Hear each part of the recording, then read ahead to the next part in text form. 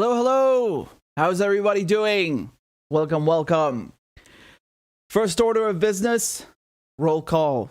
Let me know in the comments, even if you're watching on replay, let me know in the comments where you guys are watching from, where you're tuning in from. I love to see how international, how diverse the audience is. And we've got, of course, a lot of things to address, a lot of things to talk about. Some of them nasty, some of them even nastier. And some of them the nastiest of the nasty. I see we got Missouri, Denmark, Ireland, Toronto, Australia. There we go. I can't read it anymore. Italy, China, Jamaica, Cornwall, Australia, Seattle, Siberia, Italy, Canada, Chicago.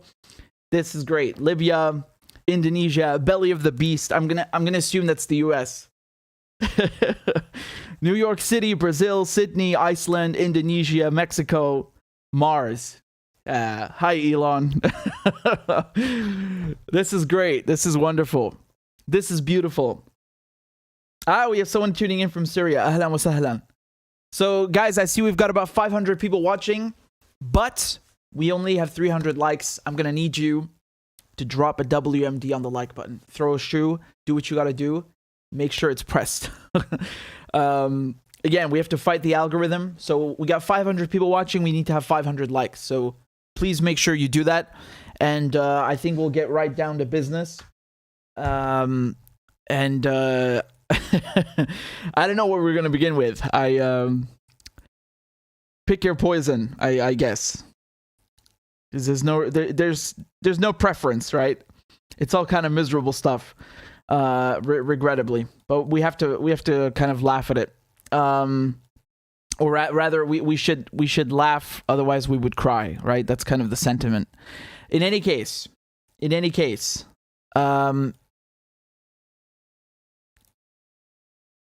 me set this up. Give me a moment.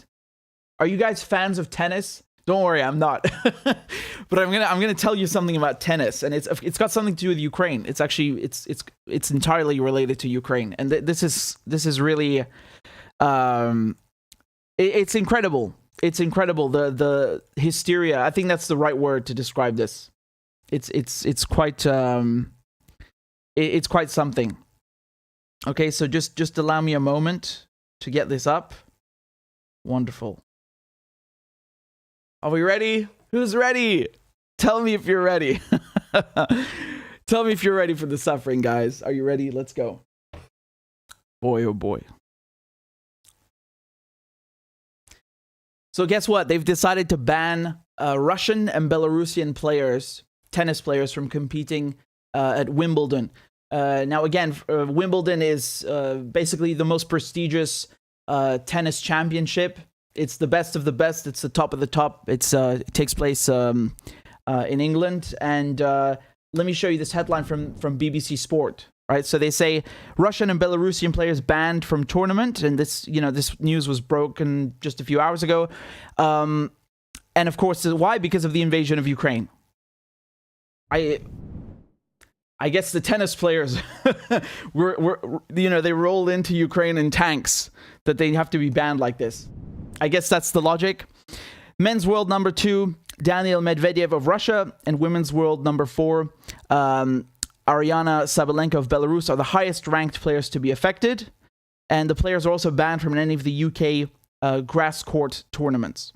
Okay, so all in all, if we look at forget the juniors, just the top ranking players, there's about 20 players that have been banned. Minimum, right? And I think even if it was one player or two players, it's the principle, right? Which is quite concerning. This is ironic because originally they were basically telling Russian and Belarusian players that you can compete at Wimbledon, but you have to denounce Putin.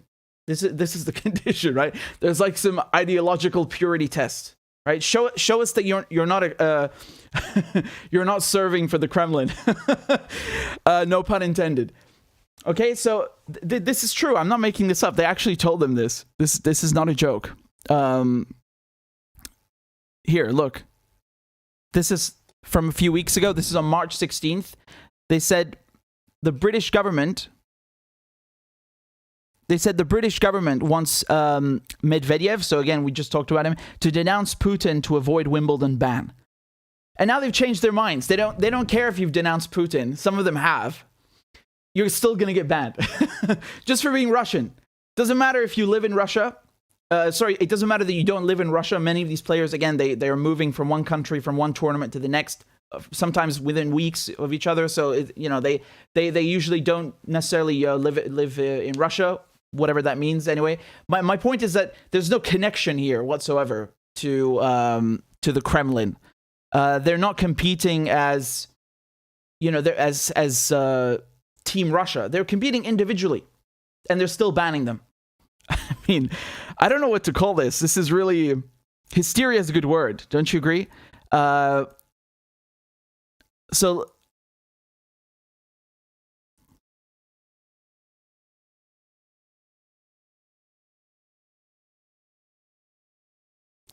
And of course, Time magazine, do you know what headline they put out? They say Wimbledon's decision to ban Russian and Belarusian players is a good idea. Wow, surprise, surprise. The mainstream media are cheering this on. Why wouldn't they? Why shouldn't they? That's their job. It's to sell you this kind of stuff, right? So there is one, I guess you could say, sensible, voice of reason that we could look at. And this is from SI.com. And you can see the headline says, Wimbledon's decision to ban Russian and Belarusian players is indefensible. Indefensible. So that's in stark contrast to what I just showed you from Time. Right? So as we were saying, most directly and immediately, this ban will impact dozens of players. Okay? Using today's rankings, more than 20 singles eligible players have been banned, far more in doubles and juniors. Again, I'm not going to sit here and pretend I understand anything about tennis. I'm just trying to give you an idea of the quantity, of the scale of this, right? So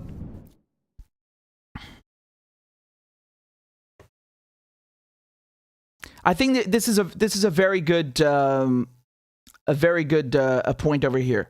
So what then of players from a country that, say, executes a genocide against a Muslim minority or carries out other human rights abuses that Wimbledon deems offensive, or players of one sovereign country that invades another sovereign country on bogus grounds of seeking weapons of mass destruction? So that's very clearly a reference to Iraq. You're in 2003, the United States and the UK, they accused Iraq of having weapons of mass destruction. It was a lie, and they invaded a sovereign country. It's called a crime of aggression. Because it's not founded on self-defense, it's aggression. So this is a good question, right? If you're going to ban Russian tennis players for what their government is doing, then it stands to reason that you should be banning, I guess, British and American tennis players and football players and what have you from international competitions, right? That logically, since you want this this collective punishment, you want to indict all Russian citizens. And again, this reminds me of something we saw a few weeks ago. You had in Canada, they grounded a plane because 2 Russians were on board. Not Russian government officials, which again, that would also be illegal. You're not allowed to just randomly arrest diplomats because you feel like it. That violates the Vienna Convention. But just 2 Russian nationals. That's it. Like, they're not suspected of a crime. They're just Russian. So this is leading us down a bad road, I would say, putting it mildly, right? I've seen comments on Twitter recalling the treatment of Japanese during World War II, right? So for those of you who don't know, in the United States, you have a lot of Japanese immigrants, and when World War II broke out, they set up these internment camps, and they basically treated everyone who's Japanese like crap, basically accusing them of dual loyalty and so on. Now, I guess this is a tiny bit different in the sense that this is about a sporting competition, right? And these Russian athletes, they don't necessarily live in the UK anyway, so it's something to do. It's not 100% comparable, but still, it's the idea that we're going to punish ordinary citizens, just random nationals, because we don't like what their government is doing. Wow. What happens then to British and American nationals? We're screwed. We should be banned from every country on earth then, according to this logic. And I want to show you another bit of hypocrisy. Okay, this is because again, this is to do with sport, and I wanted to raise this before, but I didn't have an occasion to do so. I will now. For those of you who watch football, so I know most of my audience are Americans, so for you that's soccer. The body that governs football, the big one is FIFA, right? And they've always had a ban on political messages. So, for example, if you came with a Palestinian flag to a football match, you would get fined, or rather, the team that you're supporting would get fined. Okay, especially if the players show that, right? So I mean that's really the biggest offense. How dare you bring a Palestinian flag? And there have been cases where football teams have been fined because they were sporting Palestinian flags. And the same thing goes with Barcelona. And my point here is that this completely changed in the last 2 months because of Ukraine. I'm trying to encapsulate how outrageous this is, like what a stark contrast it is, because they basically went from no political symbols allowed, no flags, to Ukrainian flags are okay, and not only that, we're going to put Ukrainian flags on the football pitch. So, on a football pitch, you have 4 corners, right? And each corner has a flag. The flags are usually red, orange. They look like this. Here, you can see that's usually what they look like up here. They literally put a Ukrainian flag on each corner. And again, this is a match between Bayern München and Salzburg, right? So, I mean, this is a huge contrast. You can understand the how crazy this is. And I hate to read from the Sun, but it doesn't matter. The point still stands. Let me just show you this. So they're talking about the contrast as well, okay? And so Celtic fans were fined twice by UEFA, which is the basically like FIFA but for Europe, right? So they govern the Champions League and so on. Celtic fans were fined twice for displaying Palestinian flags in Champions League matches. Okay, so £16,000 for a flag display at Murrayfield Champions League qualifier in 2014, and then an £8,619 fine from UEFA in September for displaying hundreds of Palestinian flags. And then, of course, Barcelona also found themselves in hot water with UEFA for displaying the Catalan flag in Champions League matches, okay? So there's a clear precedent where they've actually fined people, they punished them for, political messages, basically, right? Now they're putting Ukrainian flags on the pitch. This is incredible. It's really incredible. The hypocrisy, the bias is astounding. And you don't need to understand football to grasp what I'm telling you. You don't need to understand tennis to see that this is some huge BS, right? This is some huge BS. And I'm wondering, I'm asking myself, where does this come from? Why do they hate Russians so much? It has nothing to do with Ukraine. There's something else going on here. Because again, they're not sanctioning government officials, which actually again punishes ordinary Russians. But just on paper, they're not going after the Kremlin or people who work in the Russian government or the military. They're just targeting random Russians. And in sports, where they always tell us, no politics allowed, stop talking about Palestine. You're not allowed to speak about Palestine. We don't allow politics in sports. We want to keep that separate, right? We're secular. And now it's like, oh, we're going to go balls to the wall. We are so biased, we're not even going to let a Russian come here. Get out. No bears allowed. It's crazy, right? It's crazy. And I couldn't help but think of this video from a few days ago that was going viral on the internet. I guess I should have put it in a separate segment, but I'll show it to you anyway, because I feel like this is the underlying sentiment that's driving this Russophobia, right? This deep-seated hatred of Russians. That, oh, well, they are white, but they're not like us. They're not westernized, right? They're otherly. They're not civilized. They don't have the same values as us, right? That's what they're saying. And if you don't believe me, take a look at this clip. This is Florence Gaub, and she was on German television, right? On ZDF, which is, I mean, this is a huge channel in Germany, right? It's one of the biggest. And she's listen to what she's saying. Honestly, it's shocking. Ich glaube, wir dürfen nicht vergessen, dass auch wenn Russen oh, bloody hell. I played you the clip without the German subtitles. I understand it, but I don't think you guys will. Give me a moment. I'll just look this up. Hold on a second.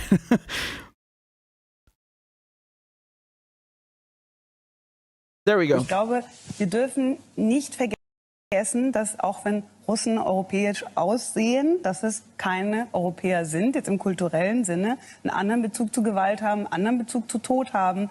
Leidensfähiger sind, oder was meinen Sie? Naja, es gibt da nicht diesen liberalen, postmodernen Zugang zum Leben, das Leben als ein Projekt, was jeder für sich individuell gestaltet, sondern das Leben kann halt einfach auch mit dem Tod recht früh enden. Ich meine, Russland hat zum Beispiel auch eine relativ niedrige Lebenserwartung, ich glaube 70 für Männer. Das ist halt einfach, dann geht man einfach anders damit um, dass da Menschen sterben. Ne? Mhm. Ich glaube... Even the host was like, yeah, you just, you really went super Nazi with that, didn't you? She really, I think encapsulated this sentiment that's driving all this Russian hatred. Basically, that, you know, Russians, they don't have the same values as us. They don't value life. What does that even mean? Like they're animals or something? They're barbarians? What are you trying to say? Shocking, right? It's shocking. But I really think that she basically said the quiet part out loud. And she's saying what a lot of people are thinking in the West. What's driving these decisions? Like, let's just go after random Russian people who could actually be against, you know, what their country's doing. Once again, let me just remind you, Wimbledon had said if Belarusian and Russian players want to come and compete, they must denounce Putin first. And even those that have done it are still being banned. So, you know, they keep raising this bar, this purity test, and it just never stops. This is the, you know, this is the big defect with this kind of thinking, with this kind of cancel culture rubbish. It's never enough. It's never enough. And I think if they were doing this to Americans or to you know, to people from the UK, to Britons, I think they would be outraged, right? They would be outraged. But it's okay, apparently, when you do it to Russians and Belarusians. Here, I want to show you Djokovic. We were talking about him. You remember when he tried to go to Australia? He's called this Wimbledon ban of Russian and Belarusian players. He called it crazy. Okay? And let me just scroll down over here. Give me a second. So, Novak Djokovic, who's the current men's #1 in the world, believes the decision is a mistake. He's born in Serbia. And he was 11 when NATO bombed Yugoslavia. He said that, quote, I know how much emotional trauma it leaves. In Serbia, we all know what happened in 1999. In the Balkans, we've had many wars in recent history. However, I cannot support the decision of Wimbledon. I think it's crazy. When politics interferes with sport, the result is not good. And I'm not going to go into the whole thing that happened with him. I've done separate videos on that, so please feel free to right here on the channel. I think it was a good opportunity to highlight the offshore detention centers for migrants in Australia, which is where, you know, they basically took him to the medevac one. In any case, you gotta love the hypocrisy, right? No, we don't want politics in sports unless it suits us. Very, very funny. You're very funny. Oh, man. We've got 1,000 people watching, but only 600 likes. Please make sure you've hit the like button. It helps with the algorithm. It helps the channel to grow. And I'd very, very much appreciate it. So let's continue. Let's continue. We've got, you know, this next one is quite frightening, honestly. And I'm sure. I mean, a lot of you have asked me to talk about this. I was going to do it anyway, but with the Assange thing, I couldn't go live except to talk about what was happening in the court. But now I've got everything prepared to walk you through this. And this is quite shocking, honestly. This is bad. Gonzalo Lira. He is a American and Chilean journalist and blogger, and apparently he's gone missing. He's gone off the radar, and there's a lot of speculation of what happened to this guy. Was he killed? Was he picked up by the SBU, which is the security services in Ukraine? Is he laying low? there are many theories out there, many rumors, and it's quite dangerous because he basically said that if we don't hear from him every 12 hours, that means he's been picked up. And I'm going to walk you through what's been happening in the last few days, because he's been off the radar now for about 6-7 days. And a lot of people are worried about him. You know, Glenn Greenwald was posting a link saying, if you have any information, let me know. You know, tons of people. I'm going to show you all their tweets now. And this is his picture, right? So he's in Ukraine, in Kharkiv, and he's been there since before the war started. So he's been living there for a while. And a lot of people don't like him in the West. A lot of Ukrainians, you know, those who are, you know, on the side of Zelensky don't like him.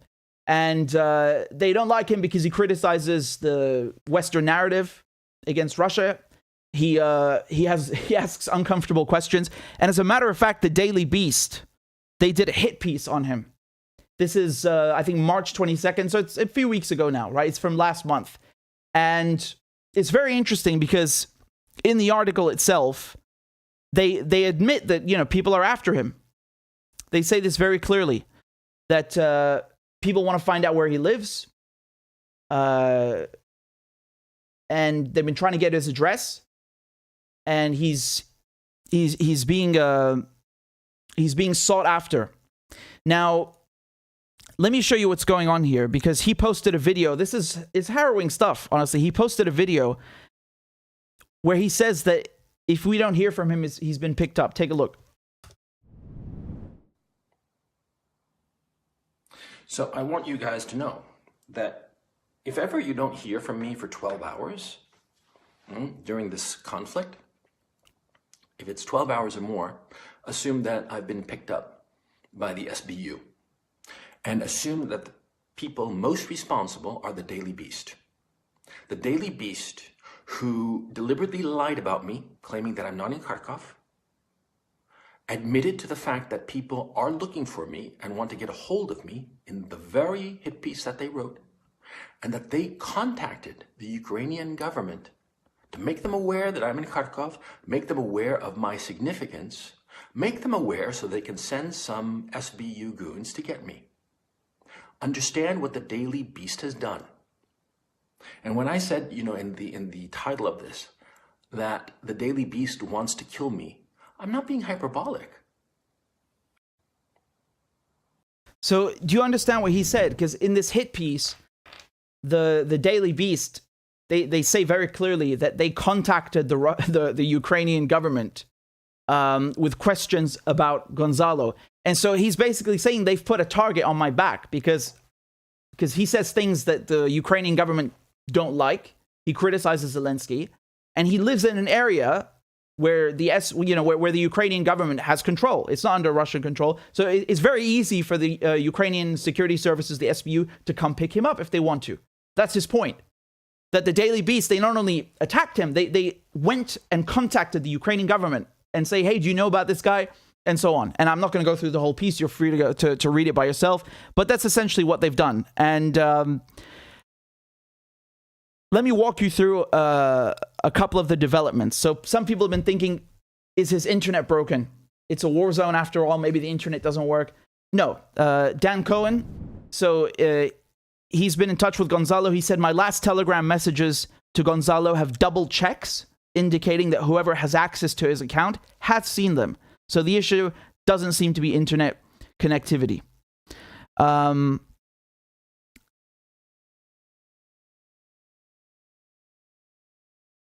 this thing is this thing is crazy, because you have some neo-Nazis in Ukraine. Whether they're telling the truth or they're joking, we don't know. But they've been posting on Twitter bragging that they have Gonzalo. Now again, I don't know if this is true. They could just be playing mind games and messing with people. But let me show you what they've been saying.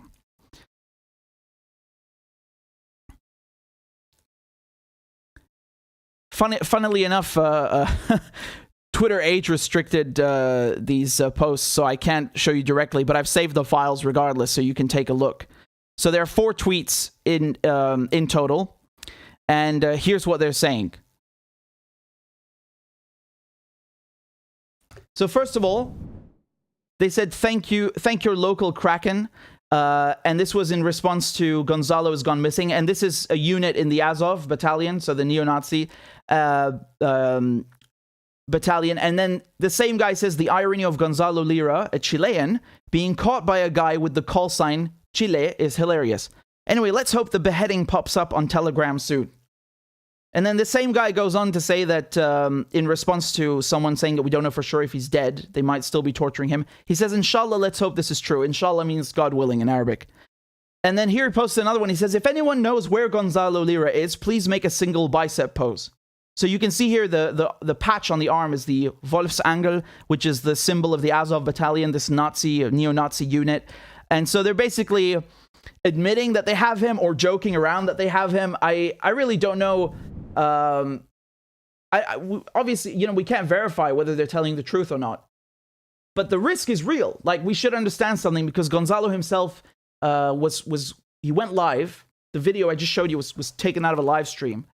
And he explained how the Ukrainian security services had just picked up a TikToker, right? So if you think they're not going after journalists or, you know, bloggers or people that are critical of the Zelensky government, you're wrong. They are doing that. And I want to show you a thread over here.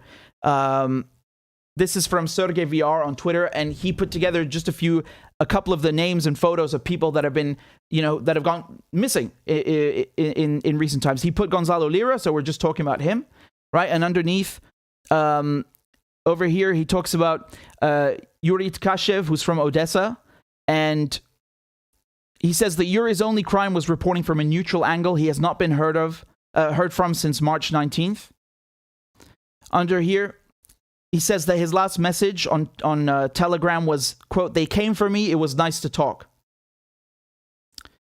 Down here, I'm going to zoom out just so you can see their photographs, right? So this is Valery Kuleshov. He was gunned down in broad daylight outside his home. 38-year-old father had been on the receiving end of constant death threats for his pro-Russian blog and volunteer work for weeks. Over here is Kirill Fedorov. He's one of the leading Russian-language military bloggers. He was nabbed by Latvian state security on March 17th and reportedly charged with treason. I think we talked about him briefly when that happened, right? So, again, these are just a few examples of people that have been disappeared for, you know, going against the Western narrative, the Ukrainian narrative, whatever you want to call it. People that are basically seen as being pro-Russian. And that's what the Daily Beast article did. They basically said that, oh, this guy, he's just some random dating coach and he's a Putin shill. Just, you know, typical garbage smear job. It's so cheap. It's like something out of the 1950s. They can't even come up with anything original. Like, you know, anyone who criticizes the West is automatically working for the Kremlin. You people are so boring. And it gets worse than that, honestly. You have somebody who's, as far as I know, to my knowledge, is embedded with Ukrainian troops. I don't know if it's the Azov battalion specifically, but look how they've been celebrating the fact that Gonzalo has been disappeared. They've been saying on Twitter, again, this is a person called Sarah Ashton Cirillo, say incredible news from Kharkiv. Reports are that Chilean-Russian spy Gonzalo Lira has been captured. He is allegedly a Russian saboteur posing as a journalist to destroy Ukraine. Congrats to Ukrainian security services. And then somebody replies that this is excellent news. This Kremlin-paid spy was spreading lies about Ukraine even before the war. A shame for Chileans and real journalists, well-deserved. And they say, Patrick, you're next. And they're talking about another guy, an American who's in Ukraine, who, again, is documenting the war in a way that doesn't exactly, you know, fit with the Western narrative. And you see what they say underneath? They say, Patrick, you're next. Patrick must go. I mean, these are basically, you know, they're threatening him, right? Perhaps directly, indirectly, it's still a threat. They're basically saying he should at the very least be arrested by the security services, if not worse.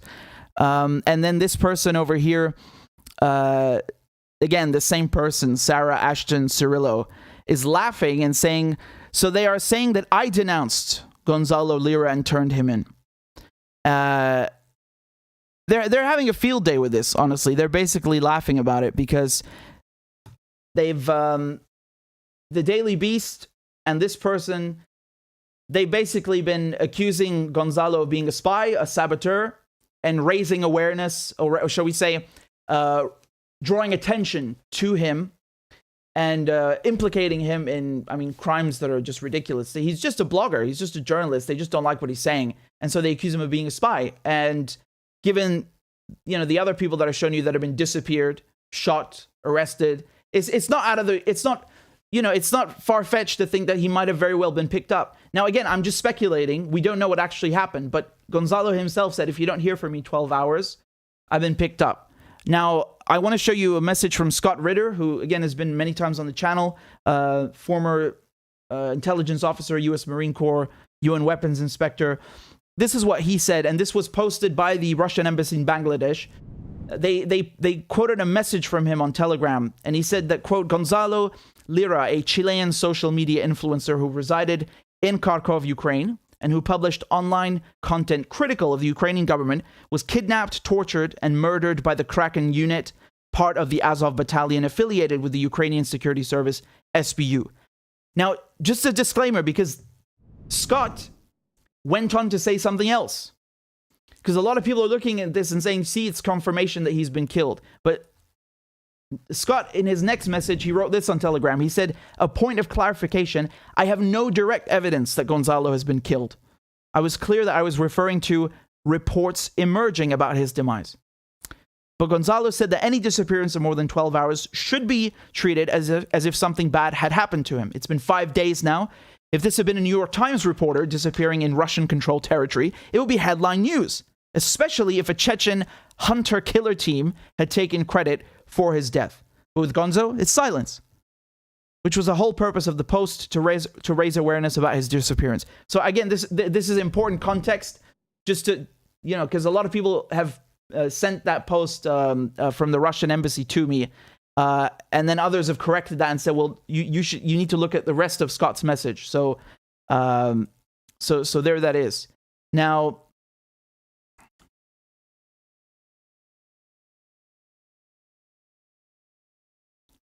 let me show you something.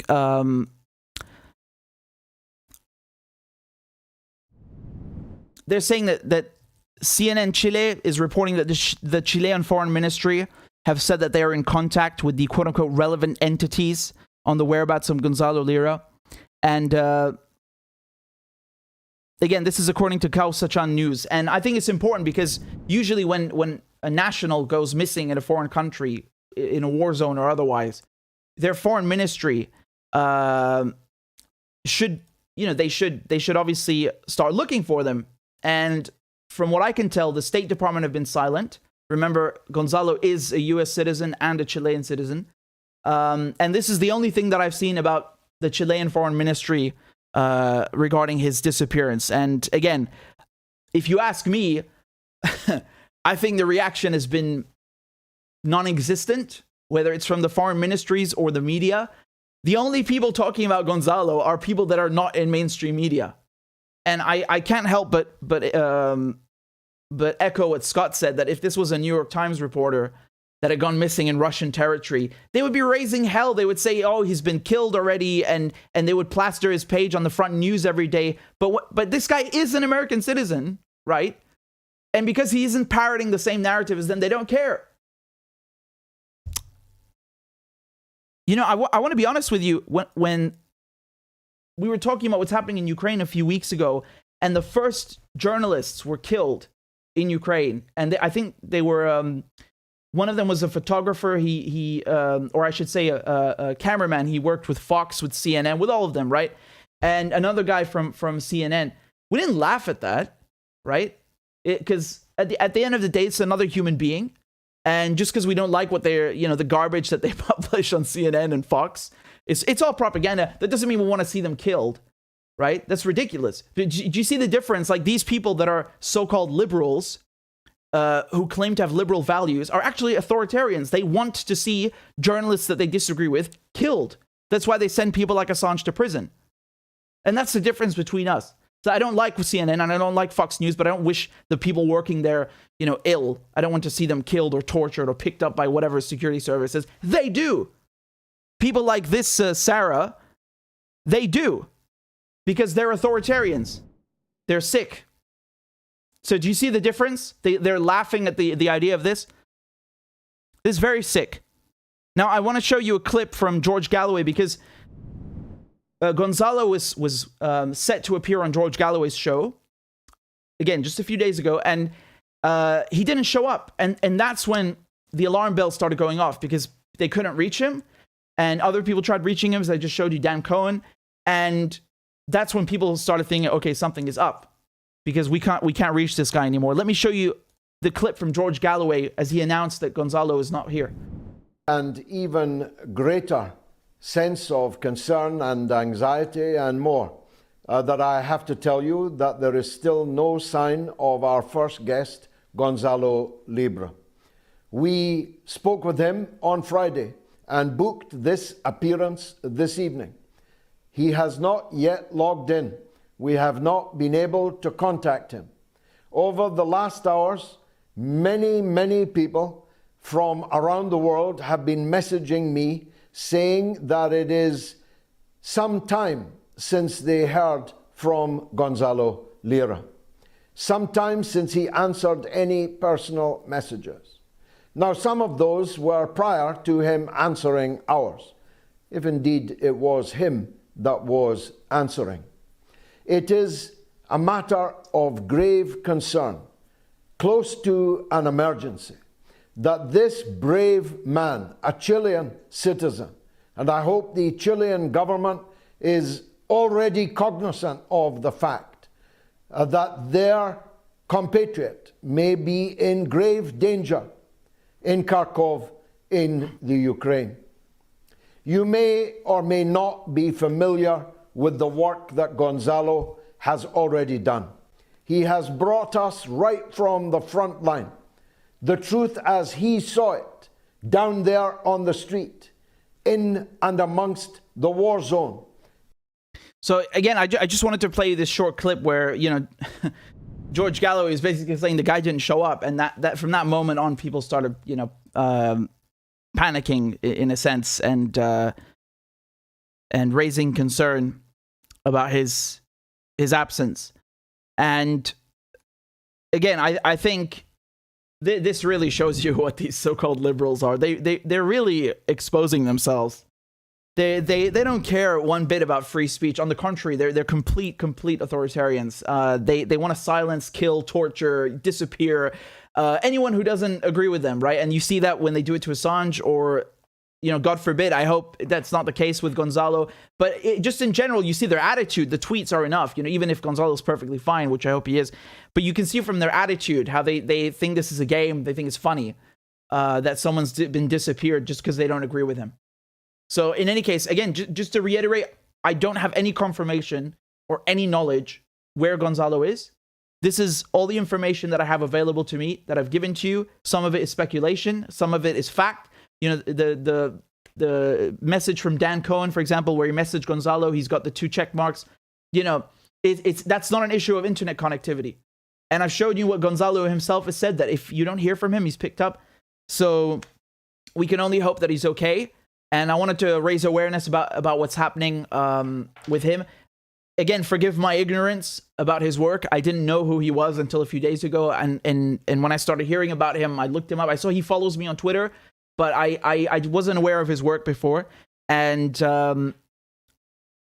I you know, just out of concern, I think it's important to talk about this, because you can really see that people are cheering on Ukraine like, oh, it's this democracy, right? Like every time they try to sell this war, they're basically saying that we are fighting for European values, right? That's how they justify everything, from the sanctions to the higher gas and fruit prices. They say it's worth it. We have to do it because we're standing up to, you know, to Russia, and we're defending European values and democratic values. What European values? What is democratic about? Like, I'm not talking about Gonzalo just only. I'm talking about the other people that I showed you in the thread that have been arrested and charged with treason, right? In Latvia, for example, for going against the narrative, or the other people. There's also, I haven't even gone through the politicians in Ukraine, right? So you have the head, you have several Ukrainian politicians that have been arrested. Let me show you over here. Look at this.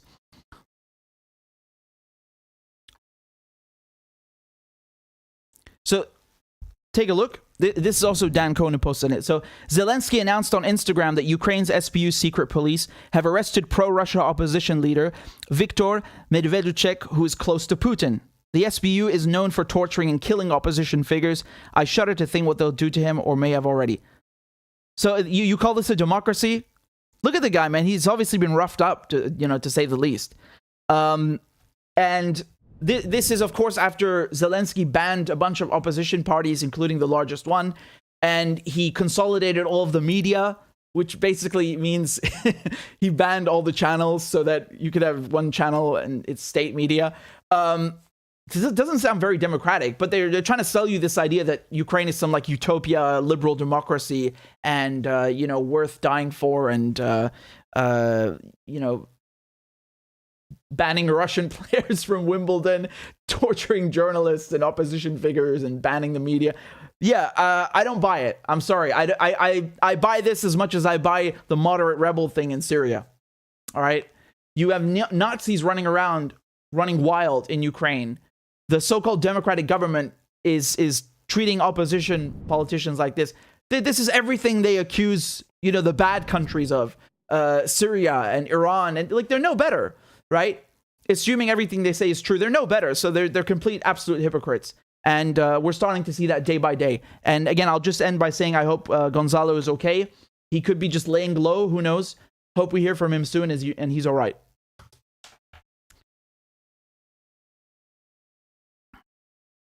Thank you very much to Beer and Flies for the super chat. I appreciate it. And I see we've got 1,300 people watching, but only 950 likes. Please make sure you have hit the like button. It helps to grow the channel and to fight the algorithm. Again, we're dealing with touchy subjects. You never know. Again, if you've just tuned in, please let me know where you're tuning in from. And I gotta say, I'm really digging the new background. I know it's taken a few of you a bit of time to get used to, but I think I really dig it, if I may say so. So just give me a second over here. All right, just a moment. So we've got a donation on PayPal, and this is from just a second. It's loading. Forgive me. This is from Victor. Thank you very much, Victor. I appreciate it. And we have another one here from Ramek. Says, for his immense services for truth and mankind, Richard must be loved and protected. You're very kind. Sometimes I really don't want to read these because it's making me blush, but I appreciate that, and I try to read every single donation, and of course in the comment section as well to go through them. So thank you for that. Paunas, thank you for your donation. Paunas says, when will peace win? This world is so corrupt. I don't know. I really don't know. I think the only way you can achieve a semblance of that is by educating people about what's happening, because the whole, like, this is how the wars function, right? They're basically sending you off to die and get your limb blown off, and kill other people like you, right? For no reason. If you think about it, some guy who's shooting at another guy, whether it's in the trenches or in the streets, they got more in common with each other than their own leaders, right? Like, if you're in the trenches in World War I, you're a German infantryman, you got more in common with the English guy or the French guy in the trench opposite you than you have with your own leaders, right? And they basically convince people to go and die by the tens of thousands and millions. It's horrible. And this is why we have to fight propaganda. We have to fight the fake news. And again, I'll just highlight the irony that the biggest, fighters of disinformation, those who claim to combat fake news, they're actually the ones disseminating fake news the most, right? CNN and in the last years, you've had the emergence of all these things like fact check and BBC reality check, like as if these outlets were never checking what they were publishing before. Anyway, they had the emergence of all these things to like combat fake news. And when you look at it, it's ridiculous, because these places like the BBC and the New York Times, yeah, they do good journalism once in a while, but on the whole, They're factories of misinformation, of lies, of fake news, whatever you want to call it. They're the worst. It's a joke. The politicians, I just saw something with Hillary Clinton saying that, some rubbish about fighting disinformation.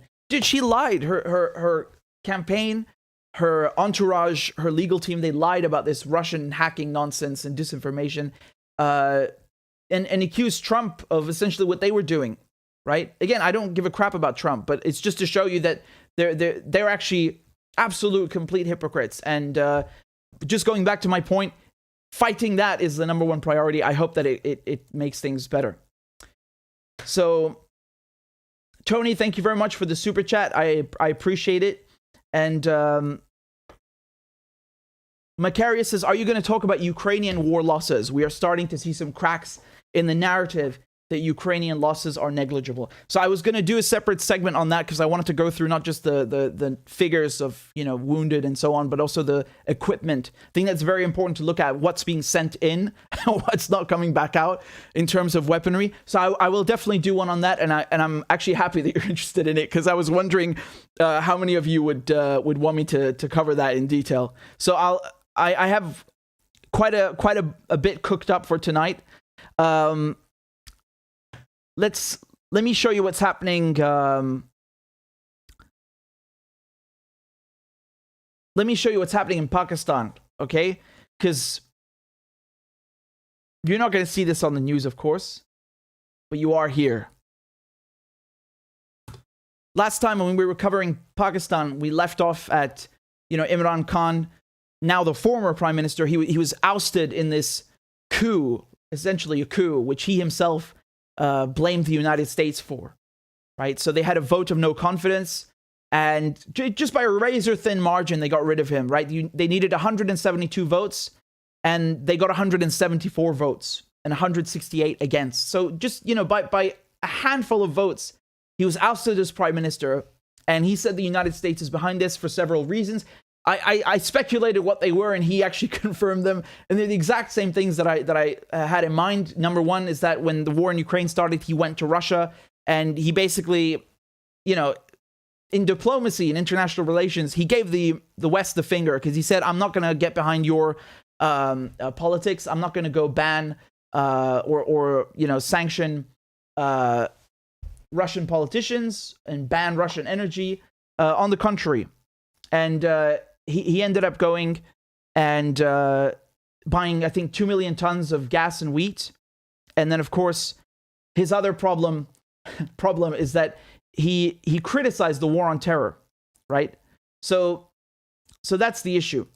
Now, I just want to show you, since he's been ousted, look how much support he has. This is incredible. He's been holding rallies that are absolutely enormous. I mean, I can't even wrap my brain around this.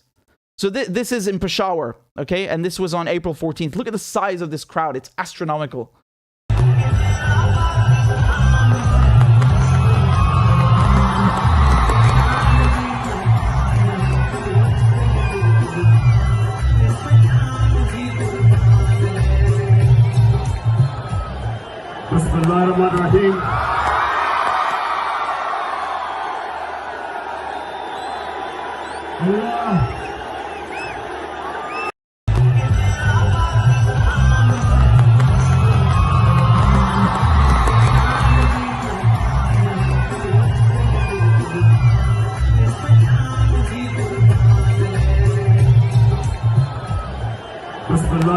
That is insane. That is honestly insane. Take a look at this.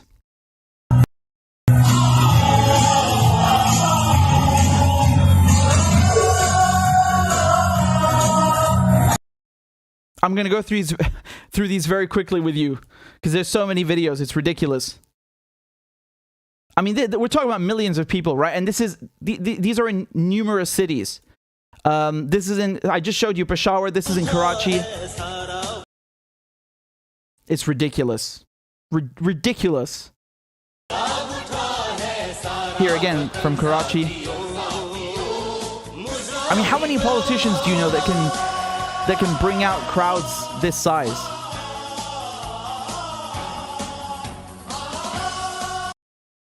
How many politicians do you know that can pull out crowds like this. Look at that. That's insane. Before and after. Ridiculous. Even outside Pakistan. This is in Paris. It's quite impressive. It's quite impressive. And of course, this is in Lahore. So this one's in Lahore. And again, you can see the video here. Monstrous, absolutely monstrous. So again, I just wanted to give you an idea. I just wanted to give you an idea of the kind of support that this guy has.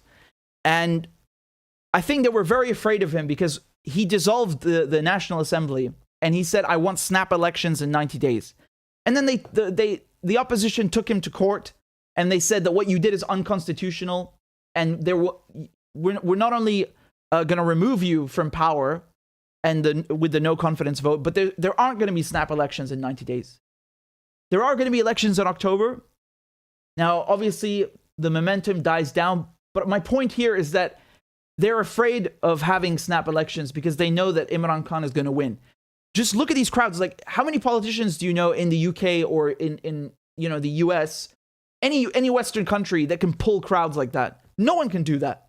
No one can do that. Not even Biden can do that. Boris Johnson, forget about it. Forget about it. Did you see the videos I just showed you? This is multiple cities. Again, in Karachi, in Lahore, in Islamabad, in Peshawar. This is crazy. Even in London, in Manchester, in Paris.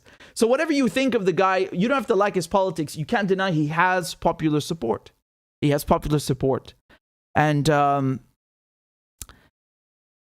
this is funny. Even on Twitter, look, they say he broke a record for the number of people listening on a Twitter space. Basically, it's just, it's like a live stream where you speak, but there's no video and people can tune in and listen. 160,000 people, that's the highest, and he broke it. Now, what's very interesting is that he was paid a visit just yesterday. You'll never guess from who. This is Ilhan Omar, right? So again, she's a U.S. Congresswoman from Minnesota. She's part of the squad, as I'm sure many of you know. And she paid him a visit. To be fair, she actually visited everybody. She visited the foreign ministry. She also visited the new prime minister. So we're talking about Shahbaz Sharif. Now, of course, hold on. Here's his picture. His brother was prime minister 3 times already, right? But it goes without saying he comes from a political dynasty, essentially, right? And if I'm not mistaken, I think his brother was prime minister when I was living in Pakistan when I was as a child. Yeah, so for at least a section of that, and then Bhutto was also prime minister. In any case, he's taken Imran Khan's place now, and they're going to have elections in October. And I'm telling you something, man, given the size of these crowds, nobody can pull those crowds. Not him, not anyone in the West. Is very, very, very few. Very, very, very few. And again, here's another one. Look, this is from Lahore. Absolutely monstrous. These crowds. I don't even know how many millions we're talking about. All right. So this is just another thing I wanted to tell you, that usually a lot of the times when you have these coups, regime change operations, whatever you want to call them, democracy bringing, a lot of the times they remove people that actually are supported by the country, and then they try to dirty their name and tell you, oh, this guy's a dictator, he doesn't respect the Constitution. He's selfish. He's just interested. He's in it for himself. This is how they smear people. And I'm not talking just about Pakistan. I'm talking in general in the global South, right? And so, again, you don't have to like the guy, but you can't deny his popular support. And when they have those elections, and he does run, I think he stands a very good chance of winning. Now, I showed you that Ilhan Omar just visited him, right? You have a lot of people that are saying that were making fun of him and saying, "Hold on, didn't you tell us this was a U.S. coup? How come you're meeting with a U.S. official?" I mean, that's stupid. That's ridiculous. Again, I don't particularly like Ilhan Omar, especially, sometimes she has good positions, and then other times she has really bad ones, like voting to give Israel $3 billion in military aid. That's indefensible. And then with the Armenian genocide, she refused to recognize it. Indefensible. Again, I'm not going to go into her whole record. I've covered that enough. But my point is that just because she came to pop in for a visit, I really doubt that changes anything about the veracity of what Khan was saying. He named the diplomats that were concerned in this, that were involved with this. And he also had this letter. Now, honestly, you don't need the letter, but just for what it's worth, the High Court in Islamabad, they forbid him from releasing it. Why would they forbid him from releasing it if it's fake, if it's just a bunch of BS? They wouldn't, unless you're saying the court is is conspiring with him. I doubt it. Here again. Here is Ilhan Omar with the new Pakistani Prime Minister Shehbaz Sharif. They're just meeting. Right, so she didn't just meet with Khan. She met with everyone worth meeting. In any case, I just wanted to bring you up to speed on this because you're not going to hear much about Pakistan in the news, and when you do, I think you'll hear a very construed version of events. And again, you could say that what he did was unconstitutional when he dissolved the National Assembly and he blocked the no confidence vote. Fine, say what you want. You don't have to like his politics. But I can see very clearly, given the crowds that he pulls, why the opposition are very scared to have snap elections. They don't stand a chance. They really don't stand a chance. In any case, let's move on. Continue back to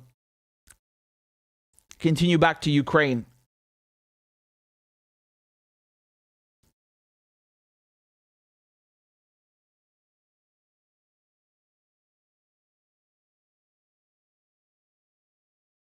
So,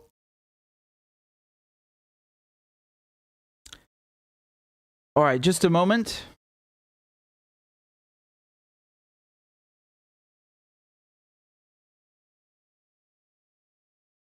I'm just trying to get something for you, which is in the title, with Biden giving them $800 million in weaponry. Here we go. Today. So Joe Biden has announced another $800 million worth of weapons for Ukraine, right? Let me play you the clip and then we'll discuss.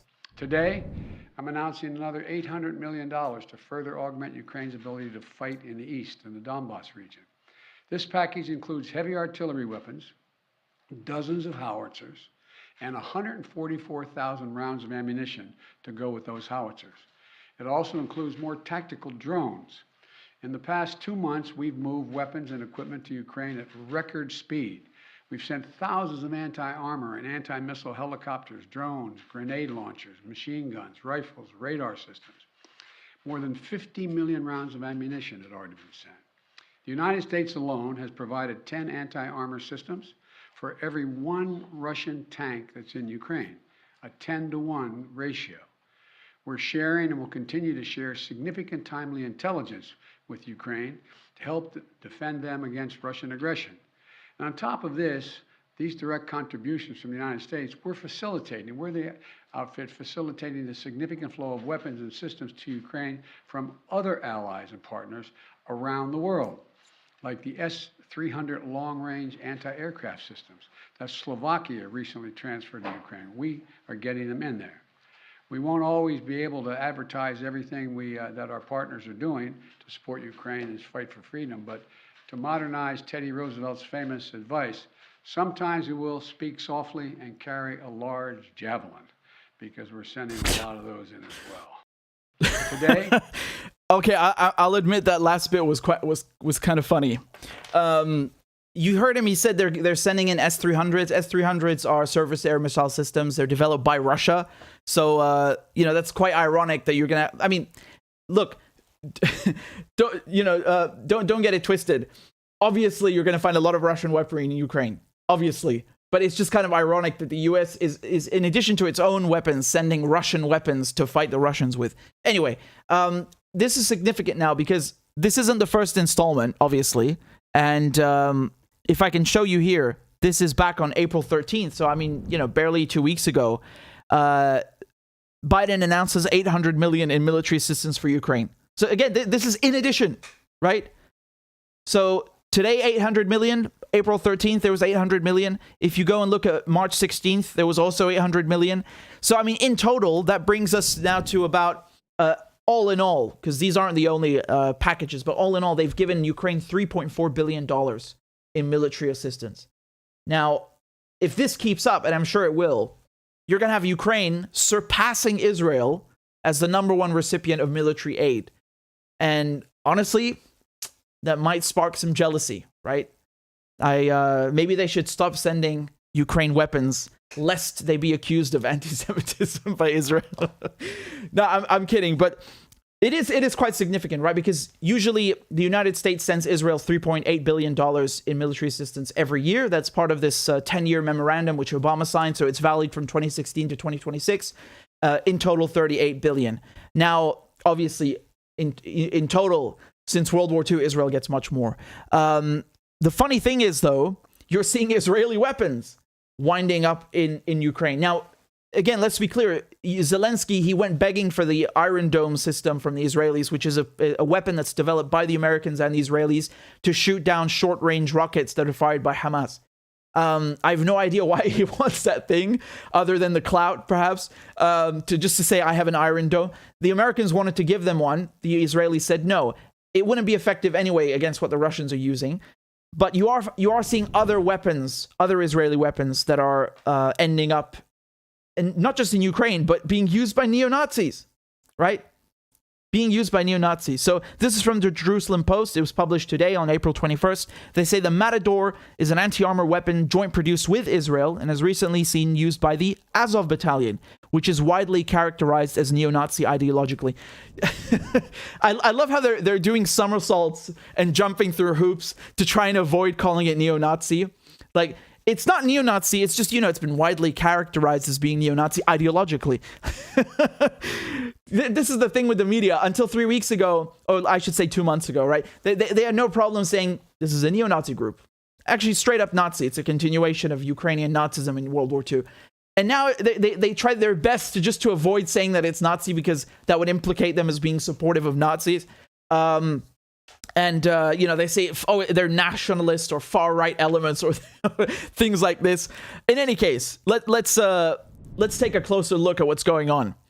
So an anti-armor weapon that's jointly developed by Israel, Singapore, and a German company has been seen in operational use by the neo-Nazi Azov Battalion against Russian military forces. There we go. A correct sentence.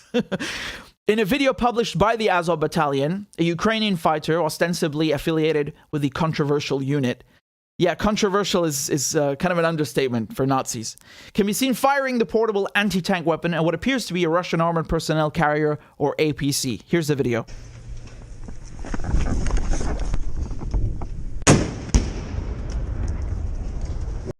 So, again, this is important to understand. The Javelin, the NLAW, and the Matador, these are basically different kinds of anti-tank weapons. They're handheld, and they're armor-piercing, and they're meant to take out Russian APCs, armored personnel carriers, or tanks, or other armored vehicles. And the Javelin is made by the Americans, the NLAW is British, unless I'm mistaken, and the Matador is the Israeli, or shall we say co-Israeli, German, Singapore weapon that we're talking about in this case, right? And the German Defense Ministry listed 2,650 Matadors for purchase by Ukraine, and that was reported by Süddeutsche Zeitung. Euromaidan Press reported they'd been purchased for 25 million, and with basically double the amount that will be produced. And let me show you something from the EU, just so because we're talking about European countries. You can see here that as of last week, the EU has tripled its initial support to Ukraine, and now they've given up to 1.5 billion euros worth of weapons to the Ukrainians. Now, the interesting thing here is that, of course, these weapons are ending up in the hands of Nazis. Of course they are, and I think this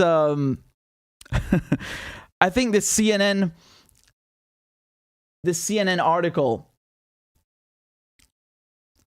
this headline really says it all. It reads, What happens to weapons sent to Ukraine? The United States doesn't really know. Yeah, I'm pretty sure. And you know what this reminds me of course? It reminds me of what happened in Afghanistan, in Syria, and it's funny because they claim, no, we're not supporting these Nazis. As a matter of fact, there's legislation in the US that technically forbids them from doing that, specifically the Azov Battalion. And obviously that's not working. And when you send literally billions of dollars worth of weapons into a war zone, of course they're going to fall into the hands of people like the Azov Battalion. And I mean, in this case, the Azov Battalion are literally, they're integrated into the Ukrainian armed forces. So you really don't have much of a choice there. And you don't need to take my word for it. You can see the videos yourselves. I just showed you one where this weaponry is ending up in their hands. Now, let's take a little trip down memory lane, right? Because I remember when a few years ago they started supporting these rebels in Syria, the moderate rebels. Moderate. They were saying, no, it's just non-lethal aid. It's just a bunch of radios and maps, and it's just logistical support. It's just basic supplies, no weapons. And that turned out to be a lie. And everybody lied about this. The British lied about this. The Americans lied about this. They were not only giving lethal aid, weapons, to these moderate rebels, they had an entire program for it, right? So when they got rid of Gaddafi in Libya, the CIA started this program called Operation Timber Sycamore, and the whole point of this program was to take the weapons that Gaddafi had stored in Libya, his weapon cache, and funnel these weapons into Syria, into the hands of moderate rebels. Now, in case you haven't understood my joke so far, there's no such thing as moderate rebels in Syria. This is the media's way of covering up, of whitewashing, of hiding, of obfuscating what are really, hardcore Salafi jihadists. So we're talking about groups like Al-Qaeda. We're talking about groups like, Jaish al-Islam, Faylaq al-Rahman, Hayat Tahrir al-Sham, which is... in Syria, you have to understand something. Al-Qaeda rebranded itself as Al-Nusra Front, and then it rebranded itself again as Hayat Tahrir al-Sham. It's just called HTS in English. And these are the groups that end up having these weapons, okay? And this is not just something we've seen in Syria, but I just wanted to again, jog your memory. Take a look at this headline. This is from Military Times in 2020. They say the U.S. military did not properly store or account for nearly $750 million in weapons for Syrian partners fighting ISIS. So apparently it just got lost, It's normal, right? You just casually lose almost $1 billion worth of weapons. It happens to everybody. It happens. Come on, it happens. And again, just to be very clear, those were... The Operation Timber Sycamore was getting the weapons from Libya, but in addition to that, they were sending them weapons. The British were doing it, and so on. And take a look at this. This is again from the from 2017. This is from NBC, and they say ISIS weapons arsenal included some purchased by U.S. government. So now it turns out it's not just Al-Qaeda that's taking the American weapons. It's ISIS as well, right? And this doesn't make any sense because the Americans are supposedly in Syria fighting ISIS, even though they have no permission, they have no legal right to be in Syria whatsoever. They're an invading force.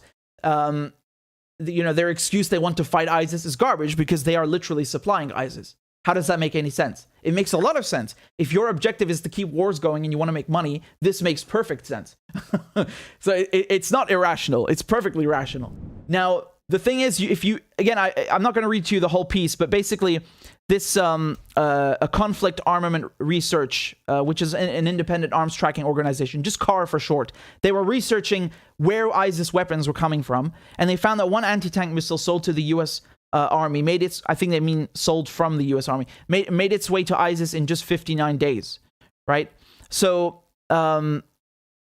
this of course doesn't just include American weaponry, but of course Chinese, and there's even a rifle from World War II, a Mauser. Which is funny. Now, in any case, it doesn't end there. It doesn't end there because if you remember when ISIS became very strong and they started taking over big cities in Iraq like Raqqa and Mosul, I'm sure you remember these videos where they were driving down the highway in this like huge convoys. And the striking thing was that what were they driving? American vehicles, right? They were driving American vehicles. That includes Humvees, which are basically the armored. Well, they don't use them anymore. I think they replaced them with MRAMs, right? So, in any case, they were coming into Mosul. Let me just show you this. And it looks so ridiculous. Yeah, here we go. Look at this.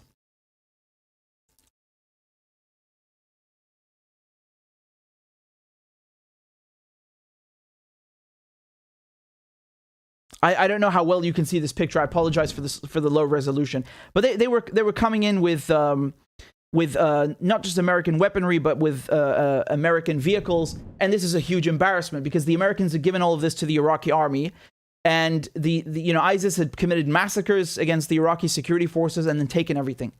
And then last year, the Americans were withdrawing from Afghanistan, right? And they said they had spent 20 years training the Afghan security forces, and that when Biden was asked, is Kabul going to fall? And he said, no, it's not going to fall. It's nonsense. It fell. It fell very quickly. And again, what was the striking thing about that? You saw the Taliban using American equipment, right?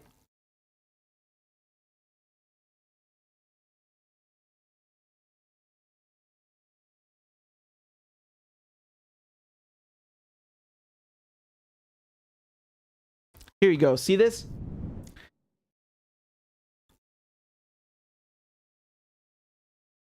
This is from the Washington Post, August 2021. Taliban show off US-made weapons and gear in a bid to intimidate, project authority. So, I mean, this is not only embarrassing, but it really shows you how reckless this idea of we're just going to send weapons and send weapons and send weapons, and everything's going to go fine. No, it's not going to go fine because these weapons are ending up in the hands of your alleged enemies, right? Al-Qaeda, ISIS. They don't really look like your enemies. And then the Taliban. And then in the hands of neo-Nazis in Ukraine. What do you think is going to happen when this war with Russia is over? What do you think the Azov battalion are going to do? They're going to come and just surrender their weapons to you? We're talking about very, very serious things here. We're not just talking about a bunch of pistols. We're talking about anti-tank, anti-aircraft. There's a very, very serious risk they could just shoot down a civilian airliner if they feel like it. This group becomes something that's completely out of control. And as we've seen, yes, they tell you there aren't that many Nazis in Ukraine. It's just a few Nazis. Yeah, but they're very competent on the battlefield. They project a lot of power. So their numbers are irrelevant at this point because they're one of the most dominant forces in this war. So don't come here and tell me like there's nothing to worry about. No, there is something to worry about. You're feeding a beast, a Nazi beast.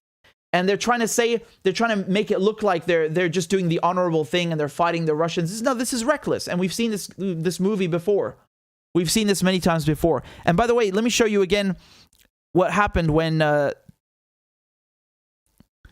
they were selling weapons to Saudi Arabia, the Americans, and to the Emiratis. And then the Saudis and the UAE were giving those weapons to groups like Al-Qaeda, right? So again, they might be thinking, well, our European allies will help us get these weapons to the Ukrainian armed forces. You don't really know who they're giving those weapons to. They could be just giving them exclusively to Azov. You have no clue what's happening.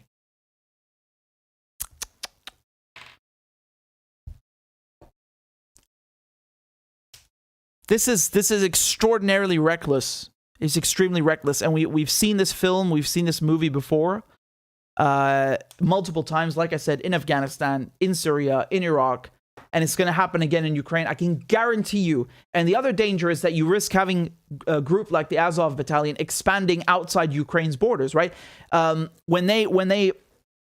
We're saying that Al-Qaeda are just a bunch of people that are in the mountains in Afghanistan. You have Al-Qaeda now in Yemen. You have Al-Qaeda in Libya, Al-Qaeda in Syria, Al-Qaeda all over the place. And again, that's 100% the Americans' fault, obviously. But my point is that don't think that these groups stay localized for long. There's a very good chance that they start expanding, and you've just given them the weapons and the money and the ability to do that. Well done. Well done. And who benefits from all this? Who benefits from all this? The arms dealers. There's a reason that if I look up the Raytheon stocks right now, let's just take a look. What will we see? Everything is up. right? Because they're making bank. They're making bank like you would not believe. Look at this. Here's Raytheon stocks. Just in the past year, you can see how it just shoots up starting from the beginning of the war, right? And this is just one example of an arms manufacturer. If I look up BAE Systems or I look up Northrop, you're going to see the same thing.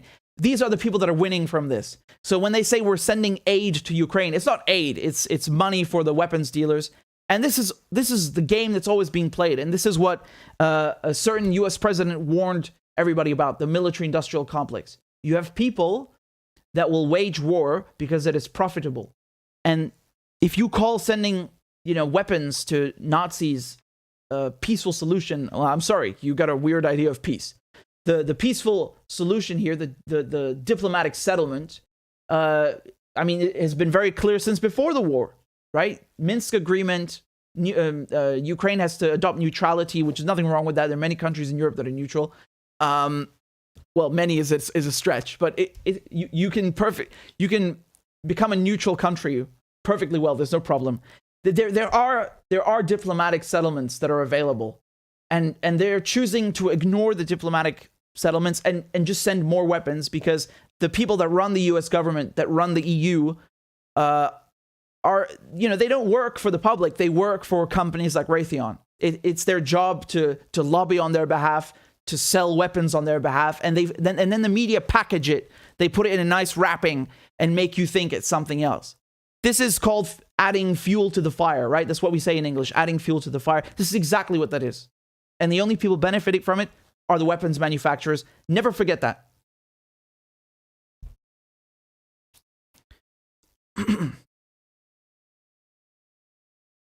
So guys, we've got a lot more to cover. I just need to get something to drink. Go get something yourselves, and we'll be back in just a minute, okay? And I'll play the break screen in between. By the way, I see we've got 1,400 people watching. We only have 1,200 likes. So there's 200 of you. Please make sure you've hit the like button. And like I said, we've got much more to cover about Ukraine, about otherwise. And I'll be back in just a minute. I just need to drink something, okay? We'll take a short break. And I'll see you in a minute, okay? Yalla. I am once again asking for your financial support. A is for All men and women created by you know the thing. B is for I'm beginning to see why your wife left you. C is for Corn Pop was a bad dude, and he ran a bunch of bad boys. D is for Don't worry, I'm so serious. Children, I love to hear them. E is for An excuse to walk by the dealer and say, no, I'm not going to be a mule. I got something to do. I got to go do boom, boom, boom. F is for Time friend, and she's a friend. She's been my friend in and out of public life. G is for Go to Joe 30330. H is for Hairy legs that turn blonde in the sun, and the kids used to come up and reach in the pool and rub my leg down. I is for I'm a Democratic candidate for the United States Senate. J is for Just look at the record. I have President Biden, Vice President Biden. Well, I tell you what, if you look at my record and you still doubt about my commitment, then you should vote for somebody else. K is for Kids jumping on my lap, and I've loved kids jumping on my lap. L is for The lion, dog, face, pony soldier. M is for Make sure the television, make sure you have the record player on at night, the phone. Make sure the kids hear work. N is for NATO. O is for The only African-American woman that's ever been elected to the United States Senate. P is for Poor kids are just as bright and just as talented as white kids. R is for Rest her soul, and although your mom's still alive. S is for Send a text to the word united. T is for Truth over facts. U is for Union workers, the UAW took incredible cuts in their future. V is for I'll vote for somebody else. W is for Wait, you're getting nervous, man. Calm down. It's okay. X is for Xi Jinping. Y is for And you ain't black. I am once again asking for your financial support. A is for All men and women created by you know the thing. B is for I'm beginning to see why your wife left you. C is for Corn Pop was a bad dude, and he ran a bunch of bad boys. D is for Don't worry, I'm so serious. Children, I love to hear them. E is for An excuse to walk by the dealer and say, no, I'm not going to be a mule. I got something to do. I got to go do boom, boom, boom. F is for Friend, and she's a friend. She's been my friend in and out of public life. G is for Go to Joe 30330. H is for Hairy legs that turn blonde in the sun, and the kids used to come up and reach in the pool and rub my leg down. I is for I'm a Democratic candidate for the United States Senate. J is for Just look at the record. I have President Biden, Vice President Biden. Well, I tell you what, if you look. All right, guys, we're back. Let's go. By the way, public service announcement. You need to subscribe on Telegram. I'm serious though. We have to have a backup, a place where I can always reach you in case anything goes wrong. You know, God forbid. I'll post the Telegram link. It's t.me/Medhurst. You don't have to memorize it. I'll just paste it in the live chat. So we've got about 8,000 subscribers in there right now. It's great because we can chat. We can chat to each other, and it's good, right? I think some of you, when I go live, I send you notification. I think some of you joined in because you saw the Telegram notification, right? So it's very effective. Excuse me. Okay, so let's continue with the agenda. The agenda. That sounds like some, like the reptilian agenda or something. I think I just have that from French because it's basically like, what we have to do is c'est l'agenda. In any case, this really made me angry.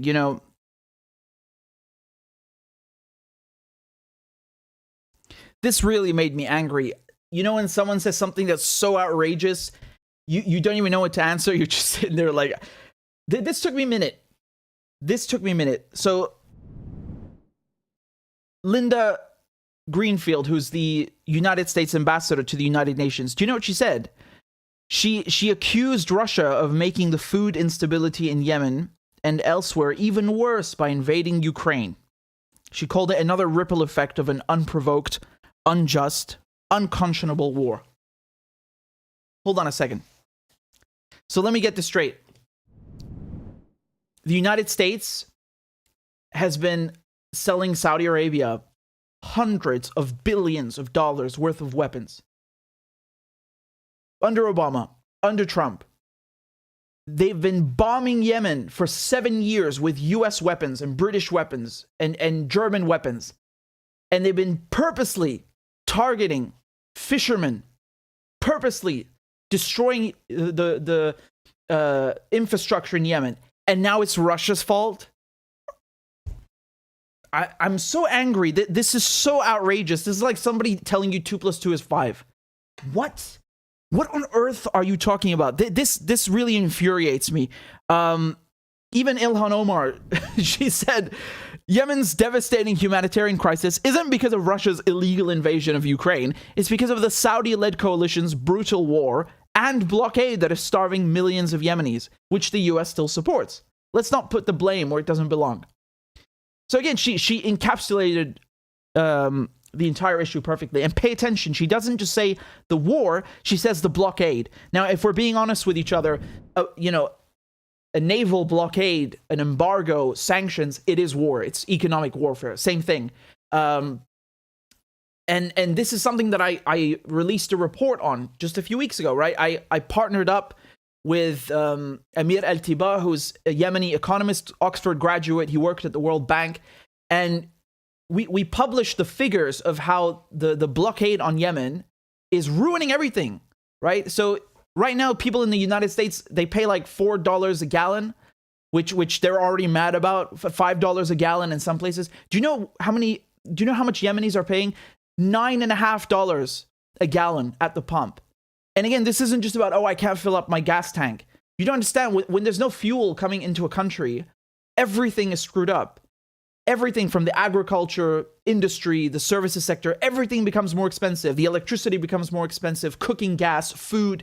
And with Yemen, they're purposely targeting fuel ships so that no fuel comes in, and therefore food becomes more expensive. So this idea that this is Russia's fault is absurd. This is ridiculous. Now, again, let's be very clear. Yemen gets 40% of its wheat from Russia and Ukraine together. So obviously the war is making that worse. No question.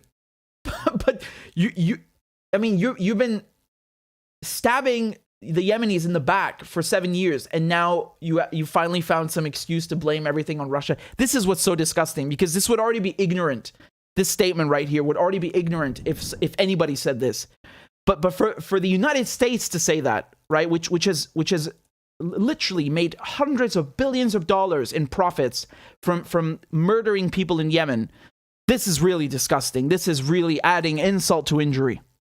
And I'm just going to show you, just as an example, this is from The Guardian in 2017, yeah. So the headline reads, "Bombed into famine, how Saudi air campaign targets Yemen's food supplies."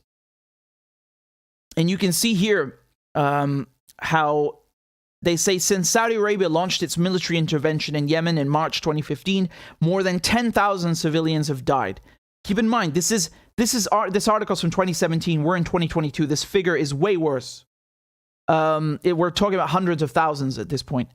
They continue, more than 250 fishing boats have been damaged or destroyed, and 152 fishermen have been killed by coalition warships and helicopters in the Red Sea. Now, when they say coalition, they're talking about the Saudi-led coalition, right? Because this is a coalition that includes the United Arab Emirates, Saudi Arabia, and a few other countries. And the weapons that this coalition the weapons that are being given to this coalition are coming from the United States and Britain and France and Australia and Germany and Canada.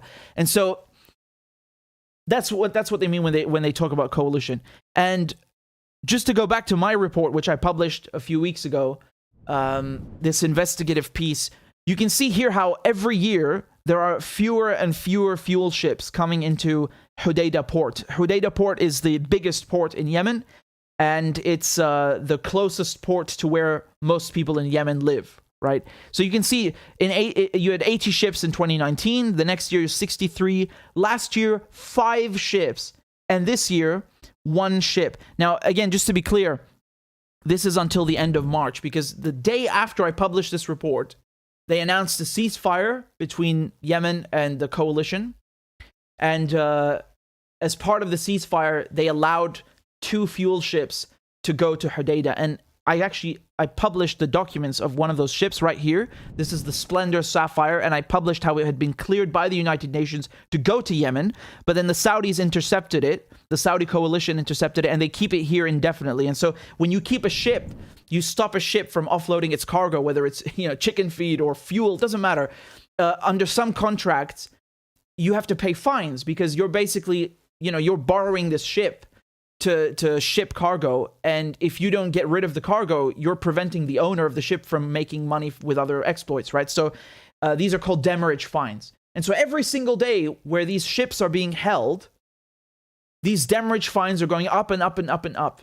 And then once the fuel finally gets into Yemen, which can be after 6 months on average, this cost is pushed onto consumers, onto Yemenis when they're paying for gas at the pump, or paying for electricity and paying for food. Everything is more expensive now. Everything is screwed as a result. And so, the fact that they released these ships, you know what that is? That's vindicating, because it proves that this report that me and Amir published is correct. There is a fuel blockade. There is a siege on Yemen. And that siege is intentional and it's political.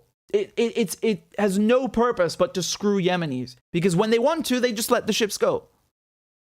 It's nothing to do with security, whatever garbage they say. Again, these ships have UN clearance. Saudi Arabia, and no country has any right to stop them. They have permission from the UN. I showed you the documents. And so my point, just going back to this outrageous claim that, Russia is making the situation in Yemen worse. Get the hell out of here. This is obscene.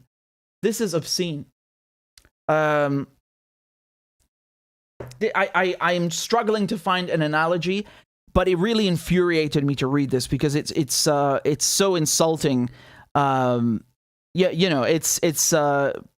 really encapsulates, it really embodies the term adding insult to injury.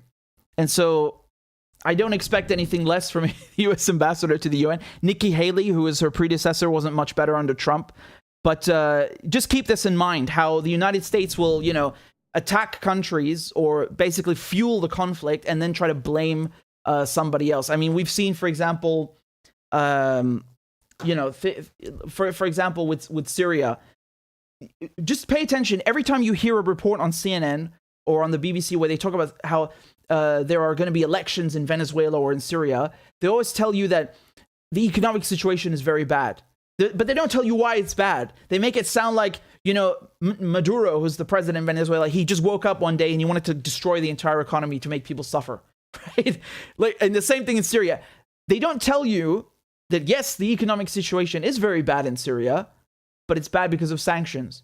It's bad in Venezuela, and it's bad because of sanctions. They leave that part out because who's doing the sanctions? It's the United States. It's the European Union, right? And so they lie by omission. They leave this crucial piece of information out to make it sound like, well, this is all of the government's fault over there. And this is kind of the same thing. It's shifting the blame, right? So they are the attackers, the aggressors, the ones killing civilians, starving civilians, and then they shift the blame onto someone else, whether it's the local government there in the case of Syria, Venezuela, or in this case, Russia, because everything is Russia's fault, including, higher food prices and as Biden's administration is now calling it, Putin's price hike. What a joke. They really think people are stupid. They really take you for a fool. They think you forgot that a few months ago, before this war ever even happened, that gas prices were already high. Let's just leave out all of that wild, the outrageous printing of money. Let's leave out all the price gouging. No, it's Putin's price hike. It's so it's really egregious, and they really take people for fools.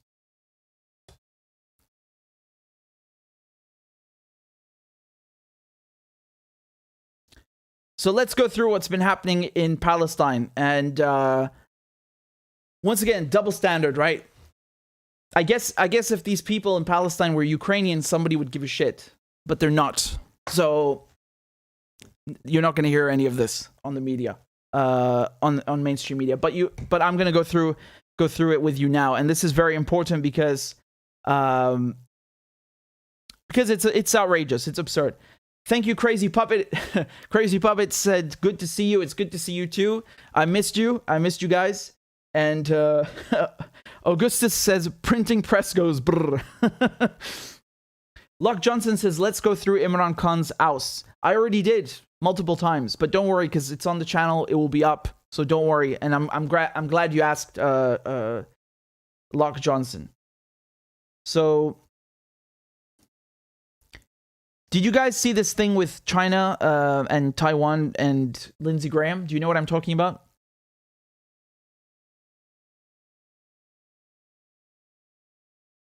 I'm going to go through it with you. Just give me a moment to set it up.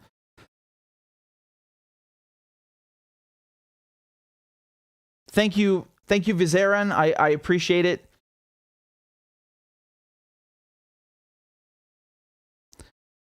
Okay, just 1 second.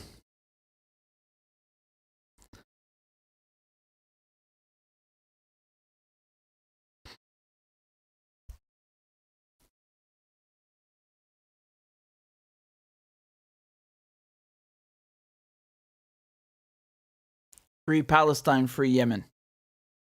Exactly. Okay.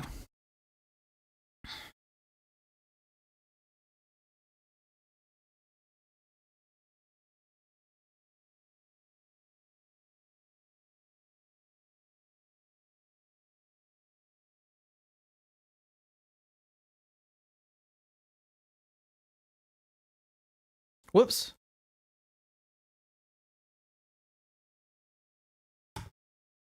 You have a bunch of U.S. senators who, to provoke China, they took a trip to Taiwan. Take a look. This is from The Hill. The headline reads, Lindsey Graham leads U.S. delegation to Taiwan. So I'm sure you're all familiar with Lindsey Graham. He led a 6-member group of U.S. lawmakers on a 2-day visit to Taiwan, a visit that has sparked anger from Beijing. Right, so he went along with Bob Menendez and Richard Burr. You remember him from the insider trading, and a whole bunch of characters. Right. So Graham tweeted that the people of Taiwan are great allies of the U.S. and he called Taiwan a beacon of freedom in a troubled region. Obviously, this angered the Chinese. Right. China said that relevant U.S. lawmakers should abide by the one China policy upheld by the U.S. government. The U.S. should stop official contacts with Taiwan and avoid going further down the dangerous path. So again, just for those of you who are not familiar, you have two Chinas in Lindsey Graham's opinion. Since the 1970s, the United States changed its policy on China. They adopted what is known as the one China policy. That you don't have Taiwan and China. It's just China, and they don't endorse the idea that Taiwan is part of China, but they accept that it's they accept that the official representative of China is the government in Beijing. And I just want to make something clear, because you might be confused by the names. Sometimes officially China is referred to the People's Republic of China, and Taiwan is not referred to as Taiwan, it's referred to as the Republic of China. So there's two different things. Okay, just to be very clear. Now, why are they going there? Because they want to provoke China, right? This is basically like going next door and saying, you know what? You guys are not the legitimate government. These guys might be the legitimate government. Maybe we want to recognize them independently.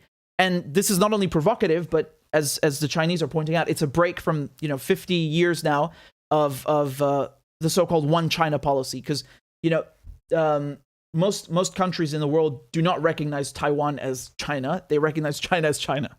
And people in China believe Taiwan is it's indivisible. It's part of China. It's not a separate country or something. No, even though it used to be recognized as such at one point in time. Now, what does this remind me of? Can I be honest? It reminded me of this. This is John McCain in Syria, and he's basically meeting with a bunch of terrorists, and I'm not saying that ironically. These are so-called moderate rebels, who turn out to be affiliated with Al-Qaeda and so on. And there's a headline from The Guardian. They said the Syrian government accuses John McCain of entering the country illegally. Well, yeah, of course he entered the country illegally. I mean, how many times have you heard these Republicans screaming about, illegal immigrants and they're our border, we have to protect our border? Obviously, they got no fucking problem violating Syria's border and just walking in. Like, what absolute disgusting hypocrites, right? Disgusting hypocrites, the worst of the worst. Can you imagine in this case, China sending a bunch of Chinese lawmakers to Puerto Rico, to basically provoke Washington and encourage independence for Puerto Rico? They would lose it. They would lose it. They would be doing a segment on Fox News right now, and the Chinese. But it's okay for them to do it, right? And again, can you imagine if a bunch of Syrian MPs decided to, go to Mexico and then cross over the border into Texas to meet with some armed groups and give them money? I mean, their brains would break. It would explode. But it's okay for them to do this crap, right? It's okay for them to walk in like they own the place and provoke China. And I want to play this video from Claire Daly, and she made a very good point about what it means to do what this kind of behavior means. I'll let her take it away. Fact that the left group opposed the delegation to Taiwan for two reasons mainly. Firstly, that it was a visit to a territory that's not recognised by most EU member states, and secondly, probably more importantly, because it's completely outside of the scope of this committee's mandate, a committee that's supposed to be about foreign interference in the EU. And I suppose I really don't know where to start. I mean, after 2 years of concerted hysteria about any old rumour of foreign interference in the European Union, 7 members of the committee fly off to Taiwan to do the very thing that this committee has spent its last time denouncing. I mean, whatever your own position is on Taiwan, you have to acknowledge that its political status is contentious, the territory is disputed, the United Nations haven't recognised it since the 1970s, and the status quo is precarious. You'd have to be blind not to realise that the United States is busy unpicking its one China policy that it's had for decades. It's a blatantly geopolitical issue which has nothing to do with the benefits of the people of Taiwan, but is actually about kneecapping a geopolitical rival and endangering a delicate balance in the area.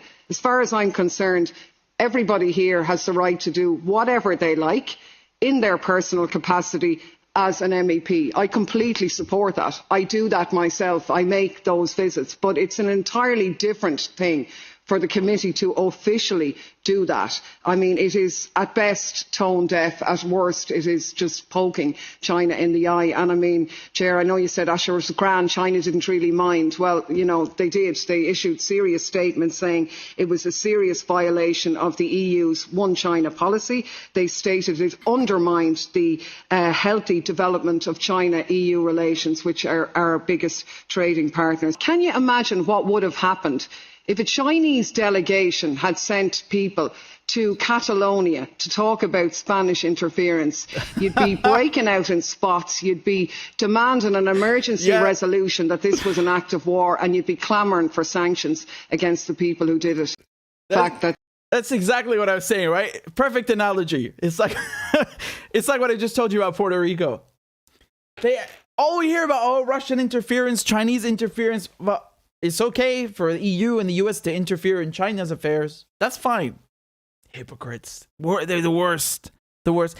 Claire is really good. Claire Dealey, I just played you her video. She's a MEP, so she's a member of the European Parliament.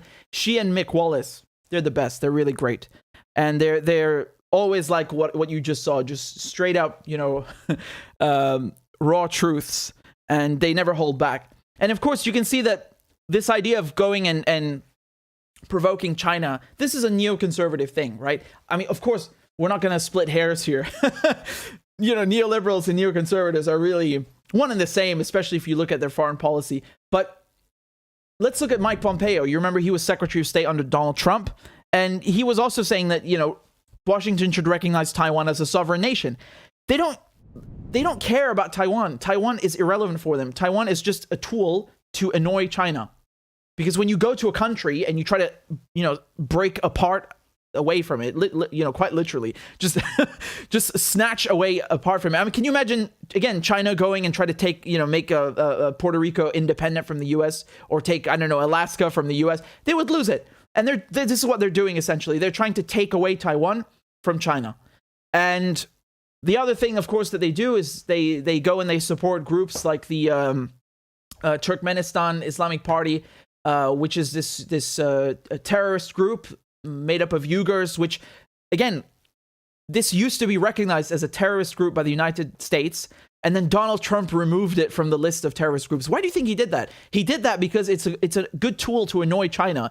Just by doing that, you're annoying China and saying that, you know what, actually, we don't mind this group. They're not terrorists. And then, of course, this paves ways to, I mean, who knows, you could also start sending them weapons and do all kinds of things. And just a side note, that you have about 5,000 of these Uyghur fighters in northern Syria. So again, when you hear it's a civil war, I'm sorry, it's anything but a civil war. Just going back to these various tactics they use, you know, a few years ago when Hillary Clinton was in China and she was saying, I'm so excited for our long-term partnership, and, you know, she was begging the Chinese for money.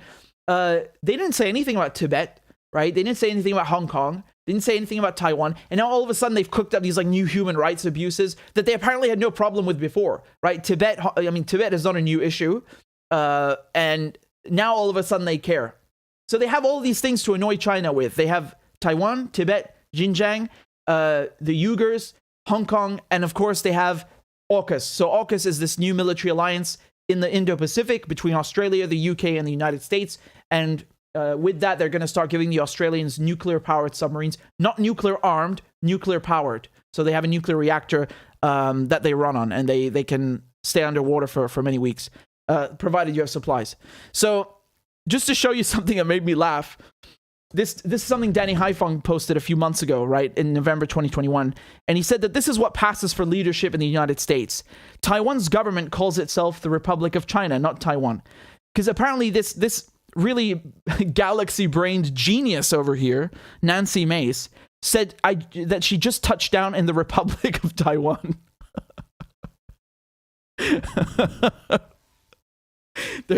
They're such clowns. They're really such clowns.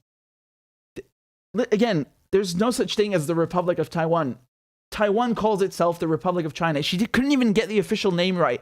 God, they really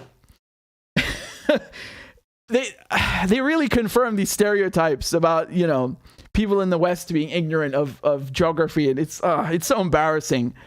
Look, here's a comment underneath that echoes exactly what I was saying. It says over here, pointless exercise designed to annoy China. If mainland jet pilots are in the mood. Okay, I'm not going to read the rest of that, but the first point was, it still stands. It still stands. And of course, when you see things like the United States supporting the Kurds in Syria, they don't care about the Kurds. They just want to annoy the Syrian government by hinting at the possibility of, you know, giving the northeastern parts of Syria, Hasaka and Dore, to the Kurds. Obviously, that's never going to happen because the United States have stabbed the Kurds in the back multiple times, and they will do it again because that's what it means to be a U.S. ally.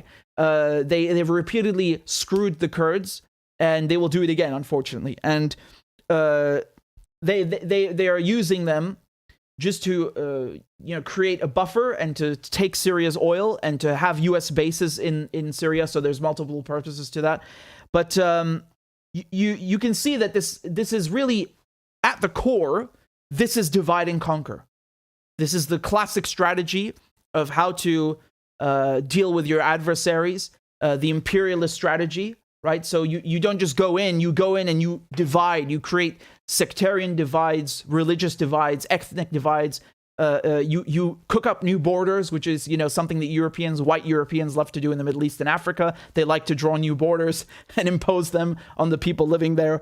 And this is, of course, a strategy that has been used by hundreds and hundreds of years, if not thousands. And the Americans are really just doing their own version of that, which is, maybe we'll recognize Taiwan as a sovereign country, fracturing China, right? Let's cook up some issues with the Uyghurs, because you should keep something in mind. The Uyghurs are also separatists. They want Xinjiang to be its own thing. So again, supporting separatism. And the same thing with the Kurds, supporting separatism in Syria. So this is all about divide and conquer and annoying their adversaries. And it's really just plainly put, it's really just a disgusting, typical colonial strategy that causes nothing but suffering and destruction for the local people involved.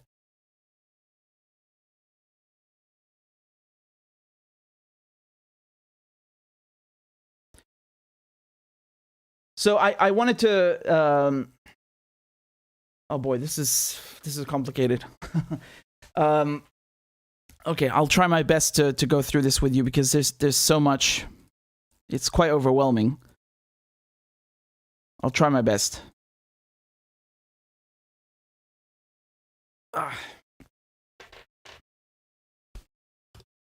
So you've had several things that have been happening in Palestine in the last couple of days, right? You had the Israelis that were storming the Al-Aqsa Mosque, which is the third holiest site in Islam. And remember, right now Muslims are they're celebrating the holy month of Ramadan. So while people are inside praying, the Israelis have been coming in, throwing tear gas, destroying a timeless building. I mean, look at this over here. This is quite egregious, honestly. Look how they've destroyed priceless history, right? The windows, the doors, and of course, tear gassing Muslims. And then the media call these clashes, right? So you have one side using rubber bullets, tear gas, arresting people while they're praying, and then they call that a clash. Now, for the past couple of days, they've been doing this multiple times. So they didn't just go into the mosque once. They've even been arresting people outside. Look here, they're arresting somebody who's praying outside the mosque for no reason.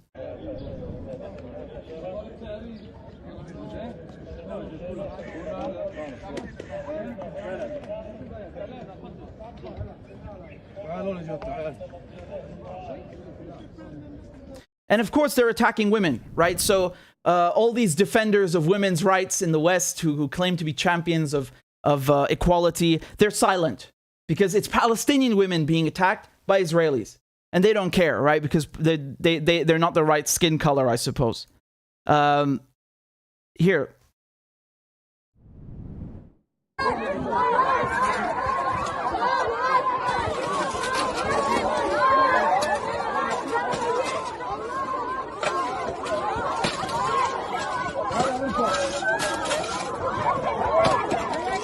Just, treating them like dirt. Here you can see how the children inside the Qibli prayer hall in the mosque are struggling to breathe because of the tear gas. And I'll get to the marches as well, because at the same time, while all of this has been happening, you've had these Jewish settlers who, you have to understand something. If you're a Jewish settler in Palestine, you will have protection with you. The police, the so-called police, let's just call them what they are, the Israeli occupation forces will come and accompany you. And so that means if they see any Palestinians around, they will shove them out the way, kick them out the way, to protect you, because you're considered superior to the Palestinian. So you have a bunch of settlers who say, you know what, let's go and march next to the mosque just to provoke the Palestinians, because if we go marching next to the mosque, it's guaranteed that the security forces, the occupation forces will come with us, and then they will kick all the Palestinians out, right? So this is what you see, basically, this kind of discrimination. And they do this on purpose, right? They organize these things on purpose, these settler marches. And it's nothing but provocation. They go specifically where the Palestinians are, knowing full well that they'll be kicked out with them, right? And this is nothing new. If I give you the example of Hebron, the city Hebron, or Khalil in Arabic, you have something ridiculous like 800 Jewish settlers versus, I can't remember the figure, it's like 100,000 plus Palestinians. So it's an extremely tiny minority, but they basically rule the city because there are troops there who do nothing but protect them. And of course, it's apartheid, right? They treat the Palestinians like crap on their own land. And the Jewish settlers are superior, and they have, they can do whatever they want under the protection of these thugs with their riot gear, their machine guns, and so on. So this is at the mosque. You can see what they're doing here, the Israelis.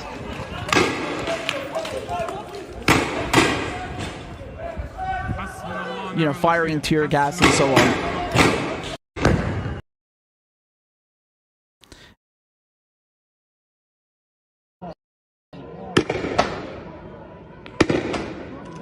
Like it's a shooting range, it's a game. It's a game. I would love to see, can you imagine the reaction if Palestinians were going into a synagogue and shooting tear gas at people while they're praying? Can you imagine the reaction in the West? They would rightfully be outraged.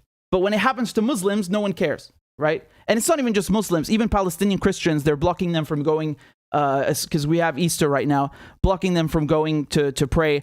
And then you have these kinds of marches. This is what I'm talking about, these flag marches, right? Take a look.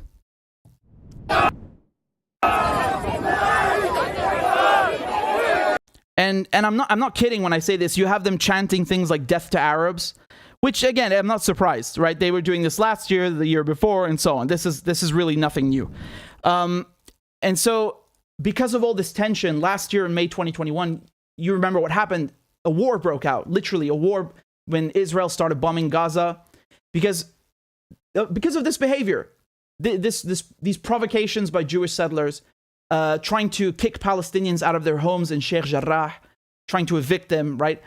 And attacking people at Damascus Gate, attacking them at Al-Aqsa Mosque, inside the mosque. And then Hamas fired a rocket, and then in response, the Israelis bombed Gaza for 11 days. They killed 240 Palestinians, 2,000 wounded. And there's a lot of tension right now that you're going to have another war breaking out. And so what ended up happening, Hamas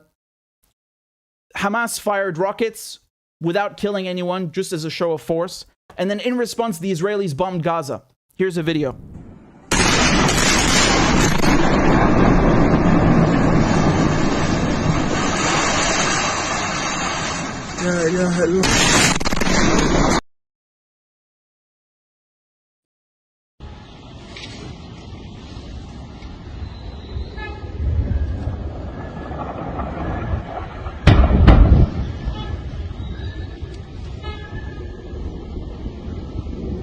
Now, again, keep in mind, when we're talking about Gaza, Gaza is a tiny strip. It's literally called the Gaza Strip. It's one of the most densely populated places on Earth. The unemployment rate, the youth unemployment rate is astronomical. There's no clean drinking water. It's been nicknamed the world's largest open air prison because they cannot leave. It's under siege by Egypt and Israel. You know, they really have Palestinians trapped in this extremely densely populated place. They control everything that is imported into Gaza. Everything. I'm not joking. So after they bomb Gaza, which they've done multiple times, they've completely destroyed it. The Palestinians can't rebuild because the Israelis forbid them from importing concrete. I mean, this treatment is really draconian and humiliating and barbaric. And it's bankrolled by the U.S., right? The U.S. gives the Israelis $3.8 billion every year. And last year, they gave them even more. And look, this is, again, how they treat Palestinian women, right? Where are all the defenders of women's rights? Huh?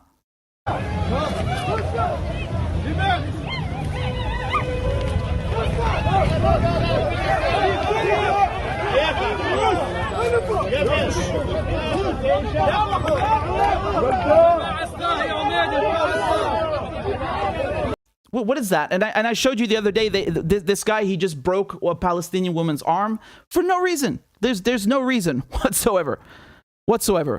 And I want to show you another example of this discrimination.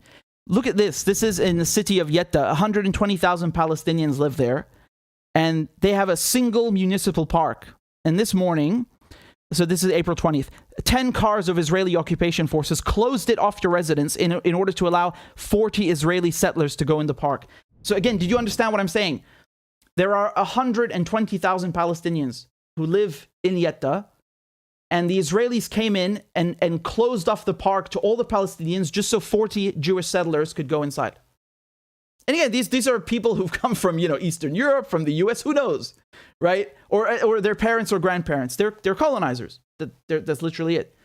And they send the occupation forces with them with the guns and give them this special treatment. And it's straight up discrimination, straight up apartheid, right? And they tell the Palestinians to just leave, and they close off roads, they close off anything they like, right? They're subjecting them to military rule. So when you hear that, oh, there are clashes in Palestine, there's no fucking clashes. This is a military occupation. A guy throwing a stone after you tear gas him is not a clash. That's a guy defending himself from brutality. But, you know, you're not allowed to say that, of course. And look, here you had a correspondent from El Mayadeen. Look how they're harassing her while she's trying to film a report. And this is in Jerusalem, right? الاحتلال بما يعني رغم أنه يضع بالفعل حواجز عسكرية لمنع هؤلاء المستوطنين من الوصول إلى البلدة القديمة، ولكن حتى الآن لم تقم شرطة الاحتلال الإسرائيلي مثلا بتفريق المتظاهرين من المستوطنين الإسرائيليين الذين أيضا يقومون الآن بمضايقتنا. صحيح. لم تقم هذه الشرطة بتفريقهم على سبيل المثال كما. And then they tell you Israel is a democracy, right? Wow. Great freedom of the press. And this, of course, is not taking into account all the journalists that they shot and killed when they attacked Gaza. You know. Ridiculous. Absolutely ridiculous. And here you can see, this is a photograph from inside the mosque, inside the prayer hall, the rubber bullets that they've shot people with. And again, we went over this the other day, but nevertheless, these are fresh attacks, and I wanted to show you that. Now, let's look at a tiny clip. This is from CNN with Amanpour. She spoke to Naftali Bennett, who's the new Israeli prime minister. Let's take a look. Mr. Prime Minister, you say, there I go again. Clearly there's violence. We all watch it. We can see what happens. But let me now quote your own Israeli security people. Again, the context. The West Bank has been occupied since 1967. Settlers are allowed to be there. It is a minority, I know that, but they're there and they are violent, this minority. And it is generally deemed illegal by the rest of the world, the settlers in occupied territory. But that's a background to what I'm going to quote to you. Major General Yehuda Fuchs, who's the commander of your Israeli troops in the West Bank, is he not, Major General Yehuda Fuchs? He said in an interview with the New York Times that he was concerned about what he called settler terrorism and was exerting a lot of effort to avoid it. He said his job is to make sure both Israelis and Palestinians are safe. So if he says that, what is your response to that? No, what you've been projecting is blatantly false. Why do you say that? Overwhelming majority, I'll tell you why I say it, because it's a lie, simply a lie. No, the sir, you can't. Majority You cannot of the say that to Israelis, me. Let me you finish. Cannot tell me I'm lying, Christiane, Mr. Prime Minister. I said a minority of extremists. That's what I said. That's what I said. It's a tiny minority. That's what I said. A tiny minority, and I object the symmetry that you're trying to create here, because out of There's half a no million symmetry. I'm talking about good your Israelis, own generals. Could I finish the sentence, yes. Christiane? Out of 500,000 Israelis that are decent and law-abiding Israelis living in Judea and Samaria, there's several hundred, perhaps even less, who apply violence from time to time. But who's getting murdered? We're seeing Palestinians murder Israelis. We're not seeing Israelis murdering Palestinians. And that's why there's no symmetry here. And I also object, these are not occupied territories. They're territories in dispute. And we have claim to our own place as well as them. I get it. No one's going anywhere. We have to fix territories in dispute. Yeah, just, the United Nations and the whole planet view the West Bank and Jerusalem and the Syrian Golan Heights as occupied. And he's saying, oh, it's in dispute. No, it's legally, like by definition, occupied. It's not an opinion. It's a legal fact. But okay. And I love he says, like, oh, it's Israelis who are being killed. Dude, do you know how many, do you know what the ratio is when there's a war? For example, in 2014, you had, I think it was 50 Israelis killed, the majority of them soldiers, so military forces, and you had, what is it, 2,000 Palestinians killed versus 50. So do you see the difference in the ratio? I'm just double checking because I wanted to make sure. Yeah, so right, so 2,000 Palestinians killed and 67 Israelis, and the majority of them are soldiers. 67 versus 2,000. And he's talking about of the recent events, right? He's talking about the shootings that you had in Tel Aviv and so on. And you had, I think, 14 Israelis killed. And he then told all the Israeli occupation forces to go on the offensive. And they went and shot dead 15 Palestinians. They shot dead a mother. They shot dead all kinds of people that have literally nothing to do with their so-called counterterrorism. But just by being Palestinian, you're a terrorist, according to them, right? So this is so disgusting because they've been occupying Palestine for 70 years now. Overwhelming majority of the people being injured and being killed are Palestinian, and he sits there and lies about this, and he changes the subject, right? She's talking to him about settler violence, and then he starts referring to the shootings. I mean, he didn't say it, but I know that's what he's talking about. It's quite ridiculous. And again, do you know where Naftali Bennett is from? The Israeli prime minister? He's from the U.S. So you have an American running a colony in Palestine, and Palestinians are refugees, are displaced, are treated like third-rate citizens on their own land. Very nice, right? Very democratic.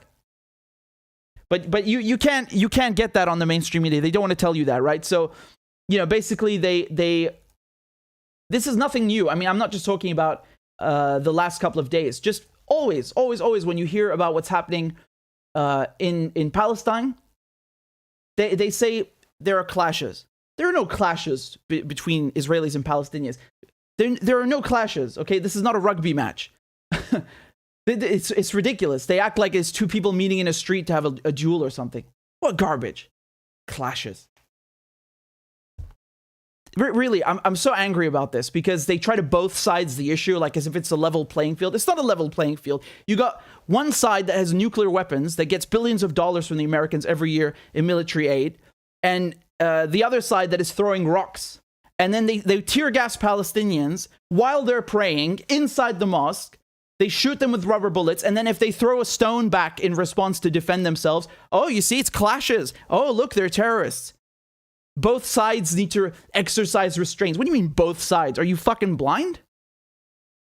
They're beating up journalists. They're beating up worshippers. They're beating up women. Everybody's getting whacked. They beat up this man in front of his children, right? And this thug, he just whacks this Palestinian woman for no reason and literally breaks her arm. Where are all these defenders of women's rights? Where are all these champions of feminism? Where's your outrage? Huh? The women in Palestine, they're not good enough for you? These women, they're Muslim and Arab, so they don't matter? Do you know how insulting that is to walk into a holy place while people are praying in Ramadan, beat them up, handcuff them, throw tear gas? That building's been there for it's timeless, for thousands of years, and they smash the windows open like it's a Toyota or some car. I mean, this is the second year in a row that they do this, and last year a war broke out because of it. Can you imagine if Palestinians were coming into a synagogue and tear gassing people while they're praying? The whole planet would be outraged. And they would be right to be outraged. So where's the outrage here? Why this double standard? It's not clashes. It's not both sides. It's one side oppressing the other. And again, I don't know who needs to hear this, but when you walk into a mosque and you shoot people with rubber bullets, that's not a clash. That's brutality. That's oppression. And they're acting like it's a rugby match or something, right? And when they do this, they're covering up Israeli crimes. Make no mistake, when the media, when the Western governments, they say that these are clashes and both sides need to exercise restraint, they're actively covering up Israeli crimes. They're acting like it's a level playing field. It's not a level playing field. And again, Palestinians, they've been dispossessed of their land.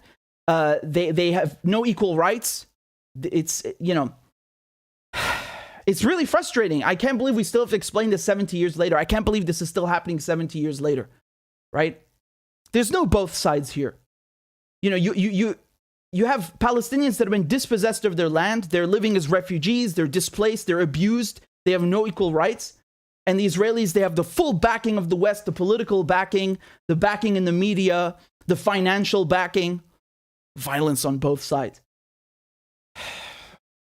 You got a guy in riot gear. You got a gang of thugs in riot gear coming into a mosque and shooting people with rubber bullets. And then they say, how dare you throw a rock in self-defense? How dare you throw a rock after being tear gassed during prayer? Right? It's this whole slave mentality. Like, how dare you defend yourself? Shut up, you terrorist. Be quiet. Sit down and accept the abuse. Or we will call you a terrorist and we will beat you even harder. So everything the Palestinians do is wrong. Everything they do is unjustifiable. Everything they do is terrorism. And everything the Israelis do is justifiable. Everything they do is valid, right? Whether they bomb a UN school or they shoot people with rubber bullets during the prayer, there's always something to justify Israeli behavior. Always, right? And you see how shameless they are? They know they're being filmed. They know that there are people filming this and everybody's seeing this, and they still beat people up anyway. They do it like, yeah, what are you going to do about it? What are you going to do about it? Israel is still going to get money and weapons from the US. We're still going to get protected in the press. What are you going to do about it? That's so disgusting. It's so shameless, really. I want you to take a good look at these images because this is what oppression looks like. This is what colonialism looks like. I don't care what they taught you in school that colonialism finished in 1945. That's bullshit. You're seeing it right now. You're seeing it right now. And they do this. They keep doing this because they feel emboldened. They know nobody's going to punish them. You think the US is going to sanction Israel? They know that no matter what they do, the Israelis, they will always have Western support. There's no both sides in this. There's one side being oppressed and there's one side doing the oppressing. And this garbage when they say, oh, well, this is happening during Easter and Ramadan and Passover. They are all coinciding and it's increasing the tensions. Get the hell out of here. There are no tensions between Muslims and Jews and Christians. There's tensions between colonizers and colonized. Do you understand that? Arabs, we have Jews, we have Christians, we have Muslims. There's no problem between us. Colonizers from Europe are the problem. Do you understand that? You're going to act like there hasn't been oppression in Palestine for 70 years, right? What was happening then when these things weren't coinciding? Ridiculous. The only tension is between colonizers and the colonized. Get that straight.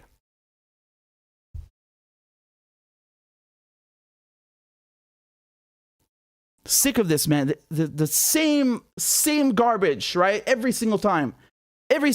Oh, it's both sides. Oh, it's there has to be a restraint. Get the hell out of here. They want Palestinians to be, subdued and just shut up and accept and tolerate everything. It's ridiculous, really. You have no shame.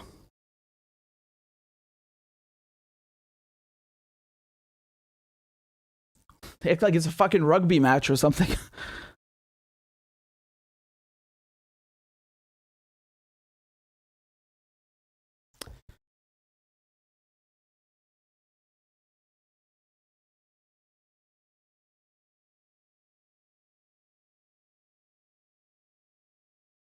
Sorry, I think Philip sent this like an hour ago or 2 hours ago. Thank you, Philip. I appreciate it.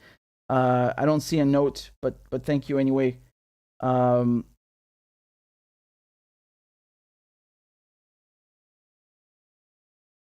just going through your comments, and thank you, Crazy Puppet. Crazy Puppet says, sorry, chat. I said me highs, but this printer requires my full visual attention. But listening to Richard is great anyways. I'm not sure what printer you're referring to. If you're struggling fixing a printer, I feel your pain. But is that what you're talking about? In any case, I appreciate it, Crazy Puppet. Thank you. Let me give me a second just to see your comments, guys, because I've been talking. I haven't. Oh,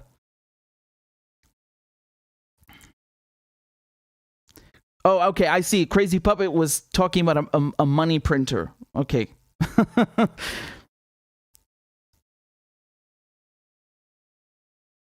Michael says water is widely characterized as being wet. Patrick says send humanitarian aid and stop sending weapons. Yep.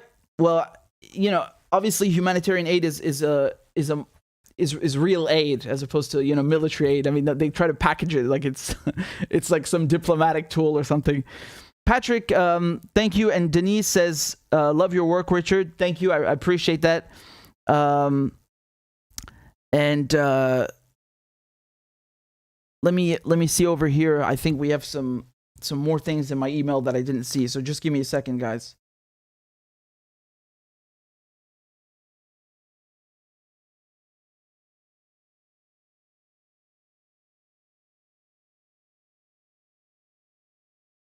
Great.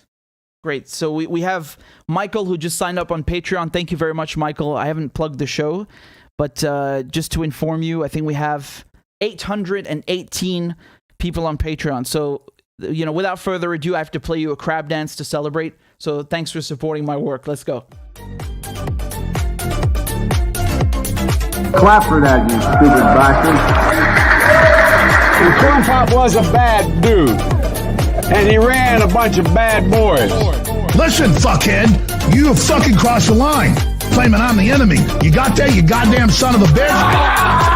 I don't give a fuck what you think, bitch. Good morning. Sunday morning. Cut that bitch off. Thank you for Iron Dome, which is a technical marvel. والله انت كلاب بصراحة يعني. ماشي نشتغل عادي. We lied, we cheated, we stole. China.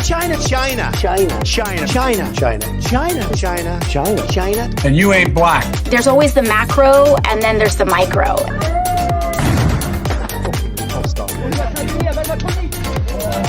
Do not come. Do not come. I'm gonna come. You talking to me? Ladies and gentlemen, I'll have two number 9. The number 9 large. we got him. Why you texting? Why? You're getting nervous, man. Calm down. It's okay. Okay. Suck my dick and choke on it. I yield my time. Fuck you.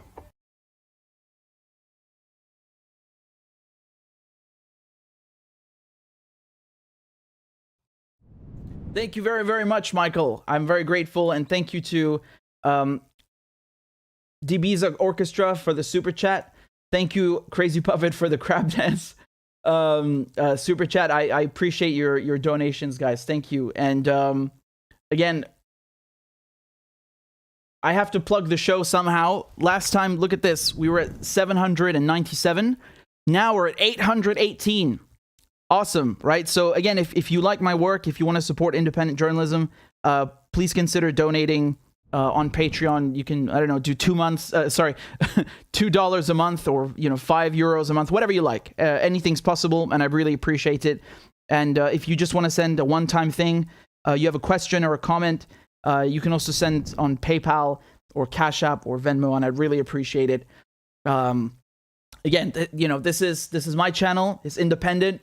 And I've been doing this now for, I think it's unfair to say the amount of time, because it is a short amount of time. But there's, I've been blessed and graced with a lot of success, and of course that's thanks to you guys. So, I just wanted to say that I couldn't do this without you. And if you can't donate, it's not a problem. Even if you just tune in and watch, that's the most important thing. So thank you for, interacting with the video. That helps the channel immensely as well. That's not something, you can buy or whatever. And I'm very grateful for your support.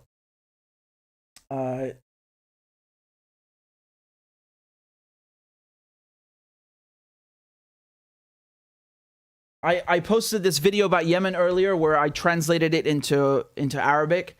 The reason I've been doing this is because, I've done the work, right? And the work is there. I just wanted to reach more people. And of course, this is something about Yemen. So it concerns the Arab world. And I think it's important to have it translated because, me and Amir, we're both Arab, and we released the report in English, but it's important also to have it in the released in the Arab world. And in any case, I put that up and it's there, so you can watch it if you want. Thank you very much to Jose. Jose says, "Death to corporate media." Amir says, "Us Iranians have the back of Palestinians. Much love from Cali. Let me know how I can help. I can translate Farsi if you need it." I would love that. Sometimes I see people translating my videos, again, into Farsi or other languages. That's a huge honor for me. And if you have the time, please send me, any video that you want to translate. My email is rmedhurst@protonmail.com. And if you do translate, if you'd be so kind just to put the timestamps, because then it makes it easier to just drop it into YouTube automatically. And then I can render it as well. That's very kind of you. And I absolutely agree. The Iranians really have the Palestinians back. More than Arabs, right? You would think that Arab countries would support Palestinians the most.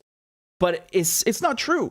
It's not true. Look at Saudi Arabia. Look at their behavior. Look at the behavior of the UAE, of Bahrain. They don't support the Palestinians. They're stabbing the Palestinians in the back. And the Iranians are not even Arab. But they have compassion for the oppressed.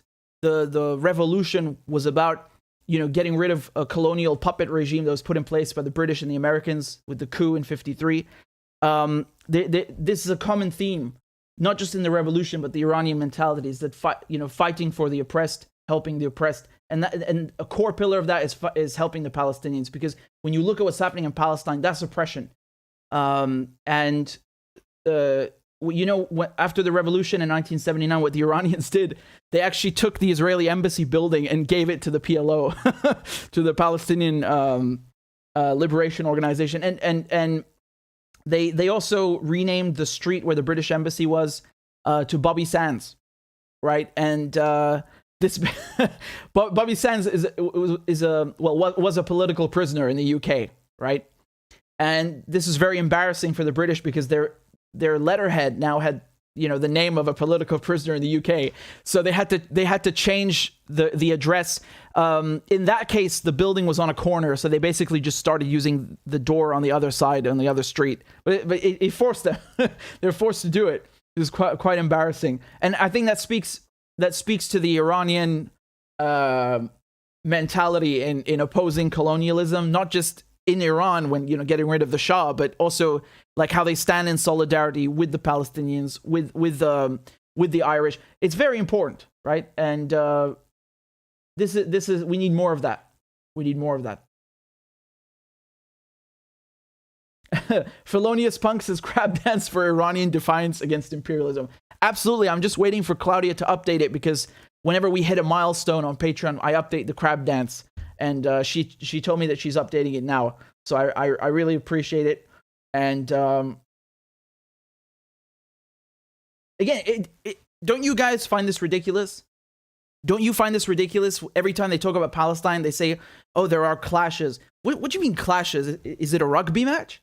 You got one side with nukes, with billions of dollars, with the full backing of the West. They're coming into a mosque and shooting people with rubber bullets and tear gas while they're praying during Ramadan, and you call that a clash? Somebody threw a rock in response to being tear gassed during prayer, and you call that a clash? It's not a clash. There's one side doing the oppressing, and there's one side that's being oppressed. Don't get it twisted. The media want to paint a completely different picture. They want to make you think it's a level playing field, right? It's like one army against another army. This is complete lunacy. The Palestinians don't even have a military budget. They are living under a foreign military occupation that's created by the British, that's bankrolled by the Europeans, by the Americans, and treating them like second, third-rate human beings, right? They don't even have equal rights. It's apartheid. They have no respect for the Palestinians. Jew, Christian, Muslim, doesn't matter. And you want to tell me this is a clash? And even when the Israelis are bombing Gaza, the Palestinians don't even have an air force. You're telling me that's a clash? They're bombing an open air prison with American jets. You're telling me that's a clash? You're going to come here and act like it's a level playing field? Do you see how they go through all these reaches? They do these mental gymnastics just to avoid telling you the truth. Because if they told you the truth, that this is an occupation, you have a colonizer and people who are colonized, then the whole dynamic changes. Then you start seeing what's happening in Palestine for what it really is.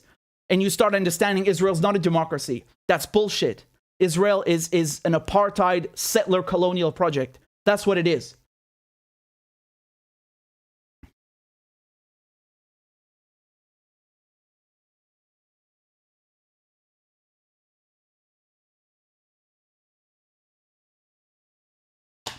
Really, really angry about this, man. Anyway, just give me a second. Did you guys see this whole story with libs of TikTok? Did you see what happened? Do you want me to go through it? I've got something ready for you.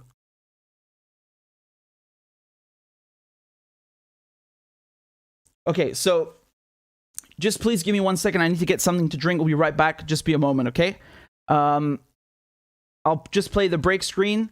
We'll be back in 1 minute. I am once again asking for your financial support. A is for All men and women created by go. You know the thing. B is for I'm beginning to see why your wife left you. C is for Corn Pop was a bad dude, and he ran a bunch of bad boys. D is for Don't worry, I'm so serious. Children, I love to hear them. E is for An excuse to walk by the dealer and say, no, I'm not going to be a mule. I got something to do. I got to go do boom, boom, boom. F is for Time friend, and she's a friend. She's been my friend in and out of public life. G is for Go to Joe 30330. H is for Hairy legs that turn blonde in the sun, and the kids used to come up and reach in the pool and rub my leg down. I is for I'm a Democratic candidate for the United States Senate. J is for Just look at the record. I have President Biden, Vice President Biden. Well, I tell you what, if you look at my record and you still doubt about my commitment, then you should vote for somebody else. K is for I got kids jumping on my lap. And I've loved kids jumping on my lap. L is for The lion, dog, face, pony soldier. M is for Make sure the television, make sure you have the record player on at night, the phone. Make sure the kids hear work. N is for NATO. O is for The only African-American woman that's ever been elected to the United States Senate. P is for Poor kids are just as bright and just as talented as white kids. R. All right, I'm back. I'm still thinking about this Israeli behavior. You know how they really disrespect our women. Yeah. All those videos I showed you, and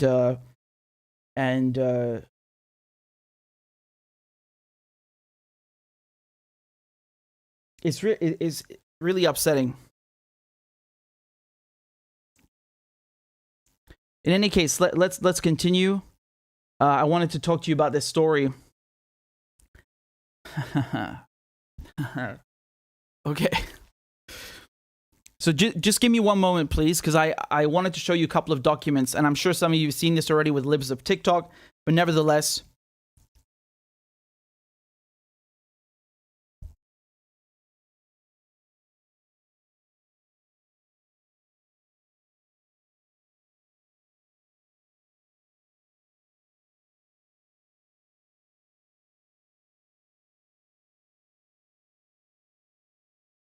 Here we go.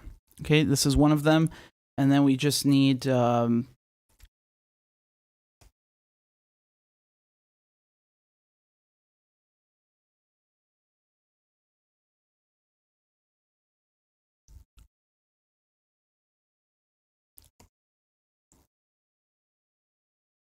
Okay.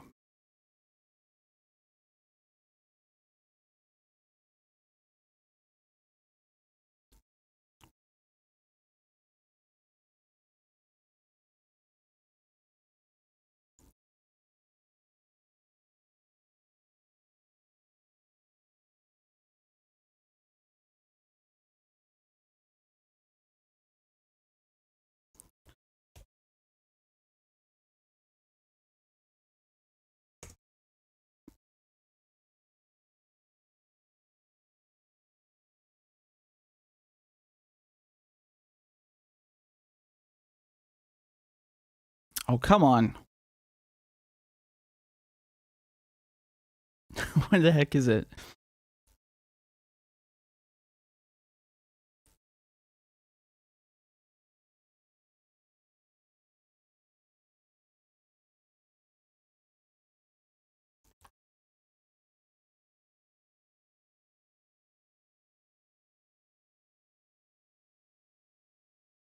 Okay, well, there's one thing I wanted to show you and I can't find it. It doesn't matter. Let's just continue. So,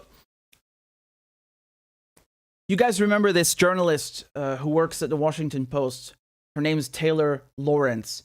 And you remember how a few weeks ago she was crying about how people are harassing her online because of her work. And, you know, they were saying mean things about her family and she had to remove all of her pictures. Let me just play you that clip, and then I'm going to tell you what she's done just yesterday, which, I mean, the hypocrisy is quite staggering. Just to jog your memory, take a look. Friends, his loved ones. They have photos. Wow, these are all photos of your family members. Yeah. Children. Yeah. They'll threaten children. They'll threaten my parents. I've had to remove every single social tie. I had severe PTSD from this. I contemplated suicide. It got really bad. You feel like any little piece of information that gets out on you will be used by the worst people on the internet to destroy your life. And it's so isolating. And terrifying. It's horrifying. So do you know what she did? You see, she's saying, well, people online will use any bit of information to attack you and so on. She did exactly that. So she put out this article in the Washington Post. It's called Meet the Woman Behind Libs of TikTok, Secretly Fueling the Rights Outrage Machine. Now, Libs of TikTok means liberals of TikTok, which is the app, and it's a Twitter account. It's called, here it is, it's called exactly that, Libs of TikTok. And all this account does, essentially, is repost, rather. It takes videos from TikTok posted by liberals and puts them on Twitter and makes fun of them, right? Not in all cases. From what I've seen, it's sometimes just posting it with no comment, but certainly also criticizing it. And the idea behind it is like, oh, let's go make fun of liberals because they're so ridiculous. Look at this video that they put out and so on.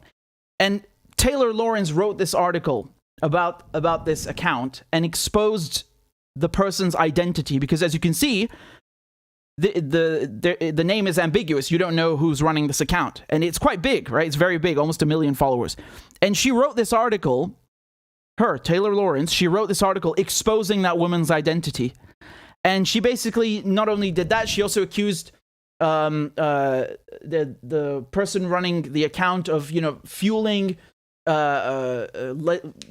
hatred against LGBTQ+, trans and gay people, and saying that this legislation in Florida was fueled and helped, encouraged by the things that were posted on this account, and saying that, the proof that this Libs of TikTok is supporting the right wing in America is that Tucker Carlson shows some of its videos sometimes on television.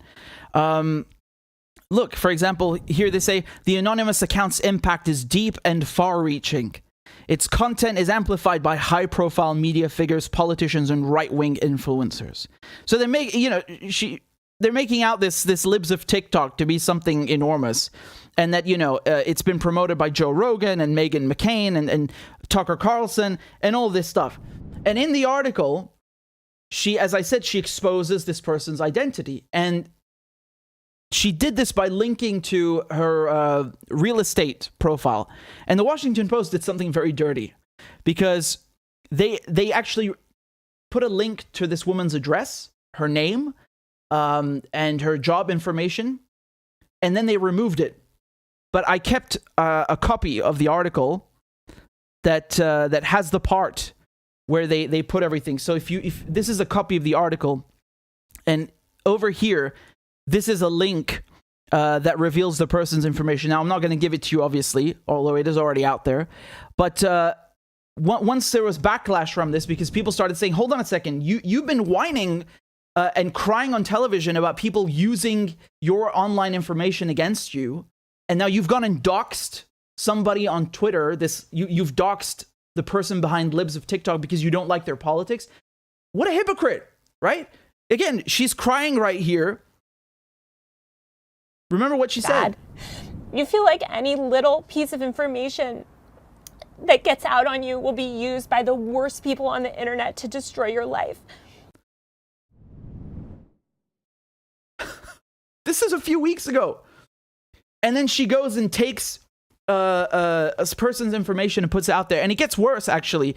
She literally showed up to this person's house. As you can see here, Libs of TikTok, they posted that she, meaning Taylor Lawrence over here, she literally showed up at my family members' homes. And there was a picture even of Taylor Lawrence, basically standing on the other side of the door with her phone like some stalker. They just showed up to her address. And you can see in the article, she admits that she tried finding all her information. So Taylor writes that when a reporter called the phone number registered to Rachik's real estate profile and libsoftiktok.us, the woman who answered hung up after the reporter identified herself as calling from the Washington Post. A woman at the address listed to Rachik's name in Los Angeles declined to identify herself. So again, she not only published this person's information, but even went to their house and their family's house, basically harassing them. And this is incredible to me because it's not only extremely weird that you have somebody at the Washington Post, which is a huge newspaper, right? One of the biggest in the world, with so much media power, dedicating all of this effort, all of this time, just to go and find the identity behind some random Twitter account. You know, in the past, journalists used to dedicate such platforms and such energy to investigating government crimes, right? Crimes of corporations, of government agencies, of intelligence agencies, not random people on Twitter. But now we're in an atmosphere where having the wrong politics, in this case, you know, being against liberals, makes you a target as a private citizen. And they're justifying this, right? Because ever since you had Donald Trump, ever since Trump became president, you had this coalescing of the Democratic Party of neoliberals with neoconservatives and the intelligence agencies, right? So they just, you know, full on embracing authoritarianism. And basically anybody who disagrees with us, you're a Russian spy. You should be investigated. Censor this person. Deplatform that guy. And so this atmosphere has been continued and passed on. It still exists today, right? If you have the wrong politics, they will try to destroy you. So instead of going after the government agencies, the real power centers, right?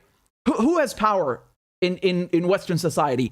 The government, the corporations, and the intelligence agencies. That's where the real power is. Instead of going after these power centers, what journalists do now is go after random people on Twitter. I mean, this is obscene, right? Posting someone's private information. This is really ridiculous. And now you have people saying, well, that's not true because the person behind Libs of TikTok, her name is Raychick.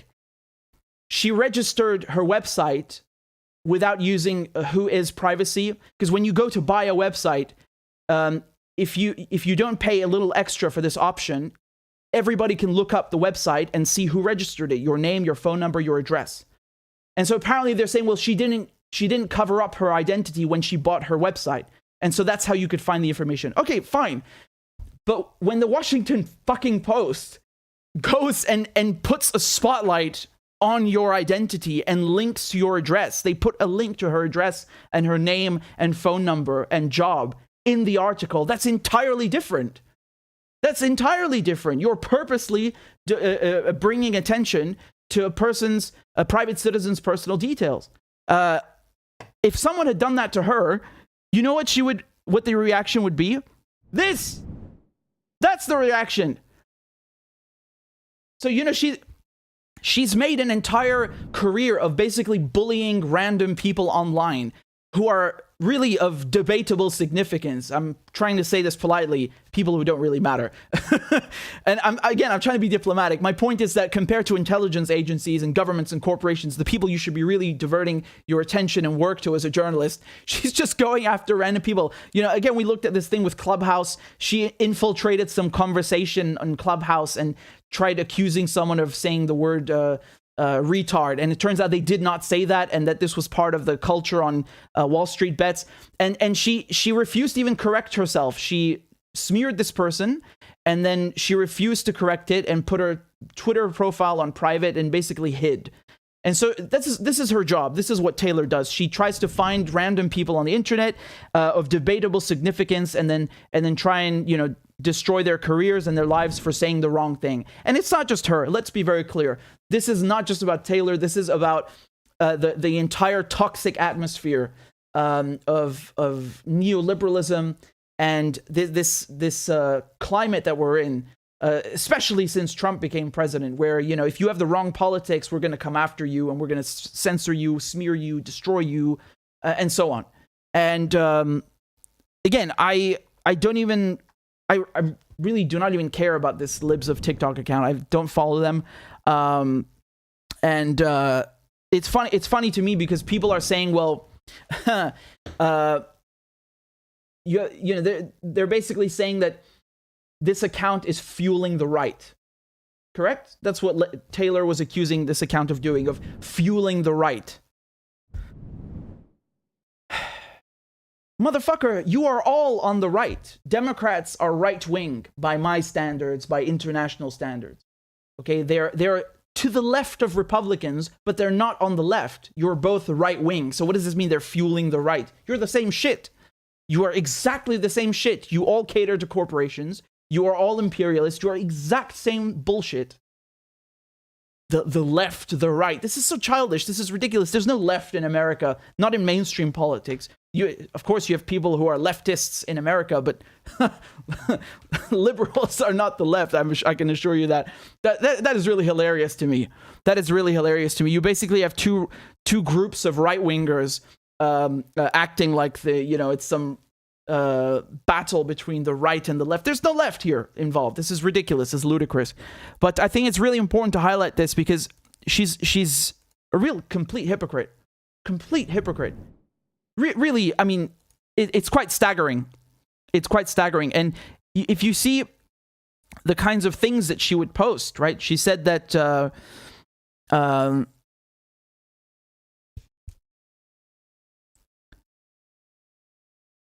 after my whole family was doxxed again this morning, trolls have now moved on to doxing and stalking any random friend I've tagged on Instagram. They're posting their personal details of my friends and sending threatening text messages with, I noticed you are close to Taylor Lawrence. Hold on a second. You literally just doxed someone. Dox means, exposing someone's personal details, their address or so on. So she wrote an article doxing someone and then she's saying, oh, people are doxing my family. Yeah, it's not nice. Why did you just do it then to someone in the Washington Post? I feel like my brain's going to explode with this kind of stupidity. Like, this hypocrisy is something else. It really is. And the Washington Post put out this statement. Let me read it to you. They said that Taylor Lawrence is an accomplished and diligent journalist whose reporting methods comport entirely with the Washington Post's professional standards. Yeah, it looks like it. Chaya Raichik, in her management of Libs of TikTok Twitter account, and in media interviews, has had significant impact on public discourse, and her identity had become public knowledge on social media. We did not publish or link to any details about her personal life. Well, that's not true. Again, that's just not true, because they did link to her personal details. They absolutely did, and then they removed the link. I'm going to show you right now. Look at my screen. This is the original article over here. Do you see how there's a link in blue over here? Sorry, I'm just going to remove the orange so you can see properly. Do you see how there's a link here on real estate salesperson? This is the archived article. Now, if you go to their website, the link is gone. They removed the link because this was her personal information. So they're lying. They did link to her personal information, and they quietly removed the link. I just showed you the proof. I have it right in front of me. So they're complete liars. And honestly, there's a funny part here. Look what she said. In the article, she says, the online influencer Glenn Greenwald has amplified libs of TikTok to his millions of Twitter followers. Online influencer? Excuse you. So Glenn Greenwald is an online influencer now. Wow. For those of you who are not aware, although I'm sure if you're watching, you're aware, Glenn Greenwald is the journalist who broke the Edward Snowden story, that the NSA was spying on everybody and conducting mass surveillance, which is one of the biggest stories of this century, literally. And he broke the car wash story in Brazil about corruption and Lula. So... And this, I'm just talking about the two biggest ones. There are other, of course, prominent things that Glenn's reported about, and he's been a journalist for many years now. So she's trying so hard not to call him a journalist when Glenn is 50 million times more accomplished and recognized than her. Most people have no fucking clue who Taylor Lawrence is. Everybody knows who Glenn Greenwald is because he's a journalist. He's a consequential journalist, unlike her. This is gutter journalism, what she's doing. This is crap. This is something, you wouldn't even wrap fish and chips with. This is like the Sun or the Daily Mail. Garbage. Utter garbage. And the fact she's trying to denigrate Glenn Greenwald. Again, I think Glenn wrote something. He said this is like being called a war criminal by David Frum.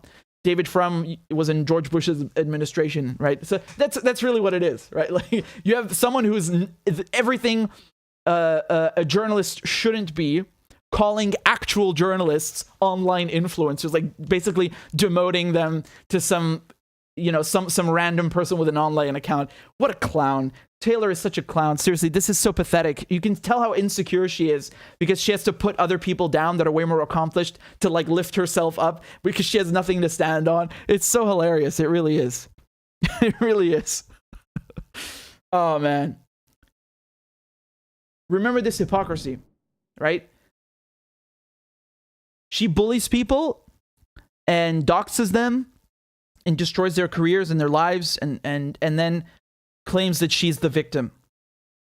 I mean, that's usually what bullies do. They cry when they're caught. And that's what Taylor's doing.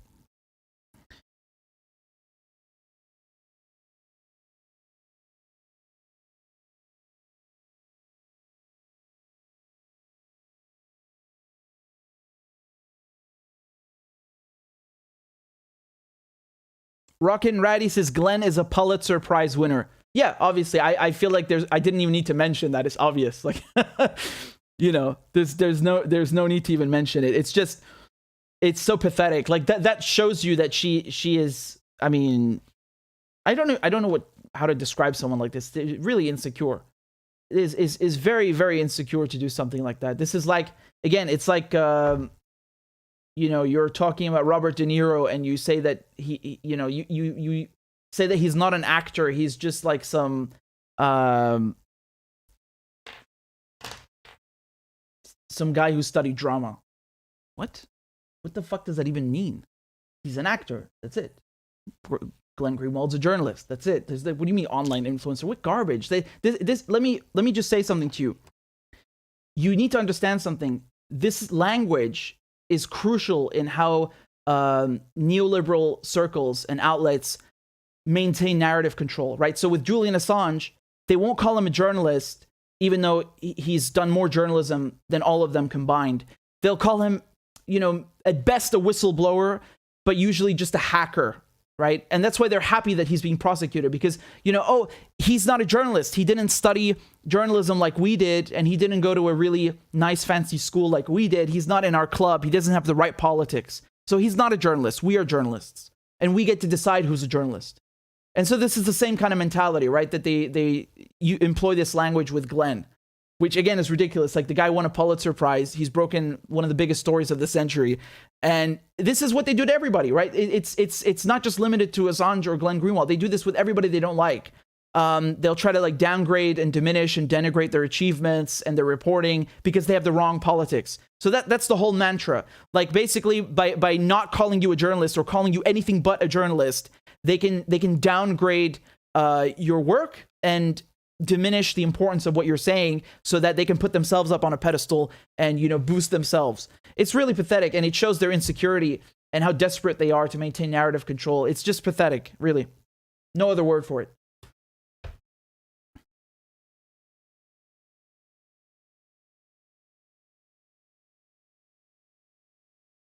In any case,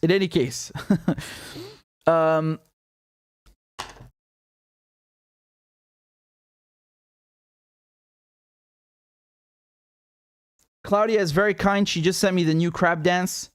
So I'll play that for you in just a second. I'm just going to download it. And again, that stuff with Assange really pissed me off yesterday, man, because this, you know, when the extradition hearing was taking place in the Old Bailey, do you know they had him in like a glass cage? It was basically a glass cage. And, you know, I understand the reasoning behind it. If you have someone who's violent, like, okay, let's say a mass murderer or something, fine, I get it. Oh, yeah, or a serial killer, I get it. You put them in something where they can't just, you know, lunge at a lawyer or somebody in the courtroom. I get it. But a fucking journalist, you're putting him in a glass box like he's some serial killer rapist or something. What is that? What is that? That's so disgusting and denigrating, you know? And can I tell you another thing? When Assange is in court, he's sitting alone next to a prison guard or a policeman. So he's not even sitting with his lawyers. He's not allowed to sit with his lawyers. So again, that shows you how they're treating him worse than they would treat a murderer or otherwise, right? So I mean, even the fucking Nazis at Nuremberg, who are the scum of the scum, and they were allowed to speak at the trial. They were given even translators. I mean, even they were treated better than how they're treating Assange. And Assange is obviously nowhere. I mean, we're not trying to compare him. I'm just saying in terms of how the trial is going, it's ridiculous, right? They give war criminals better treatment. They give Nazis better treatment than a journalist. It's obscene, right? It's really disgusting.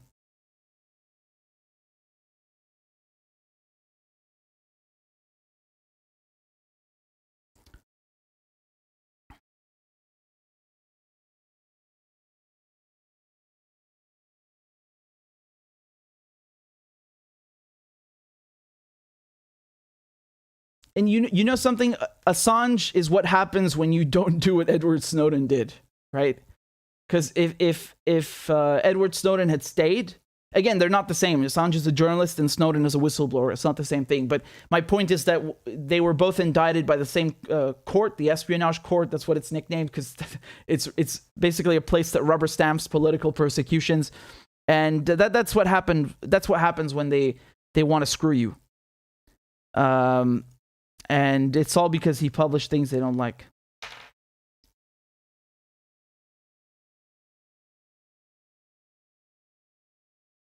All right. Give me a second. I've got the new crab dance. Thank you to Claudia. Lovely. I'm excited to see it because this is new for me as well.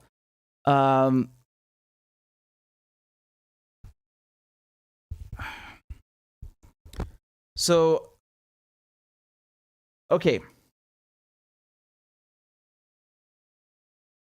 By the way, guys, let me know what you want me to cover next time.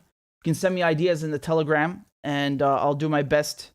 Usually, I'll already have what you're thinking of in store, but you can let me know. In any case, I have to plug the show. I got to pay the bills somehow.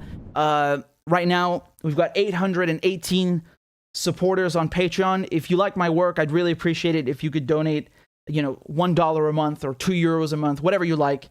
And you can do that at patreon.com. I'll put the link.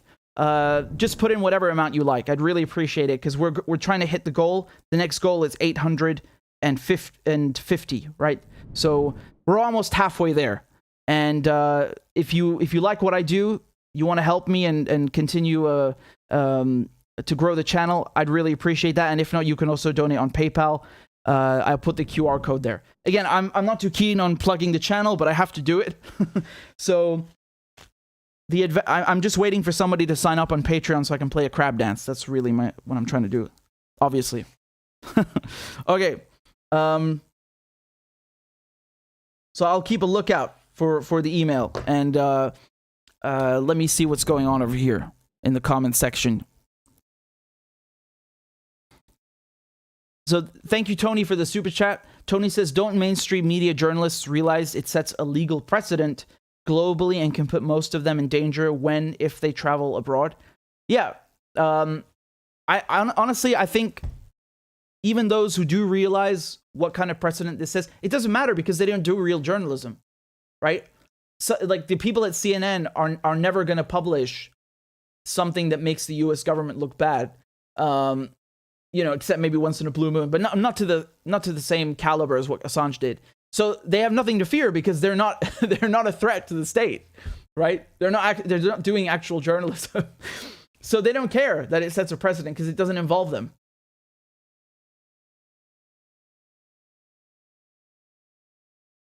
Does that make sense?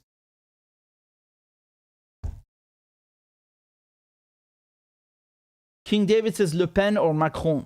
Ni l'un ni l'autre, Mélenchon. I wanted to talk to you about Mélenchon, about the elections in France, because he's proposed an interesting plan to have him elected as prime minister. So you have a term in French politics, c'est la cohabitation, basically to have the president from one party and the prime minister from another. And of course, this is obtained through the legislative elections, which will be in June. And he's asking people, elect me as prime minister, because it's really the prime minister who should be driving the country's politics, like traditionally speaking. And he believes that he can accomplish a lot more by being elected prime minister. Again, he came this close to moving into the second round, the final round against Emmanuel Macron. He lost by barely 1% to Marine Le Pen, which is crazy how close he came. I wasn't expecting that. But it really speaks volumes. And Mélenchon's program is really the best. It's the most complete. It's the fairest. And, it's a shame he didn't get into the final round, but I think, like he says, he can do a lot by becoming prime minister. In any case, I'll do a separate segment on that so we can go through it a bit more thoroughly. And, yeah.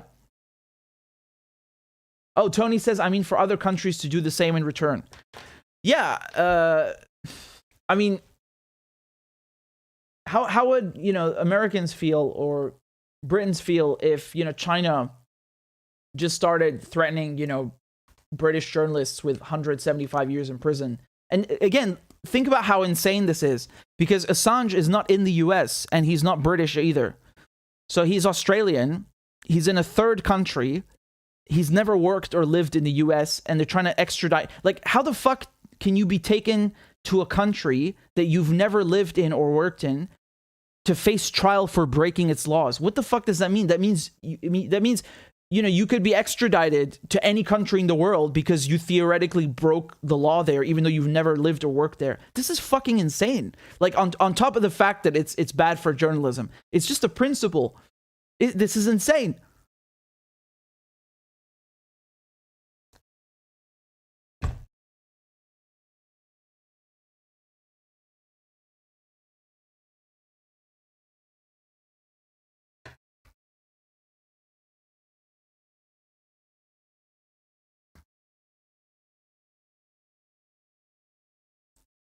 I don't remember exactly where Assange was when he published all these files, but he was in Europe. He wasn't in the US. I think he's been to the US once in his life on holiday, on vacation when he was young.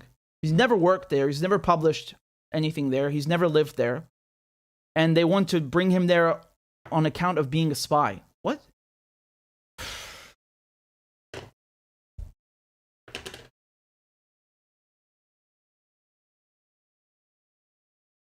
Thank you, Lloyd, very much for signing up to support the show on Patreon.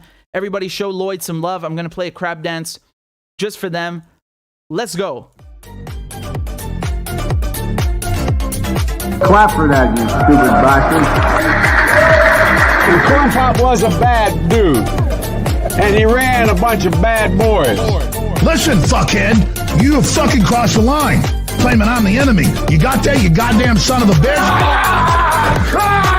I don't give a fuck what you think, bitch. Good morning. Sunday morning. Cut that bitch off. Thank you for Iron Dome, which is a technical marvel. والله انت كلاب بصراحة يعني. ماشي نشتغل عادي.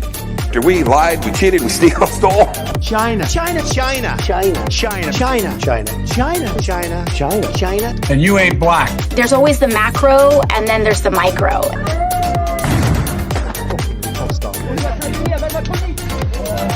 Do not come. Do not come. I'm gonna come. You talking to me? Ladies and gentlemen, I'll have two number 9s. Number 9 large. we got him. I told myself, I know it's not. I've fallen and I can't get up. Why you text in? Why? You're getting nervous, man. Calm down. It's okay. Suck my dick and choke on it. I yield my time. Fuck you.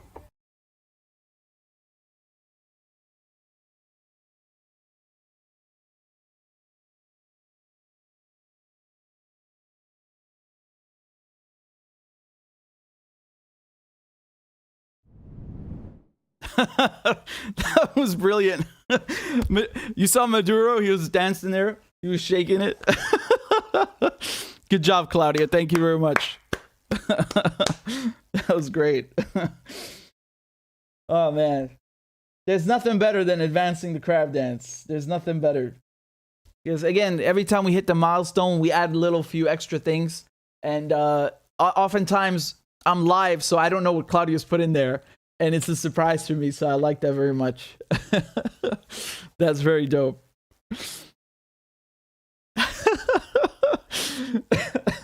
Excuse me. Oh man. Yeah, speaking of Zelensky, I saw some stuff where people are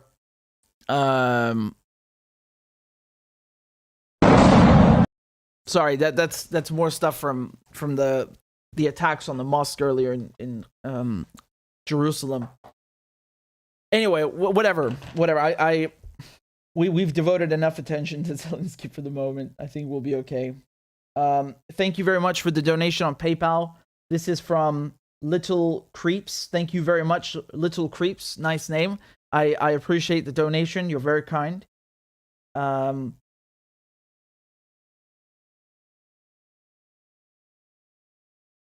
Oh, thank you, Loophole, for joining on Patreon, for supporting my work. I'm going to play Crab Dance for you. Let's go. Clap for that, you stupid bastard. And Corn Pop was a bad dude. And he ran a bunch of bad boys. Listen, fuckhead, you have fucking crossed the line. Claiming I'm the enemy. You got that, you goddamn son of a bitch? I don't give a fuck what you think, bitch. Good morning. Sunday morning. Cut that bitch off. Thank you for Iron Dome, which is a technical marvel. والله انت كلاب بصراحة يعني. ماشي نشتغل عادي. We lied, we cheated, we stole. China. And you ain't black. There's always the macro, and then there's the micro.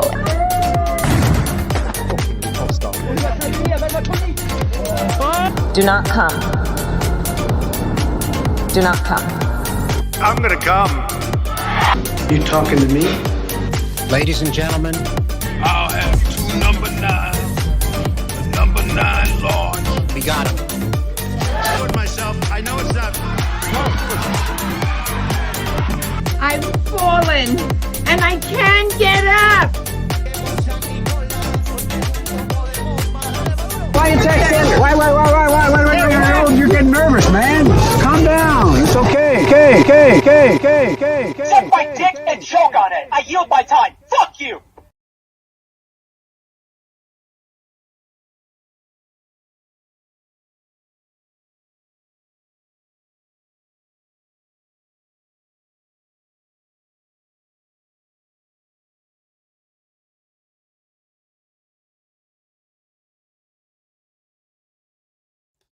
Sorry, I was getting something to drink. That's if you see a short break, a black screen after the crab dance, it's usually what's going on. So, yeah. Thank you guys very much. You're very kind. I'm glad you're enjoying the crab dance.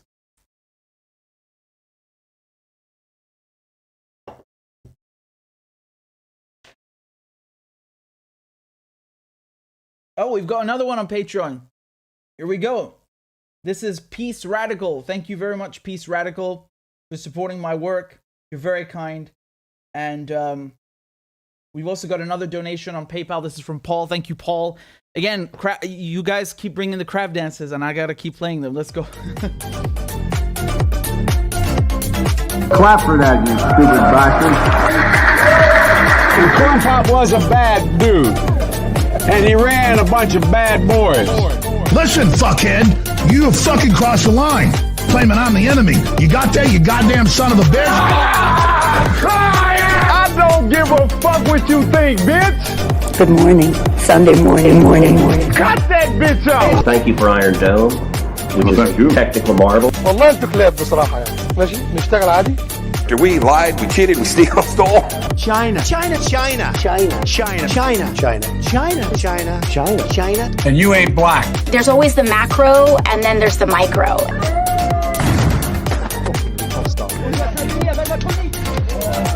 Do not come. Do not come.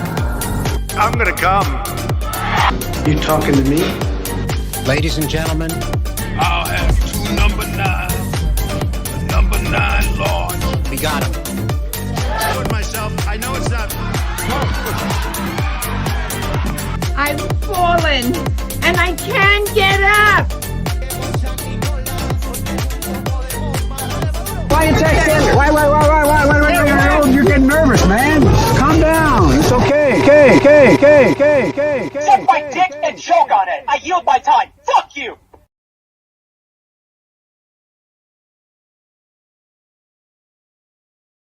Let's go. Again, I'm so grateful to you guys. Thank you for supporting independent journalism. This is the spot for international relations. Don't play yourself. Ask people in the comments. So I want to bring you up to speed on what's happening in Ukraine. Let's take a look. And thank you, Anna, for the super chat. Says, thanks always for the brilliant coverage. Do you have any comments on the Gonzalo Lira situation? I did a whole segment on him just, I don't know, about 2 hours ago on this live stream. So it will be up on the channel, well, when we're finished right now. But I went through the whole thing, don't worry, because I certainly wanted to cover that. And I hope he's okay. I really hope he's okay. So, all right. Let me bring you up to speed on what's happening in Ukraine. Here's a headline from LBC. Surrender or die. Russia gives chilling ultimatum to Ukrainian troops in Mariupol. So as you guys know, Mariupol is a crucial port city in Ukraine. And they've been fighting over it for the last couple of weeks. You remember we were live and we were seeing developments about 2 weeks ago that Russia had taken Mariupol. Well, not exactly, but it looks like that's just about to happen. It's about to fall. And this is what's happening. So Al Jazeera reporting the same thing. Russia says it opened a corridor for Ukrainian forces to leave the steel plant in the southeastern Ukrainian city. We're talking about the Azovstal plant. So this is, again, one of the key points in this battle. Okay? Now, the Russians were telling them all who lay down their arms are guaranteed to remain alive, and that troops will be able to withdraw from the steel plant without exception, without any weapons, and without ammunition. Now, just briefly, this reminds me a little bit of what happened in Syria. Again, Russia was fighting on the Syrian government side, and they basically told people who lay down their weapons that they would put in these they'd be put in these green buses and taken off to Idlib, and that worked relatively well as a plan. Whether that's what they intend on doing here, I really don't know, because Mariupol is not just a key port city; it's home to the Azov battalion, the neo-Nazi militia and group, which is incorporated in the Ukrainian armed forces. And when Putin was saying, "Oh, we're gonna denazify Ukraine," well, this is their stronghold. So how's that going to work out? Do they really intend on taking prisoners? Here is from Al Arabiya. Chechen chief Kadyrov says that Russia controls the Azovstal plant. Mariupol is ours. So again, this is April 21st. This is the latest now. So Kadyrov, who's the head of Russia's Republic of Chechnya, said that Russia's forces have seized complete control of the Azovstal steel plant, the main remaining Ukrainian stronghold in the besieged port city of Mariupol. He said that Mariupol is ours. The city's been taken completely and irrevocably. The administrative building of the Azovstal metallurgical plant, which is of particular strategic importance, has been taken under control, and the entire adjacent territory has been cleared. So again, I'm glad 2 weeks ago we waited, because people were reporting, "Oh, it's over, they've taken Mariupol," but that wasn't true. There was still weeks of fighting, right? And Kadyrov said that the remaining Ukrainian soldiers who are sheltering in the plant alongside civilians are blocked under thickness of concrete and iron on the territory of the plant. And then Russian President Vladimir Putin claimed victory in Mariupol and called off an operation to storm the Azovstal steel plant. According to the defense minister, Shoigu, Russian troops were 3 to 4 days away from seizing control of the plant, but Putin called off the offensive. He ordered that the plant be blocked so that even a fly can't get out. And of course, in the Western media, well, the way they've been reporting this is saying that Putin is losing and he's not able to do it, and this change of strategy shows that he's weak and so on. Again, I'm just telling you what both sides are saying. You can make of it what you will. Just going back to the map over here. this is Mariupol. Everything in red is under Russian control. And you can see this. This is the plant that we're talking about, the Azovstal steel plant. The last stronghold, the last remaining bit. Here, this is posted by Fiorella. She said, these are videos of citizens of Mariupol on the atrocities of the Azov nationalists. On April 19th, residents of districts near the city were evacuated to shelters. The rescue thanked the DPR, People's Militia, so that's Donetsk People's Republic, and the armed forces of the Russian Federation for liberating them from Nazis. Let me zoom in so we can read the subtitles properly. Мы находимся в Безыменном, за моей спиной пункт временного размещения. Да, сегодня привезли людей из районов, вплотную прилегающих к Азовстали. Люди вышли по зеленому коридору, все без исключения благодарят военнослужащих Донецкой Народной Республики, а также военнослужащих Российской Федерации за помощь, а также с ужасом вспоминают те дни, когда в их дома пришла украинская армия. Батальон Азов, да, вообще свирепствовал. Хотел с сестрой пойти набрать воды. Вот. Зашел в дом, чтобы взять веревку. Элементарно маленькую такую веревочку, где-то метров 18, 20, ну, срезать. Вот. Я не полез там ни в холодильнике, ни в шкафы там. Вот. Просто забрать веревку. Мне начали угрожать расстрел. Вот сестра шла с мужем. Вот, они пошли к себе в дом, ну, в дом до мужа, забрать продукты, покушать. Забрали вещи, вот, забрали продукты, еще и мужу ударили берцами по ребрам. Вот. Кухню разломала, баллон газовый сломала, воду нам все разорвало, еды нету, ну и что? Умирать с голоду. И, короче, решили пойти. И вот пули летают, снаряды рвутся, а мы с флагами аккуратно и дошли. То есть вы услышали информацию по радио? По радио, да. Слава Богу, что хоть что-то. Первое радио появилось. Мы слушали вас долго, музыка там была еще. Хоть как-то расслаблялись, с детьми танцевали. Погреб 2 на 2 и 55 дней сидеть, это кошмар. Ми сиділи як у мухи, тому що дома рушились, горели. Ми вже не... I want to show you something. Take a look at this video. This is in front of the main administrative building of Azovstal, and you can see DPR national militias and Russian forces basically celebrating the victory. This is footage. Можем сказать, что Мариуполь, город, полностью очищен со стороны Азовсталя. Это административное здание Азовсталя. Спецоперация по уничтожению и очистке Мариуполя сегодня, можно сказать, завершено. Указание президента страны. Here's something from the Telegraph. Look what they said. Ukrainian soldier holed up in the Azovstal steel plant has said that it is better we die with weapons in our hands than surrender to Russian forces. So again, this is what I was talking about a few minutes ago, where I'm not really sure this idea of come out and surrender is going to work, because both sides are not really, I don't think either side is really keen on, or let's not say keen, but I don't think either side is really fond of the other right now, to put it very mildly. You guys know Klitschko, the former professional boxer. Look what he wrote over here. I mean, it's a video, but look at the caption first. He's talking about what's happening in Mariupol, and he says orcs are storming and destroying, by all means, Azovstal. Again, orcs is basically it's a derogatory term, racist even, you could say, against Russians. And you saw that video from the Azov battalion where they posted it on Twitter. Actually, it was the Ukrainian armed forces, but again, Azov are part of them, where they were greasing their bullets in pig fat to shoot orcs. So basically, they're using this interchangeably for Chechens and Russians, and he's using the same language. Very, very interesting, right? Мариуполь. Символ самоотверженной борьбы и несломленности украинского народа. Разрушенный, растерзанный, без света, газа, воды, еды и медикаментов.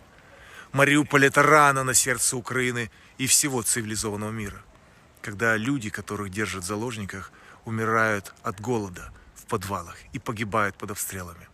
Когда жители увозят в фильтрационные лагеря на территорию агрессора. И это все происходит в 21 веке, в центре Европы. Украинские воины ценой неимоверных усилий, раненые, измученные. And we were talking about Putin, speaking about this. Here's the video. Take a look. It's also from the Telegraph, and it's also translated. Предлагаемый штурм промышленной зоны считаю нецелесообразным. Приказываю отменить. Это тот случай, когда мы должны думать, то есть мы всегда должны думать, но в данном случае тем более, о сохранении жизни и здоровья наших солдат и офицеров. Не нужно лезть в эти катакомбы и ползать там под землей по этим промышленным объектам. Заблокируйте эту промышленную зону так, чтобы муха не пролетела. So, the estimates are that you have about 1,000 to 2,000 people stuck inside the steel plant. Here, this is from Telesur. So you can see what they're saying. Russian troops managed to fully control the Ukrainian city of Mariupol, although there are still some 2,000 neo-Nazis and mercenaries holed up in the area of the Azovstal metallurgical plant. Here's a video from Mariupol, the mayor of Mariupol. Let's take a look at what he was saying. He says that there are about 1,000 civilians. He estimates 1,000 civilians are sheltering inside the steelworks where the remainder of Ukrainian troops are holed up. 100,000 local residents currently remain in occupied Mariupol. While it is difficult to count them in Azovstal, by our estimates, between 300 and 1,000 Mariupol residents are currently sheltering in Azovstal today. Today, people gathered. More than 200 Mariupol residents are waiting for the evacuation. Whether it happens or not, they have assembled. Somebody came up to them and informed them that there will be a personal approach applied to who will be evacuated. Women with children first, then women without children, then the elderly. Here you have, this is from Reuters as well. Ukrainian fighters hold on as Putin claims victory in Mariupol. So again, you can see the situation now. I'm just giving you what both sides are saying, what the Ukrainians are saying, what the Russians are saying, and the Chechens. So, I mean, just by looking at the map and the videos that they've posted, they've effectively taken control of the entire area. It's just the steelworks that's left. And I think given the fact that you have civilians in the steelworks, according to the mayor of Mariupol, who we just listened to, that's probably why they don't want to raid it or attack it, because it's just not worth the risk. And we'll see how they deal with this, because like I said, in Syria they had this idea of, well, if you come out and lay down your arms, we'll ship you off to Idlib. It worked obviously there are a lot of times it didn't work, but my point is that right now in Idlib you have 20,000-30,000 fighters. Not all of them came for the green buses, but the majority of them. So it is a solution, but that was in Syria, and Russia was there, but we don't know how they're going to handle this here. I think in this case you're basically besieging the steelworks. At one point or another, they're going to have to come out. They're going to run out of food. They're going to run out of supplies. They're completely surrounded. There's no way. Why bother attacking it, right? You're just wasting ammunition. You're endangering your own troops. And most important of all, civilians. Because if you're the Russians and you want to give the impression that you're really just only going after military targets, you have to avoid killing civilians. This is perhaps one of the easiest cases to avoid killing civilians, because you're already in control of the administrative buildings in the entire area. There's just no point of going into for one metallurgical plant, even though it holds enormous strategic value. Don't get me wrong, but just by besieging it, you're gonna have people surrendering in the end. Now, me personally, I just hope the civilians get out, because that's really the most important thing. Here's from the Washington Post. You can see they say Mariupol survivors, dazed and exhausted, describe horrors that they endured. As the buses from Mariupol arrived one by one, the shell-shocked... Bloody hell, don't worry. Give me a second. I'm going to refresh this just so it works. 1 second. I think it should be okay now.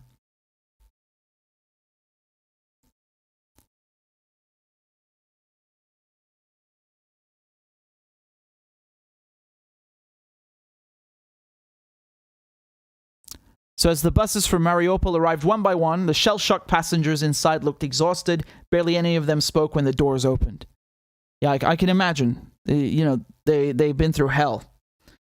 They're escaped. So the article continues. Their escape from the shattered Ukrainian city over which Russian President Vladimir Putin declared victory Thursday, even as his advisors acknowledged that thousands of Ukrainian fighters were still holding out there, felt like a miracle, one woman said. The convoy of vehicles, the first to be granted safe passage by Russia in almost 2 weeks, was meant to include scores of vehicles. As it was, only 4 buses arrived in the southeastern town of Zaporizhia, 140 miles north of Mariupol. The rest held up as night fell by Russian checkpoints along the route. So, basically, this is what you call a human corridor, right? Where you agree with the other side, either directly or via third party, that, this route, this street, this highway, we leave it alone and only civilians are allowed to get out, so that when the fighting resumes, you minimize the number of civilian casualties. And this is something you see, this is not unique to now or something new. But that's obviously what's been organized, that basically let's get the civilians out and risk minimizing those losses. But they're saying there's only been 4 buses so far. Again, this is all the latest news. Everything's being updated as we go along. So we don't know how long that's going to, by how much that's going to change. But right now, according to the Washington Post, they're saying it's only been 4 buses of civilians, right? When I was talking about green buses in Syria, it's something else. I'm talking about the fighters in that case. Here, we're talking about civilian buses that are being evacuated.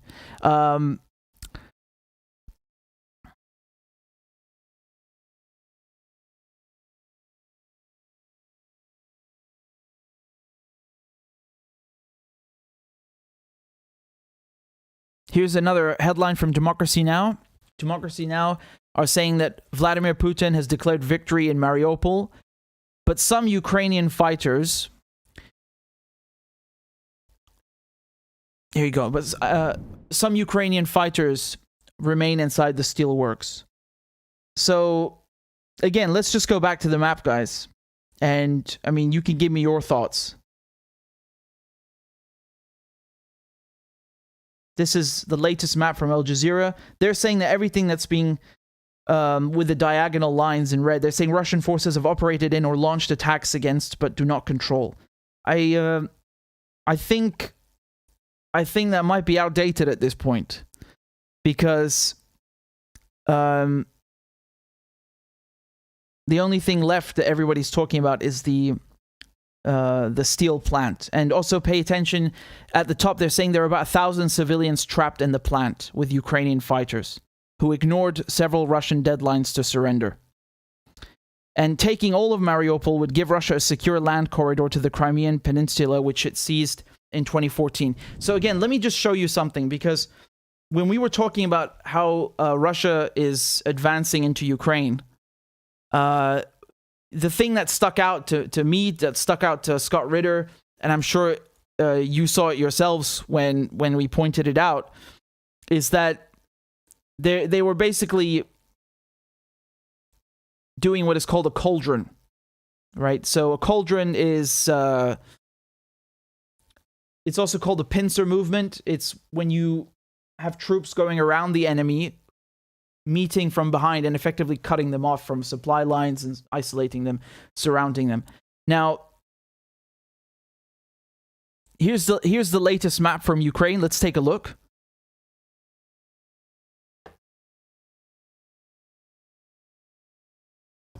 So they've gained more territory from what I can see. And the thing that Al Jazeera was pointing out just now which is so important, as you can see, that taking Mariupol would give Russia a secure land corridor to the Crimean Peninsula, right? So just going back to the map, here's the Crimean Peninsula, and do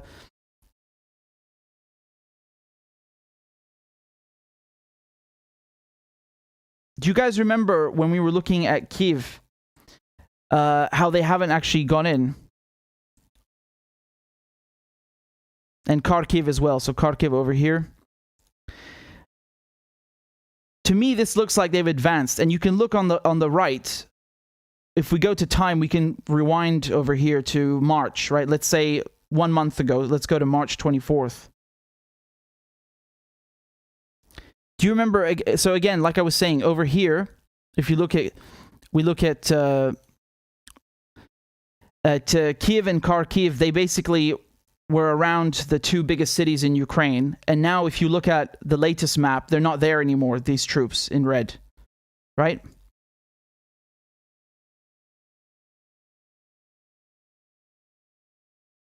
So it's shifted a lot. That's quite the difference. And again, this is after you had the Russians basically saying that they're going to change strategy, right? And so you have less troops from the top here in North Ukraine, but if you look in the east and the south, you have a larger concentration of troops here. So I don't know what's going to happen to this cauldron, because it doesn't look like I completed it at all. But if you look at on a tinier scale,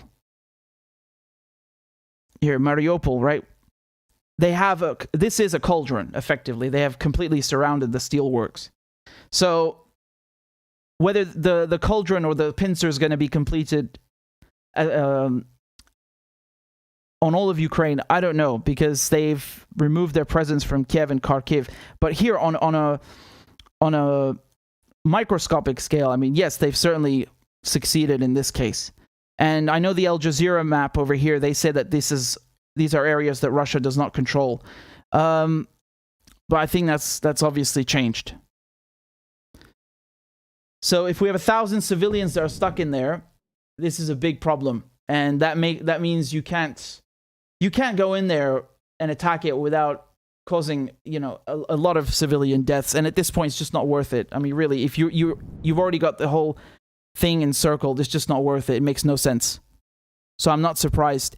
But again, I really hope the civilians get out safely, because right now you have 5 million Ukrainians that have fled, 5 million refugees.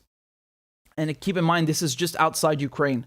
You also have millions that are internally displaced, like in every conflict. So that should always be the priority, right? And the big thing is, when are we going to have a diplomatic settlement? Because it's been 2 months now.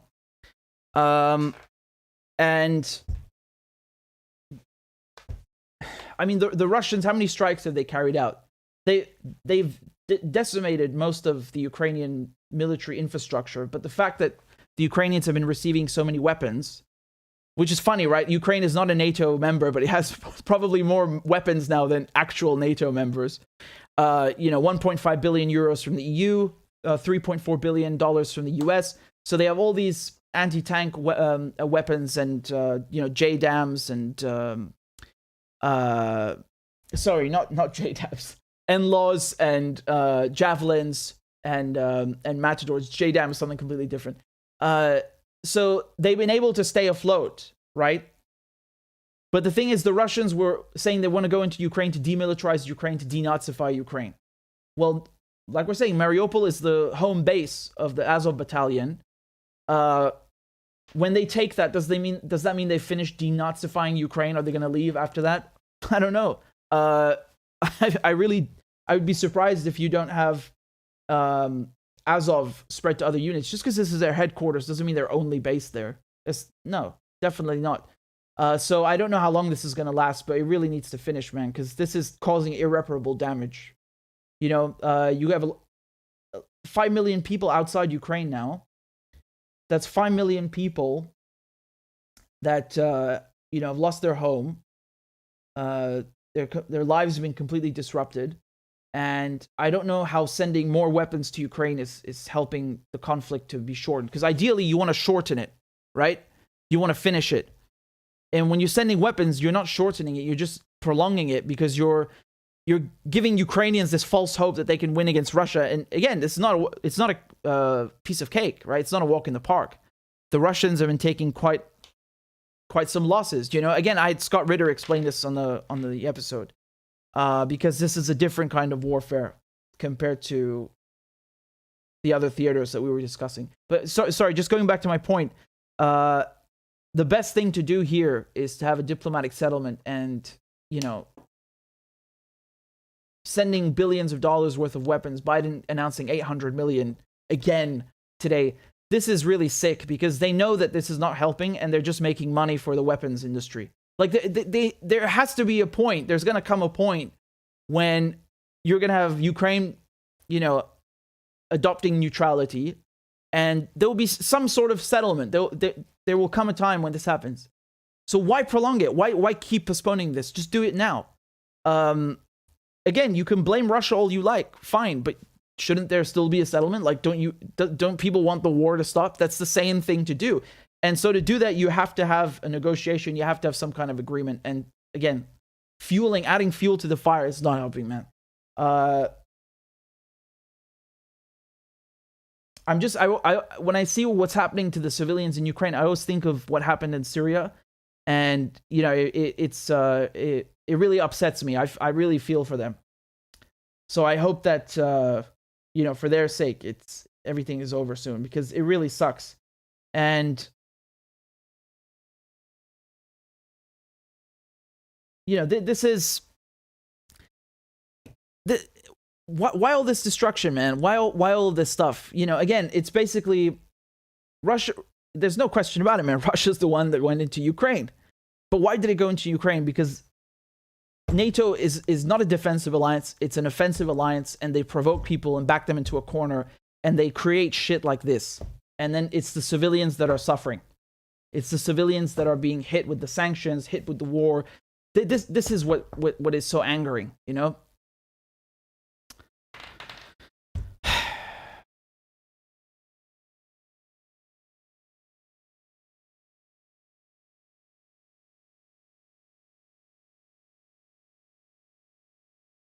So I just gave you all the latest on what's happening in Mariupol, and that's all the information there is right now.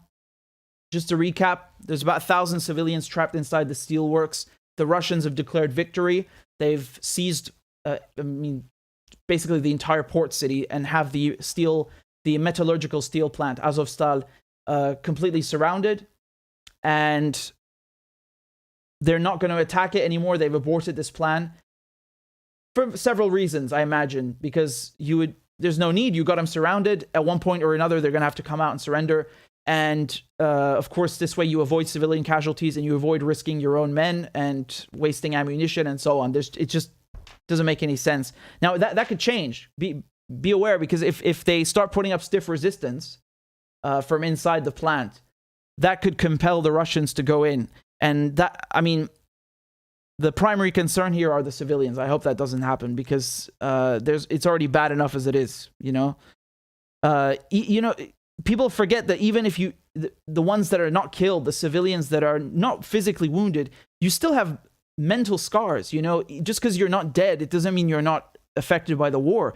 Yeah, there are tons of people who are going to have PTSD, who are going to have depression and anxiety because of this. So that's something really serious. And I feel like when people talk about war, they don't take this into consideration. We always talk about X number killed and Y number wounded, but nobody talks about how many have mental scars and mental health issues that develop, that are provoked and arise because of this. That's also a casualty. That's also a consequence, a detrimental consequence because of the war. I think that should be taken into account. I think it's very important. It's just as important as the physical casualties that they would normally count, the wounded, basically, or killed.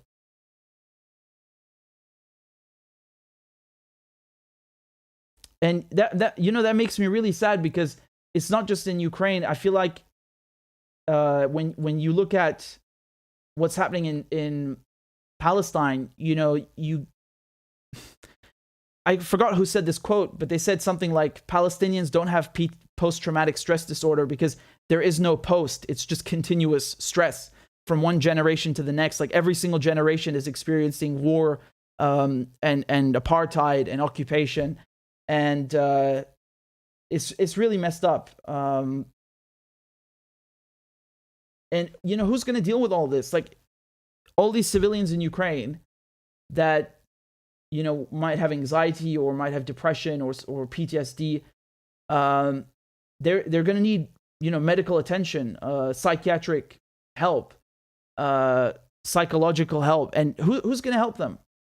You know, how do you help so many people on such a massive scale from a war? How do you do that in Palestine? How do you do that in Syria? How do you do that in Iraq? We're talking literally tens of millions of people that survive these conflicts, and they have long-lasting effects, and I think it should be taken more seriously.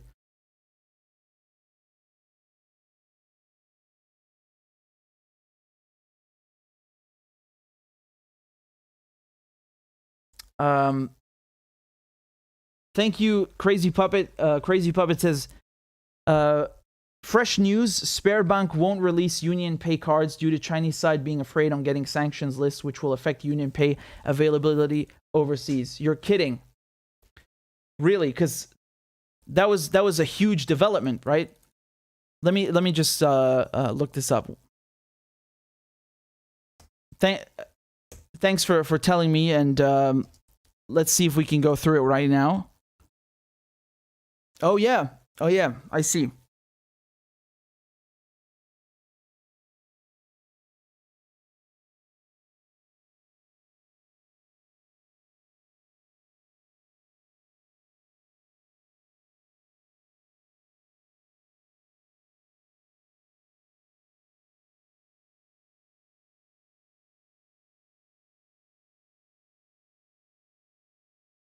It's weird because I'm seeing an article from Financial Times, and look at what they're saying. Just take a look. So here, this is what you just told me, that China's Visa MasterCard alternative backs away from Russia. So they're talking about Union Pay. Union Pay is backing away from Russia. But this article from the Financial Times, which came out also today, they're saying that Russia reaps reward of domestic payment system after Visa and MasterCard withdraw. That's exactly what I told you. Have I not been saying this shit for weeks? I told you that MasterCard and Visa, they handed their market share on a silver platter to Mir and Union Pay, although it looks like maybe that won't be working out with Union Pay. I'm just confused because they're not mentioning Union Pay withdrawing. I guess this article didn't take that into account. I don't know, but let's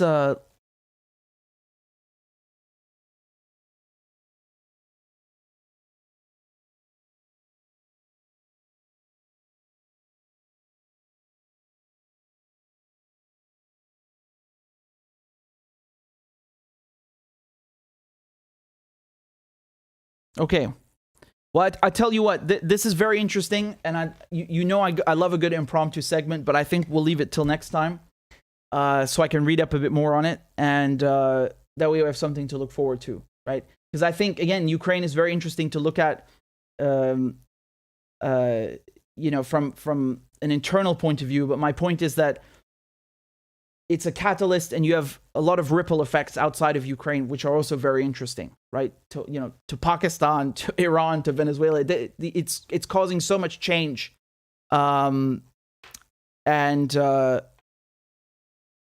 it really serves as a catalyst, I think. So, in any case, I'm gonna keep I'll keep this for next time, and thank you for telling me about it, Crazy Puppet. I appreciate it. Angel Claudia, can we get a Saakashvili eating his tie to the crab dance, ex-president of Georgia? Pretty please, I'm a big fan of crab dance. Well, I think we'll have to oblige you. We'll have to oblige you then and get it done. All right, guys. Well, again, if you're new, please let me know right now in the comments and how you found the video. I'm actually curious. Did YouTube recommend it? What happened? How did you find the channel?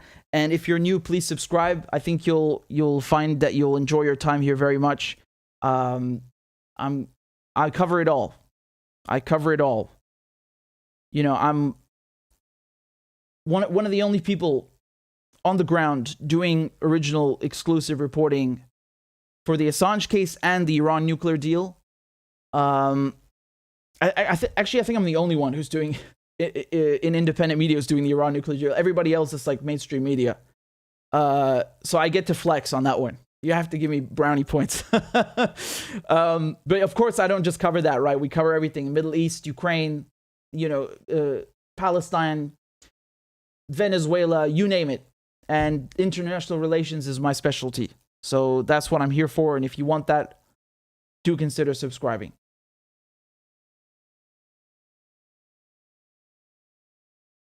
Oh, Grom says Instagram video. Is that how you found the channel? That's great.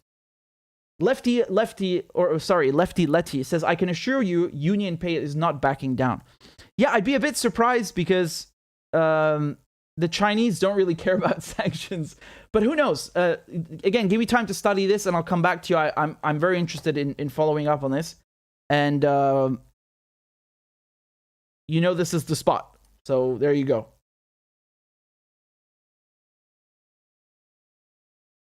Thank you, Gamer and Ganja for life. I appreciate that. And thank you, Alexei.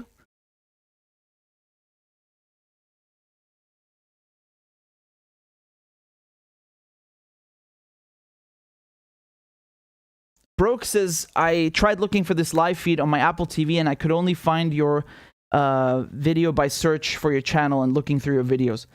Well, I'm glad you found it. And I'm glad you're here, but I wish they would make it easier to find the videos. Do you guys know what happened? I published this video on YouTube about this Israeli thug, you know, beating this Palestinian woman. And I was saying, look at this oppression. Look at how all these, you know, so-called defenders of women's rights, they don't say anything because she's Palestinian. She's being beaten by an Israeli, right? And they hid the video. I can't find it. They've censored it, and they have the thing that you have to sign in to confirm your age. Why are they so afraid of the truth? Why do they keep age restricting? Like, do you see how fucked up this is? Like the violence itself, beating a Palestinian woman, that's fine.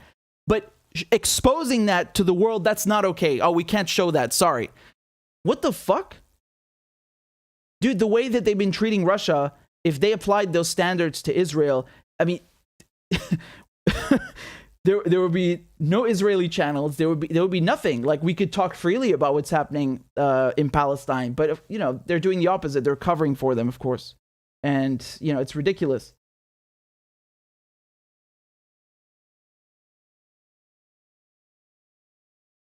Crazy Puppet says the Union Pay is still on the Russian market. It just won't allow spare bank assets to tie into it. So Russia will have to allow Chinese bank to open branches. I see. Okay. That's good. Because they'd be crazy to back down, right? that headline from the Financial Times is correct, man. Russia is reaping the reward of domestic payment system after Visa and MasterCard withdraw. Now, again, that's not strictly about Union Pay. We have to remember that Russia has the Mir payment system, which I think they started developing after 2014, right? And it's used mostly for domestic things, but they're looking to expand it with Iran and Venezuela. It's pretty cool. Thank you, Car. I appreciate that very much. Thank you, Mikiko. Says, I appreciate your channel. Your videos are very educational. I'm very glad that you find them informative, and I appreciate that. Thank you, Jan.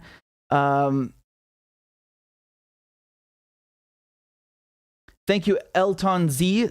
Elton says, Russia defeated the Nazis, and this is how Europe thanks them. This is a historical betrayal. Oh, absolutely.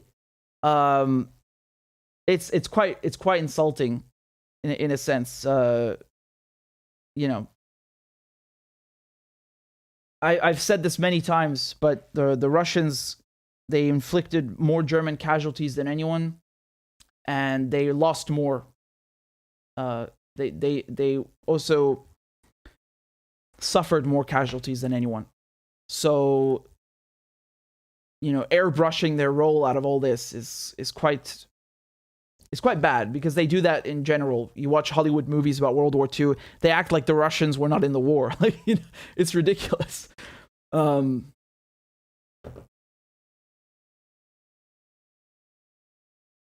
Corn Pop says, greetings from Bosnia. Thank you for your amazing work. That's great. Much love to Bosnia, and everybody's tuning in. We have Zebel who says, sending love from Iran. Much love to Iran. It's really great. I love seeing all the places you guys are tuning in from. It's really, really nice. You're very kind. There's something, again, this is really obvious. This is really obvious. It's so obvious that I didn't say it. But you do realize that the Biden administration, right, which refuses to cancel student loan debt, and they refuse to give you health care, they refuse to raise the minimum wage, just completely all around garbage. They're sending billions and billions of dollars to Israel to oppress Palestinians, to occupy Palestine and occupy Syria, and they're sending billions of weapons to literal fucking Nazis in Ukraine, knowing full well the weapons will fall into their hands, just like they fell into the hands of Al-Qaeda in Syria, just like they fell into the hands of ISIS in Iraq, just like they fell into the hands of the Taliban in Afghanistan. They know full well what's happening. If I know this and you know this, then they know this. And they're screwing their own citizens. Every single basic thing that most American allied countries have in Western Europe, Canada, like universal healthcare, free college, just the things that give you basic dignity in a society, they deny you. No healthcare, no student debt relief, no form of proper respectable wages where you feel you're earning a living. Nothing. Screw you. This money is going to the weapons manufacturers. You know why? Because the weapons manufacturers are your government. Lloyd Austin, the defense secretary, who's really the offense secretary, he literally worked, he was a board member at Raytheon, right? Till the day that he became defense secretary. So this guy has a vested interest. He has a financial incentive to wage war. It is good for him and his buddies to make sure the war in Ukraine continues as long as possible. This is just one person. I'm just telling you about one person. And that should be concerning enough, that you have somebody who comes from an arms manufacturer as the defense secretary. Of course, he's not the only decision maker. Everybody in Wall Street, everybody in the military-industrial complex, they are running the government. That's the real power center. And so they're screwing their own citizens. They tell Americans, screw you, you can't have the basic things that other countries have. No form of relief whatsoever in terms of student loan payments, healthcare. No, sorry. Raytheon can have this money, and we're going to line their pockets, and screw you. Wow. Really nice, right? Sounds like a great deal. Tell me, how is this any different from having Bush? How is this any different from having Trump? Biden is now ballooning the military budget even higher than it was under George Bush and Donald Trump. Can you imagine? Trump already raised it to the highest it's ever been in modern times, and now Biden is raising it even further. It's so funny. They always have money for wars. They always have money for corporations to serve their corporate masters. They never have money for good things. Weird. Very weird.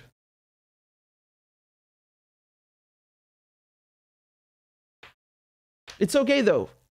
There will be food shortages and higher gas prices and higher food prices. It's okay though. It's for democracy, right? Because Ukraine is obviously a very, brilliant, shining democracy. You know, banning opposition parties, arresting opposition leaders, consolidating the media, hunting down journalists and bloggers. Very democratic, right? This is, I mean, this is the pristine, the prime example of a liberal democracy.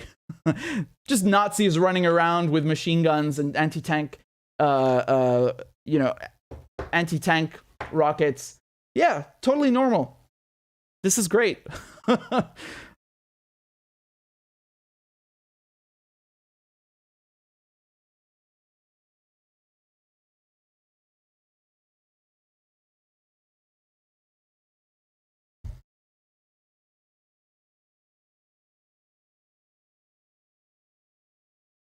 Putin's price hike.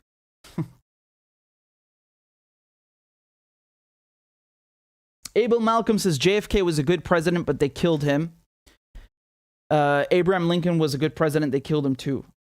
Yeah, I mean, I don't know if you could say JFK was, an angel, but he certainly seems much better than his successors.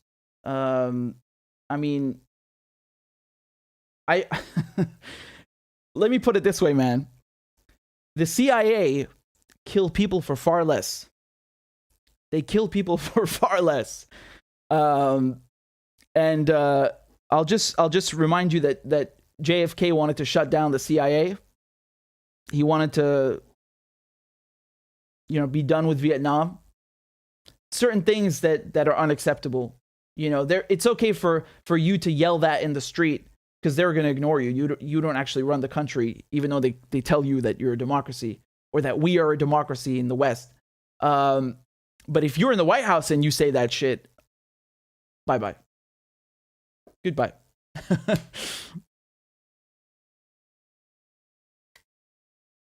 And you know what's funny to me? It's like, even to this day, even just contemplating this, given that we know for a fucking fact that the CIA assassinate people and they coup countries, like all over the place. Like just raising that's like a conspiracy theory. What? It's so ridiculous. It's like, this could never happen here. We're a democracy. Like just contemplating the idea that there could have been a coup or, something orchestrated or involvement of the deep state. Like, this is lunacy. How dare you? This is a democracy. We don't do those things. It's so funny, right? It really speaks to the level of brainwashing.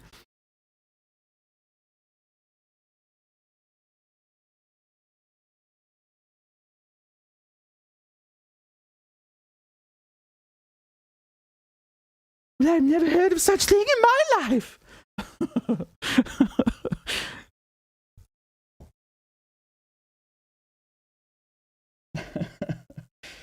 Oh, man.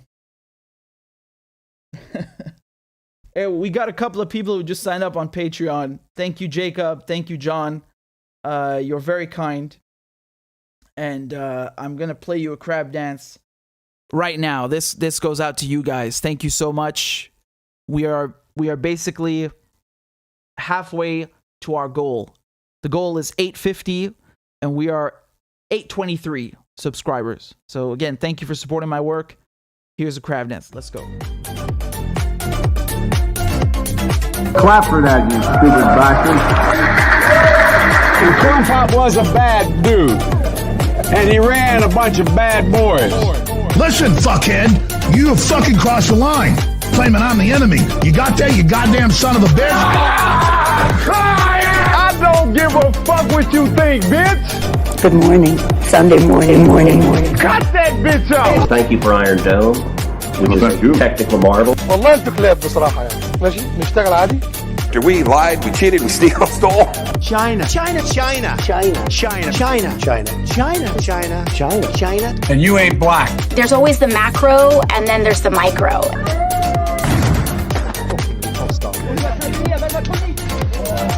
Do not come. Do not come. I'm gonna come. You talking to me? Ladies and gentlemen, I'll have 2 number 9s. The number 9 large. we got him. I told myself, I know it's not. I've fallen and I can't get up.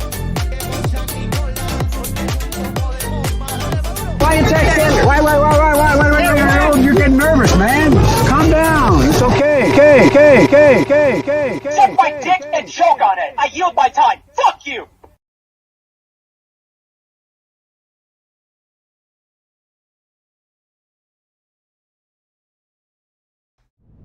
Let's go. Thank you very much. Thank you, John. Thank you, Jacob.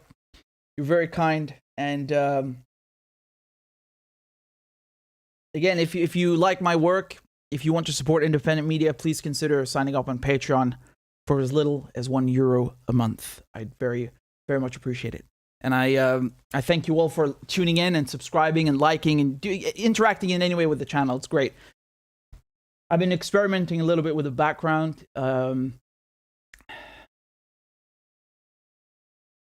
I had this over there. I'm seeing how it looks here. I don't know. I'm just fooling around with it, but I like it very much. And I hope you do as well.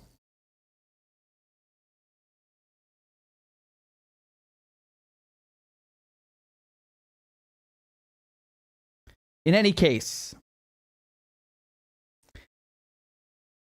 S9, I'm sorry, your username is a bit too long for me at this hour, but it says, thank you for the Iron Dome. Ted Cruz is such a meatball. He is. Again, you saw in the crowd dance, like the United States gave the Israelis $1 billion extra for the Iron Dome. And, you know, and then Ted Cruz is basically thanking Netanyahu for accepting the Iron Dome. But what does that even mean? Like, what a groveling, slobbering, salivating, cuck. Really. It's like, thank you for letting me give you $1 billion. Thank you so much, master. It's so pathetic. It's really pathetic. Tony says, I kind of miss the posters, though. I do as well. But,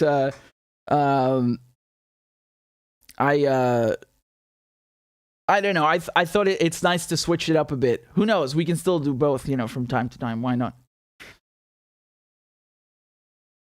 Thank you, Grapentine. I appreciate it. Truth says maybe a lava lamp. Ah, yes. Well, let me think. I had to find a place to put it, but I'll take it into consideration. It's not a bad idea. This light up here, I'm probably gonna tweak it, put it somewhere else. We'll see about that. But yeah, it's definitely something I want to switch up. You can see above me, I've got this. Can you guys make out what that is over here? I don't know if you can see it so well. I mean, I haven't exactly unfolded it properly, but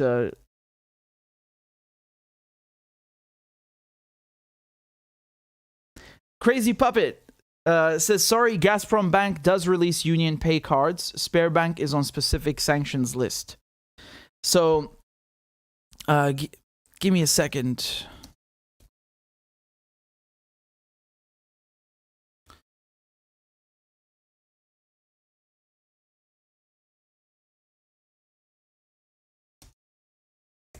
I'm getting a bit confused. So, yeah, I'm gonna have to go and look at this alone. I mean, just in the meantime, till the next stream. This is from IntelliNews, and they're saying Chinese Union Pay payment system backs away from Russian banks on secondary sanctions fears. Again, I'm not going to do the whole thing today, but you can see it's breaking news, and I appreciate Crazy Puppet bringing it to my attention, because you know the reason this is important, because you might be sitting there and thinking, what the fuck do I care about these cards and these banks? You know, it's very important because all these American and Western corporations are leaving Russia, right? They're boycotting Russia. Now, in a sense, this is very stupid, because not only are they losing money, but they're also losing their market share, perhaps permanently, because in their place, you know, somebody's going to come and take their place. And it's not just a question of, replacing Visa or MasterCard. It's much bigger than that, because you're seeing alternative financial systems and payment systems being developed in parallel. And so what that means is, you know, the monetary system, the financial system, the payment systems, that give America, that give the United States its power and its monetary hegemony are being challenged by Russia, China, Iran, Venezuela developing their own systems. Now, obviously, like, let's be realistic. They're nothing right now compared to the Western banks and the Western financial system. They're nothing, of course, but just the fact that this is being contemplated and explored as a viable option down the line, I don't know, in 5 years, maybe 10 years, who knows? I mean, who expected all this stuff to happen because of Ukraine? Lots of things happening. So that's why it's important, because you're seeing a shift in not just global realignment in terms of political positions and how countries position themselves and their posture, but in the monetary and the financial system. I think that's very important because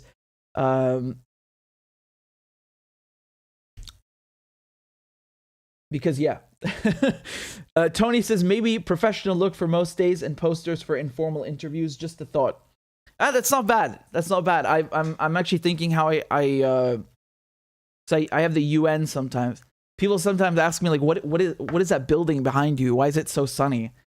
And I just tell them, well, it's the Towers of Babylon, right? It's actually the UN, but it's close enough. I think it's quite similar.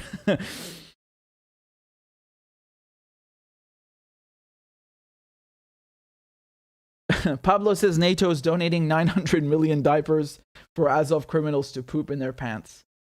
Scooby says, congrats on 110,000 subs. Thank you. You're very kind. Again, please get your friends, your family to subscribe. And, up and up we go. Inshallah. Got to keep growing. Got to keep going. And it's thanks to you guys. I'm very grateful.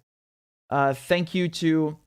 Crazy Puppet says, Google Gazprom Bank Union Pay. Their official site promotes their Union Pay smart cards. Yeah, I think I found it. Yeah, I see it. It's this one, right? So you have Gazprom Bank and then Union Pay. This is very interesting. It's very interesting.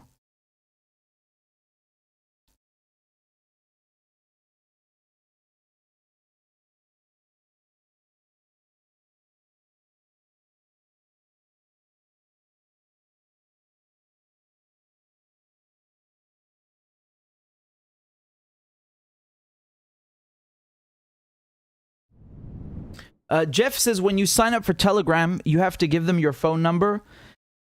I think so. Don't you have to give your phone number? How does it work again? The way, yeah. So with Telegram, I think to sign up, you have to give your phone number. But once you've signed up, you don't have to show your phone number. You can go into the settings and then privacy, and you click on phone number, and then you set it to nobody, so no one can see your phone number. You'll just have a username. That's a big issue, because even with Signal, now I know people say, okay, Signal is like the industry standard for encrypted messaging. Yes, it's very good. It's good for multiple reasons, but at the end of the day, it's still tied to a phone number. And this is just, I mean, well, it's not good, because you remember how valuable metadata is, and what did what's his name again? Michael Hayden? Hold on. Yeah, I think it's Michael Hayden. He used to be the head of the NSA. Let me pull up this quote. I hope I'm getting his name correctly. Yeah, it is Michael Hayden. Yeah. So let me show you this quote.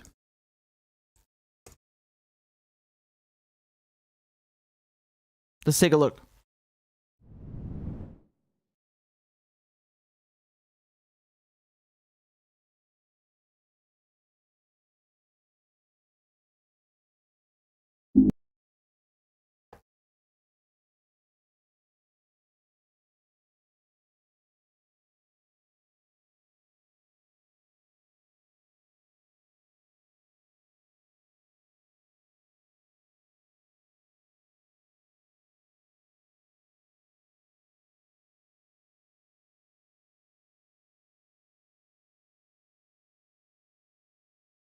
It's not loading for me for some reason.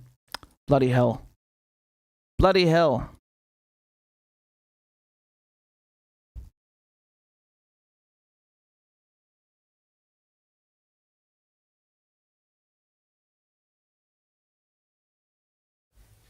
General Hayden, you can find out all these things David just said about me, about David, about anyone in this audience. That is a function of operational capability. I'd like you to talk about whether you're comfortable with that operational capability. If so, why? And how often is it used in the ways that David described? Yeah, first of all, David's description of what you can do with metadata, and quoting a mutual friend, Stuart Baker, is absolutely correct. Okay? We kill people based on metadata. But that's not what we do with this metadata. Okay? Thankfully.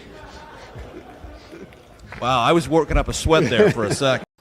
So, just all of this to say that you shouldn't underestimate the the importance of metadata, right? That's the whole thing, that they don't have to listen into your conversations to build a profile about you, and they literally kill people because of that. And obviously, I'm not saying that everyone who uses Signal is going to get drone striked. That's not my point. I'm just saying that people who think that, yeah, but it's not so bad. It is a security issue. I'm not trying to negate the other great features that Signal has. I just think that it's important to look at all of the apps like Telegram and Signal and think, well, how can they improve? And I think that's one thing where they could certainly do better. And yeah, because, there's something crazy like, you guys know Proton Mail, right? Now, there's a story I wanted to tell you about from a few months ago, and this is absolutely crazy. Basically, they market themselves as like, well, we're privacy oriented and we don't sell your data to advertisers, and we're outside the Five Eyes countries. The thing is, this is just marketing, because when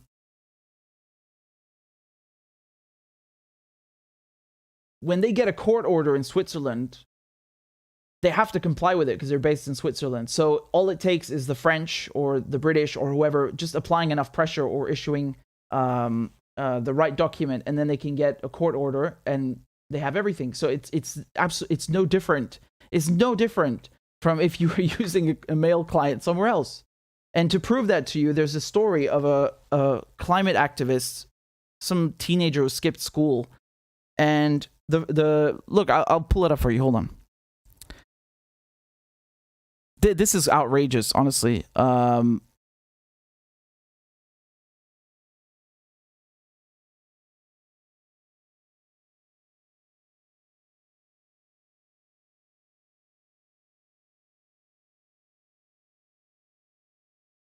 Yeah, so this is from September 2021, from late 2021. And basically, Proton Mail, they received a legal request from Europol, right? So, you know, Europol is basically the European version of Interpol. And they received a request to give the IP address of someone who is part of Youth for Climate Action in Paris. So just a climate activist, right? And they gave the IP address and the information on the type of device that was used. So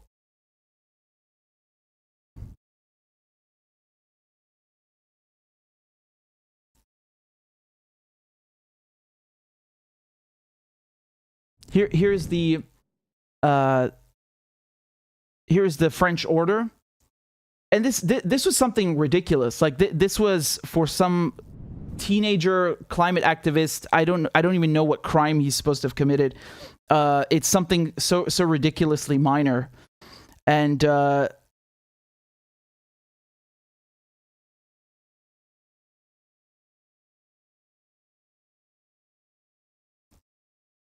they basically they arrested this teenager because Proton Mail gave away the IP address and the device.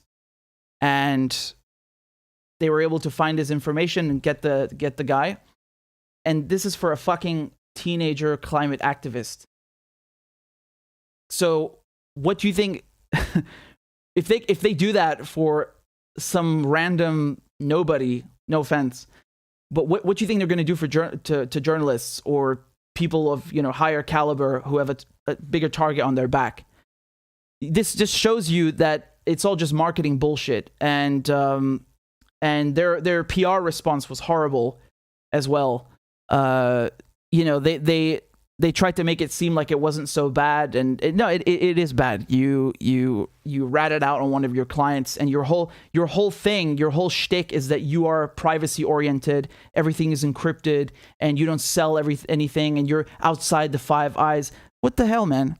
And then people say, yeah, but they can't do anything. They're based in Switzerland. Yeah, okay, but don't market yourself as some fucking,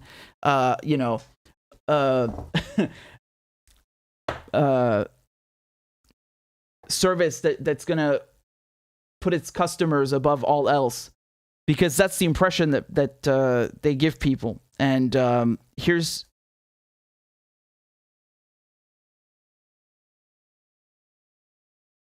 it is from Yahoo. This is the story I'm telling you about. French authorities managed to obtain the IP address of a French activist who is using the online service. The companies communicated widely about the incident, stating that it doesn't log IP addresses by default, and it only complies with local regulation, in that case, Swiss law. While ProtonMail didn't cooperate with French authorities, French police sent a request to Swiss police via Europol to force the company to obtain the IP address of one of its users.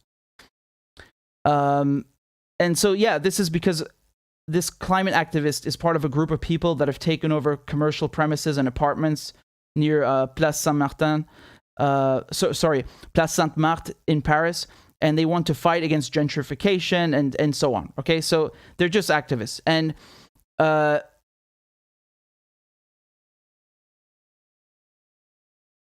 they published an article, and the police had seen this activist's email address, and they just sent a request, and that's it. Done deal.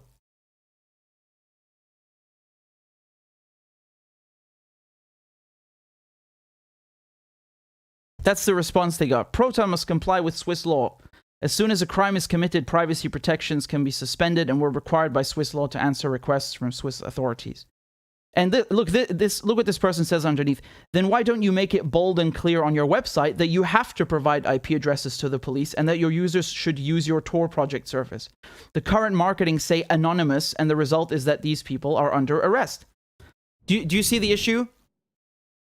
Like, again, no one is saying ProtonMail has to break the law.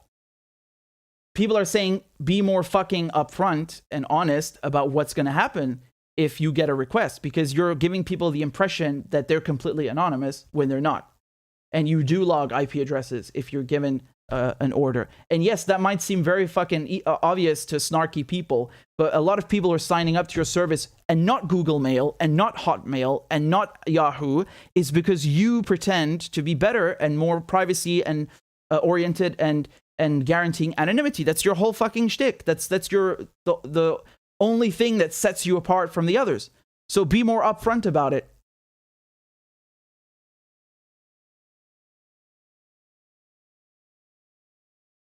And look at the response underneath. This is what makes me angry.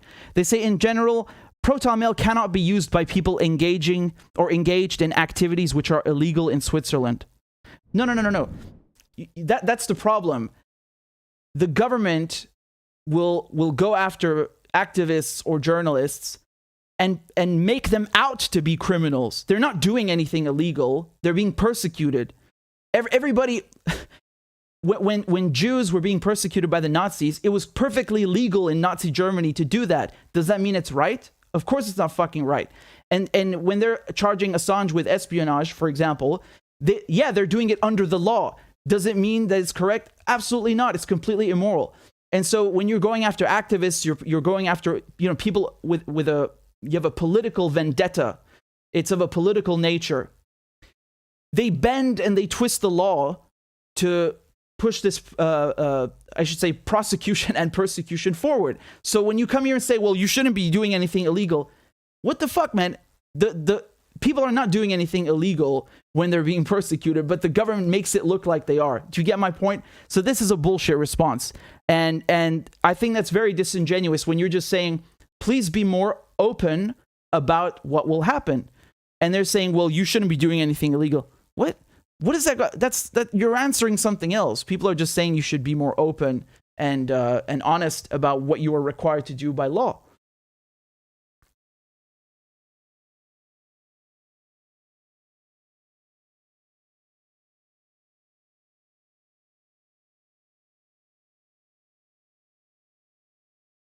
And this is another thing, right? They say when you sign up, they say that no personal information is required to create your secure mail account.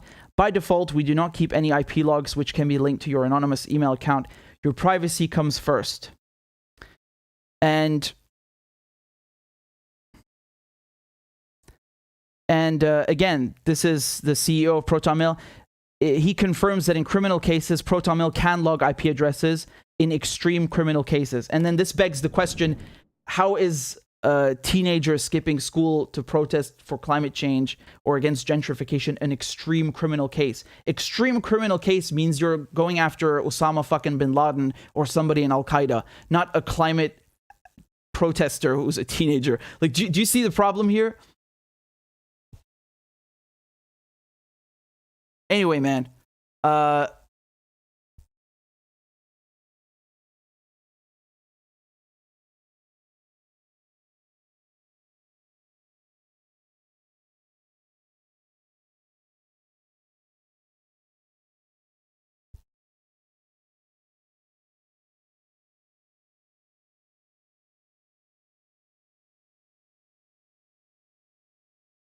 anyway, guys, thank you. Thank you all for tuning in and dropping by, and I'd really appreciate it if you would support the show, if you like my work. Maybe we can do one final crab dance before I jet. And there's a donation here from Basil, says, good work, keep it up, mate. Thank you very much, I appreciate it. And hold on, I'm seeing if I missed anything else. Again, I'm very happy. We're already at 8:23. Actually, Claudia made the graphic at 8:18, but we're actually 8:23. So 823 subscribers on Patreon. Again, thank you to everybody supporting the work. Thank you for tuning in. Everything that we did tonight is going to be up. You can go watch it on replay. And thank you for sharing the videos, for liking, for commenting, for subscribing. All of this makes a difference, and I'm very grateful. That's all from me, and I'll see you guys next time. Take care. Ma'as salame. Bye-bye.